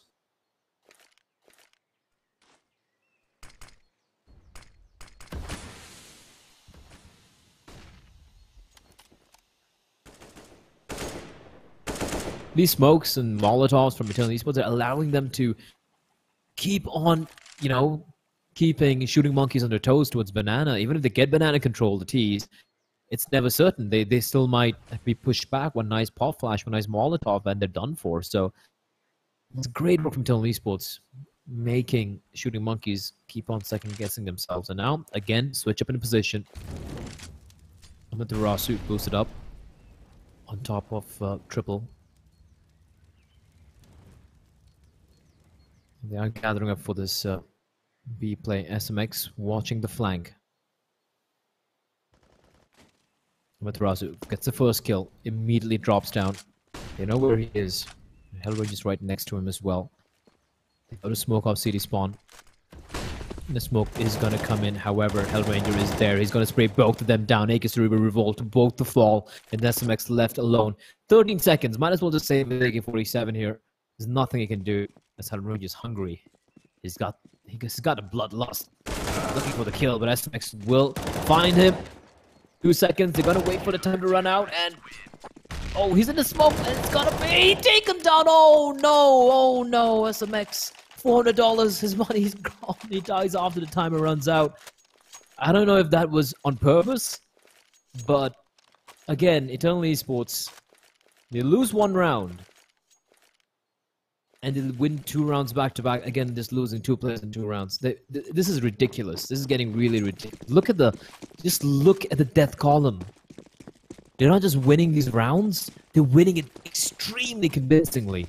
And Shooting Monkeys, I mean, sure, they might have a great CD side as well, but they need a few rounds. They need some breathing room on the some breathing room on the CD side. They need a few rounds to work with, and they're just getting slaughtered. I'm little surprised that they haven't really gone for any play. And Blackhawk, what is even going on? They're getting slaughtered through the smoke. Actually, no, I think they were out in the open there. But, okay. And they barely dealt any damage to Blackhawk. Falcon is going to get assassinated by Antidote. He's looking the wrong way. Falcon will get nothing done. Amaterasu double kill. Another flawless round. Was it? Oh, this is just painful. They went for 4 by the way. Now 14 rounds. 14th round of the first half. Map number 3. The penultimate round of the first half. And Shooting Monkeys have nothing to show for it. They've gone for yet another 4 spy.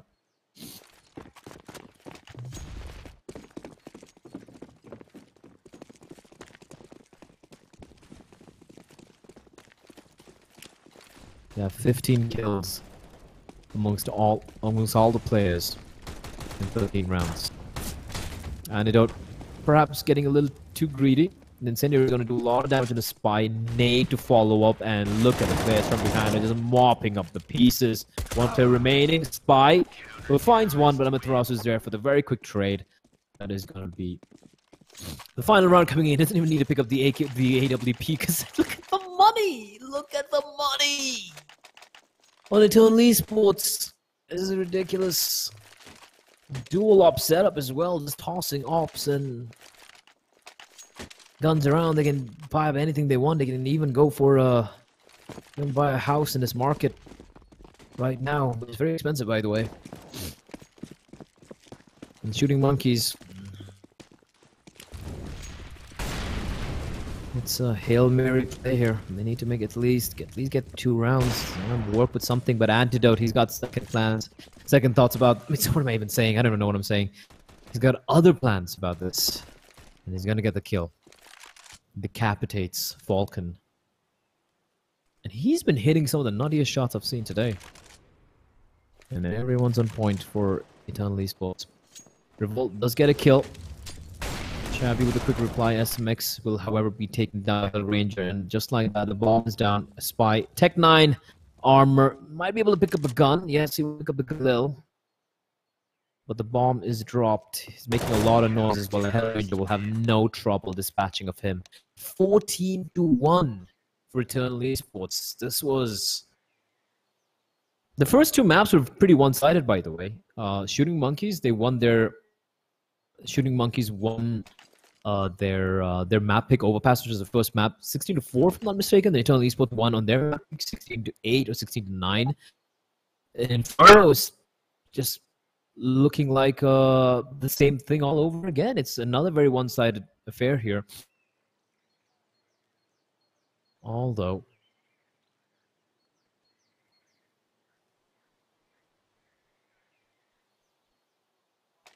we do have the so typical. We do have a tactical timeout getting called by Eternal Esports. They always call for a timeout before their the second whistle round. Always.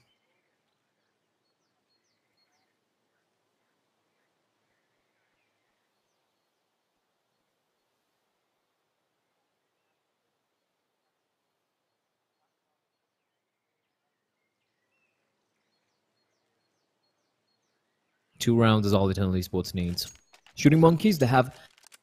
Not only do they need to win the pistol round and win 13 rounds in a row to tie things up Eternal Esports, but they also have absolutely no margin, 0 margin for error. And this has got to be, you know, just at the back of the minds.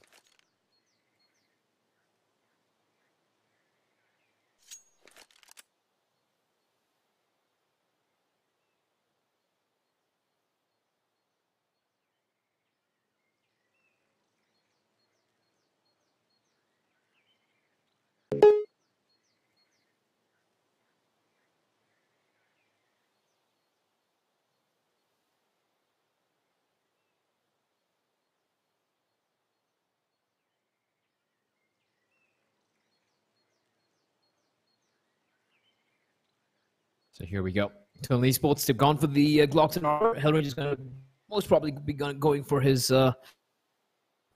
default smoke and a couple of flashbangs. He's always the utility guy for his team.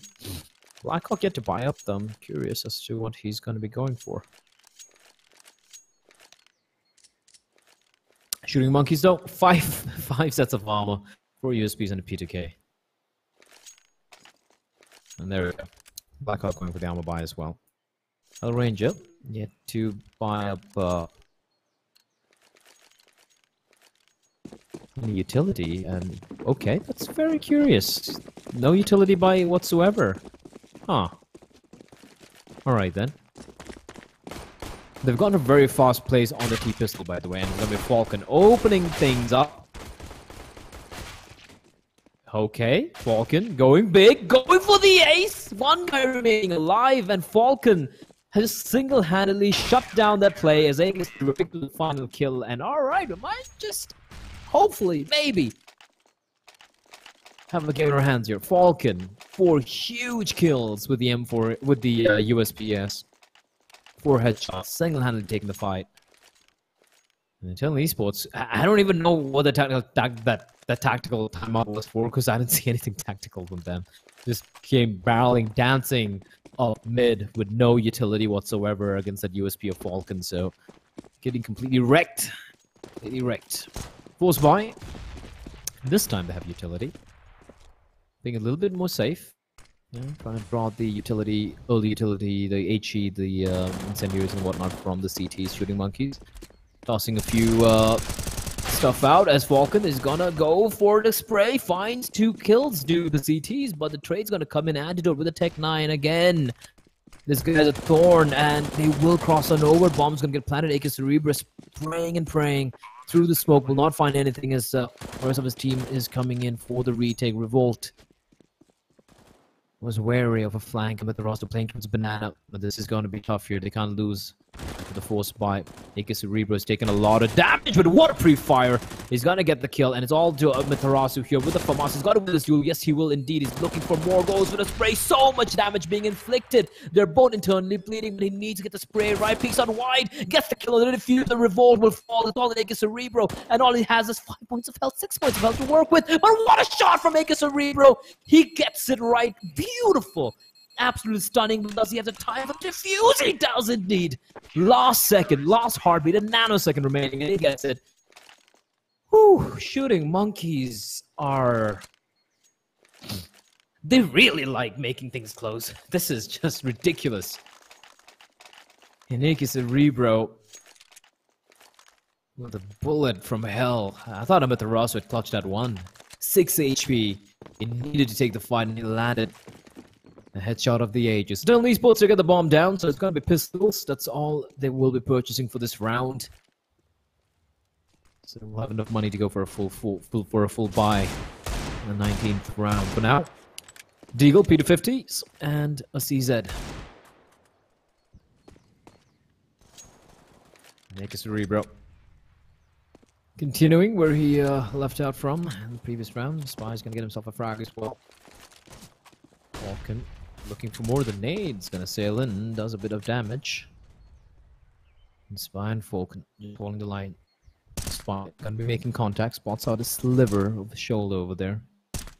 Taking the fight, will have to reload. And trying to walk out, but Falcon is ready and waiting, keeping them at bay. Spy tapping away, finds the final kill as well.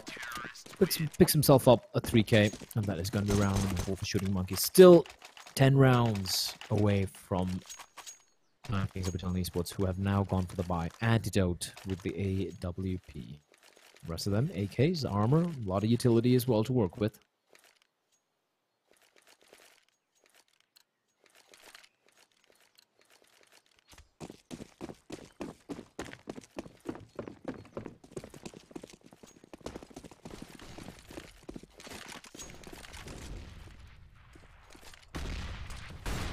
Early aggression. And this is a difference what I'm seeing from Eternal Esports on their T side is how early on they're still tossing in nades. They're still trying to make sure that Shooting Monkeys don't get banana control for free. They're trying to pressure them. And again, similar setup. Spy holding very close with the M4A1. I'm usually not a big fan of this because one tap from a Tech 9 you're done for, or a P250 at that range.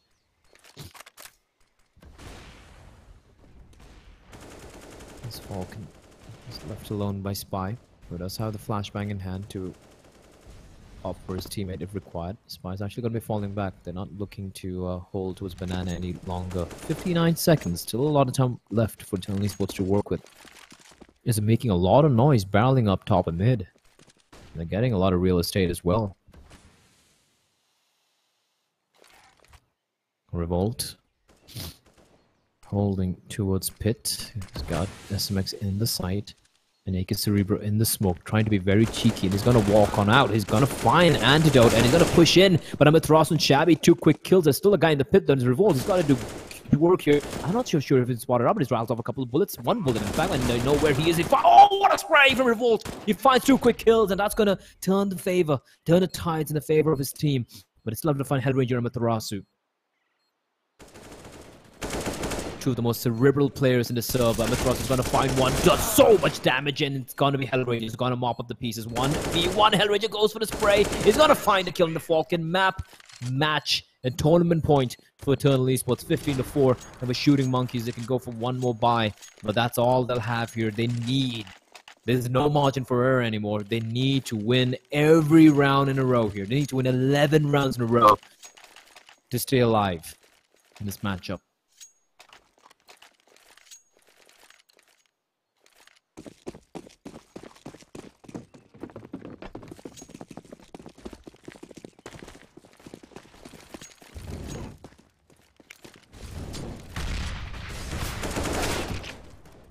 Spy taking the fight against Hellranger, gets opening kill. Now, like that, Shooting Monkeys have not been cowed. They are still looking to take fight. SMX with the Deagle. Spots out a player, misses all the shots. Luckily for him, Shabby was not able to aggress through the flames. They do have the AWP on AK Cerebro, who might not be expecting someone to just walk into his crosshair. Shabby with the crouch peek finds AK Cerebro. He wasn't expecting that. SMX gets the trade. But now, there's only one guy in the bomb side. It's a Revolt with a Deagle. Is trying to do his level best to stay alive, but he's getting swarmed from all sides. How is he still alive? He finally gets a kill before he gets taken down. Now the 2v2, and Spy with the M4. He's been spotted out. Not able to take the shots through the smoke. Picks the AWP as well, which is very surprising. And he's trying to probably try and pick off the guy over in pit. The op's going to come out, and the flash is going to be perfect. It rattles off a shot, but the timing is not perfect. And now, they're going to come down to Falcon. He's got the M4. They don't even have a kit. And Spy's going to swap to the FAMAS. Antidote could be looking the wrong way. Blackhawk's there to cover his angle. Cross setup, but Antidote out in the open. He's going to get taken down. It's all on Blackhawk and Falcon. Two beautiful shots, and he's going to clutch it out for his team. They don't have a kit, though, but I think they have enough time to go for the defuse. And that is going to be round 5 for Shooting Monkeys. They stay alive. I'm a little surprised why Antidote would have to be on top of the box. It was 2v2, and his teammate was in the pit. He just hid in the corner. His teammate could have covered for him. I think Blackhawk was kind of smoked up, but I'm sure there was a gap for him to spot out Falcon. I think there was a misplay from Falcon, in my opinion. And also Antidote. There was no need for him to stand above. They're going to close us out. But Shooting Monkeys, they stay alive. And Eternal Esports, they know there's just 2 players surviving. They're just going to go for the force here. Have the AK and Shabby. And it's Spy. Peekaboo. Finds the kill. Tries to go for a second shot. A second repeat. He's going to go for more. The madman. He is indeed. He finds another one. And Spy. He's feeling it here. The nade's going to sail in though. And that's going to punish him for sticking around for too long. And here comes the play. However, they have incendiaries to work with. Flash is pouring in from the tees as well, but the Molotov will keep them at base and spraying through the smoke, trying to find something, someone. But Spy has done his job. He's got the 2 opening kills, and now he's going to be playing all the way at the back of the site, on the fountain rather. It's very ballsy. It's either he gets a kill or he dies. There are no more than two ways about this.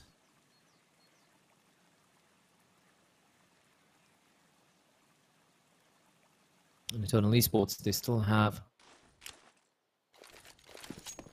2 smokes. That's one for the coffins and one for CD Spawn and Spy. He's going to be completely blind. He's been spotted out, but he still managed to recover and lands a shot. Beautiful shot there. Finally, Hellranger is going to take him down, but it's still a guy all the way at the back of the side. And that's got Hellranger's going to find Falcon. 2v3 now. 29 seconds on the clock. They need to get the bomb down, but the smoke's going to disappear at any moment. And SMX is waiting patiently for his teammates to arrive as well. They still haven't got the bomb done, and they can't. The bomb is trapped way at the back. Amaterasu. Hellranger's going to find SMX. Amaterasu's going to find AK Cerebro. One guy remaining alive is all in Revolt, who's slowly sneaking in 12 seconds. He's going to get the kill, and he's going to clutch it out. Revolt once again coming to the rescue of his team, but that was so close. 4v2. And it just went for the peaks.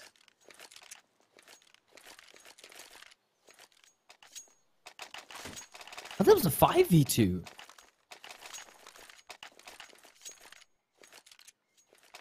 And Eternal Esports almost clinching in, just with 1 AK and pistols and armor. And Shooting Monkeys, they somehow, on the precipice of defeat, they are clinging on. Not quite done yet. Full eco coming out from Eternal Esports finally. But Amitarasu is going to get an opening kill for his team, trading for Shabby. Famas picked up.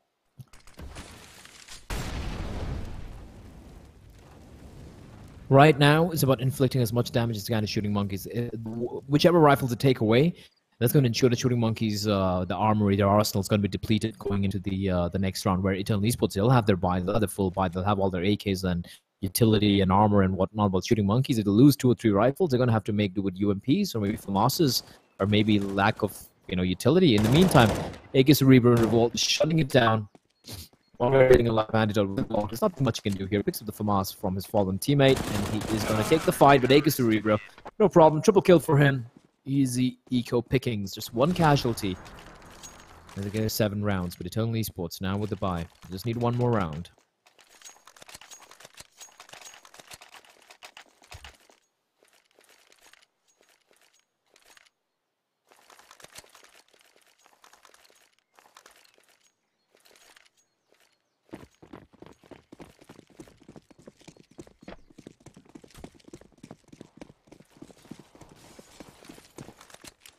Teammate from AK Cerebro. That's gonna take a little bit. Whittle away Hellranger's health to 88. Don't think he's gonna be too worried about it.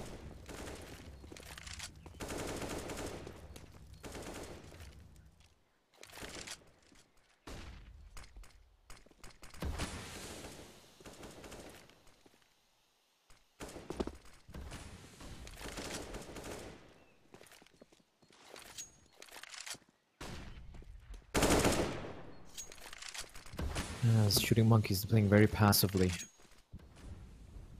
They are sweating bullets at the moment.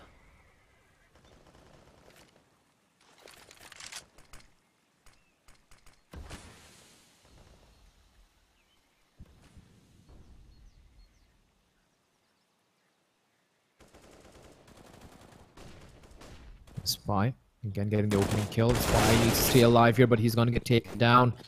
And all of a sudden, just 1 guy left in a B. Bombs at Falcon. It's all going to come down to him, but they're waiting. They're waiting for the flag to arrive as well. Falcon's all alone. And it was going to find AK Cerebro. Falcon finds one. He needs to get the bomb carry. The bomb carry could be huge. The Blackhawk's going to drop him. And just like that, 1 man remaining. Revolt. But he's got so many angles to check. So many corners to be wary of. Antidote, 5 HP, but still very much dangerous. And he's got to go for the spray. Won't be able to get the kill, but it's conveyed information. And it's taken half the health away from Revolt. It's all down to him, Blackhawk and Amaterasu. There is no way that they should lose this round. They have the time advantage. Revolt has absolutely no idea where the last of teas are remaining. The bomb's planted. They have the crossfire set up. He doesn't have any utility, just as a kid as well. He's got to check the corners here. He's going to find nothing. Blackhawk's going to take him down, and that is going to be the game and a series. Ladies and gentlemen, Eternal Esports will be winning, will be the champions of the Mountain Dew League Online Qualifiers number 2. Pretty one-sided maps in the end, but Eternal Esports having a slightly more deeper map pool from what I can see here, because this Inferno was very one-sided. It was extremely one-sided, especially in the CD side. Shooting Monkeys showing that they are a force to be reckoned with on an overpass, but apart from that, they just look very lackluster on Mirage and on Inferno, especially on the T side. So that's from my end, ladies and gents. My name is Blay. I hope you guys enjoyed the stream and the cast as well. And that's it. Congratulations to Eternal Esports. Commiserations to Shooting Monkeys. You well played. Adios.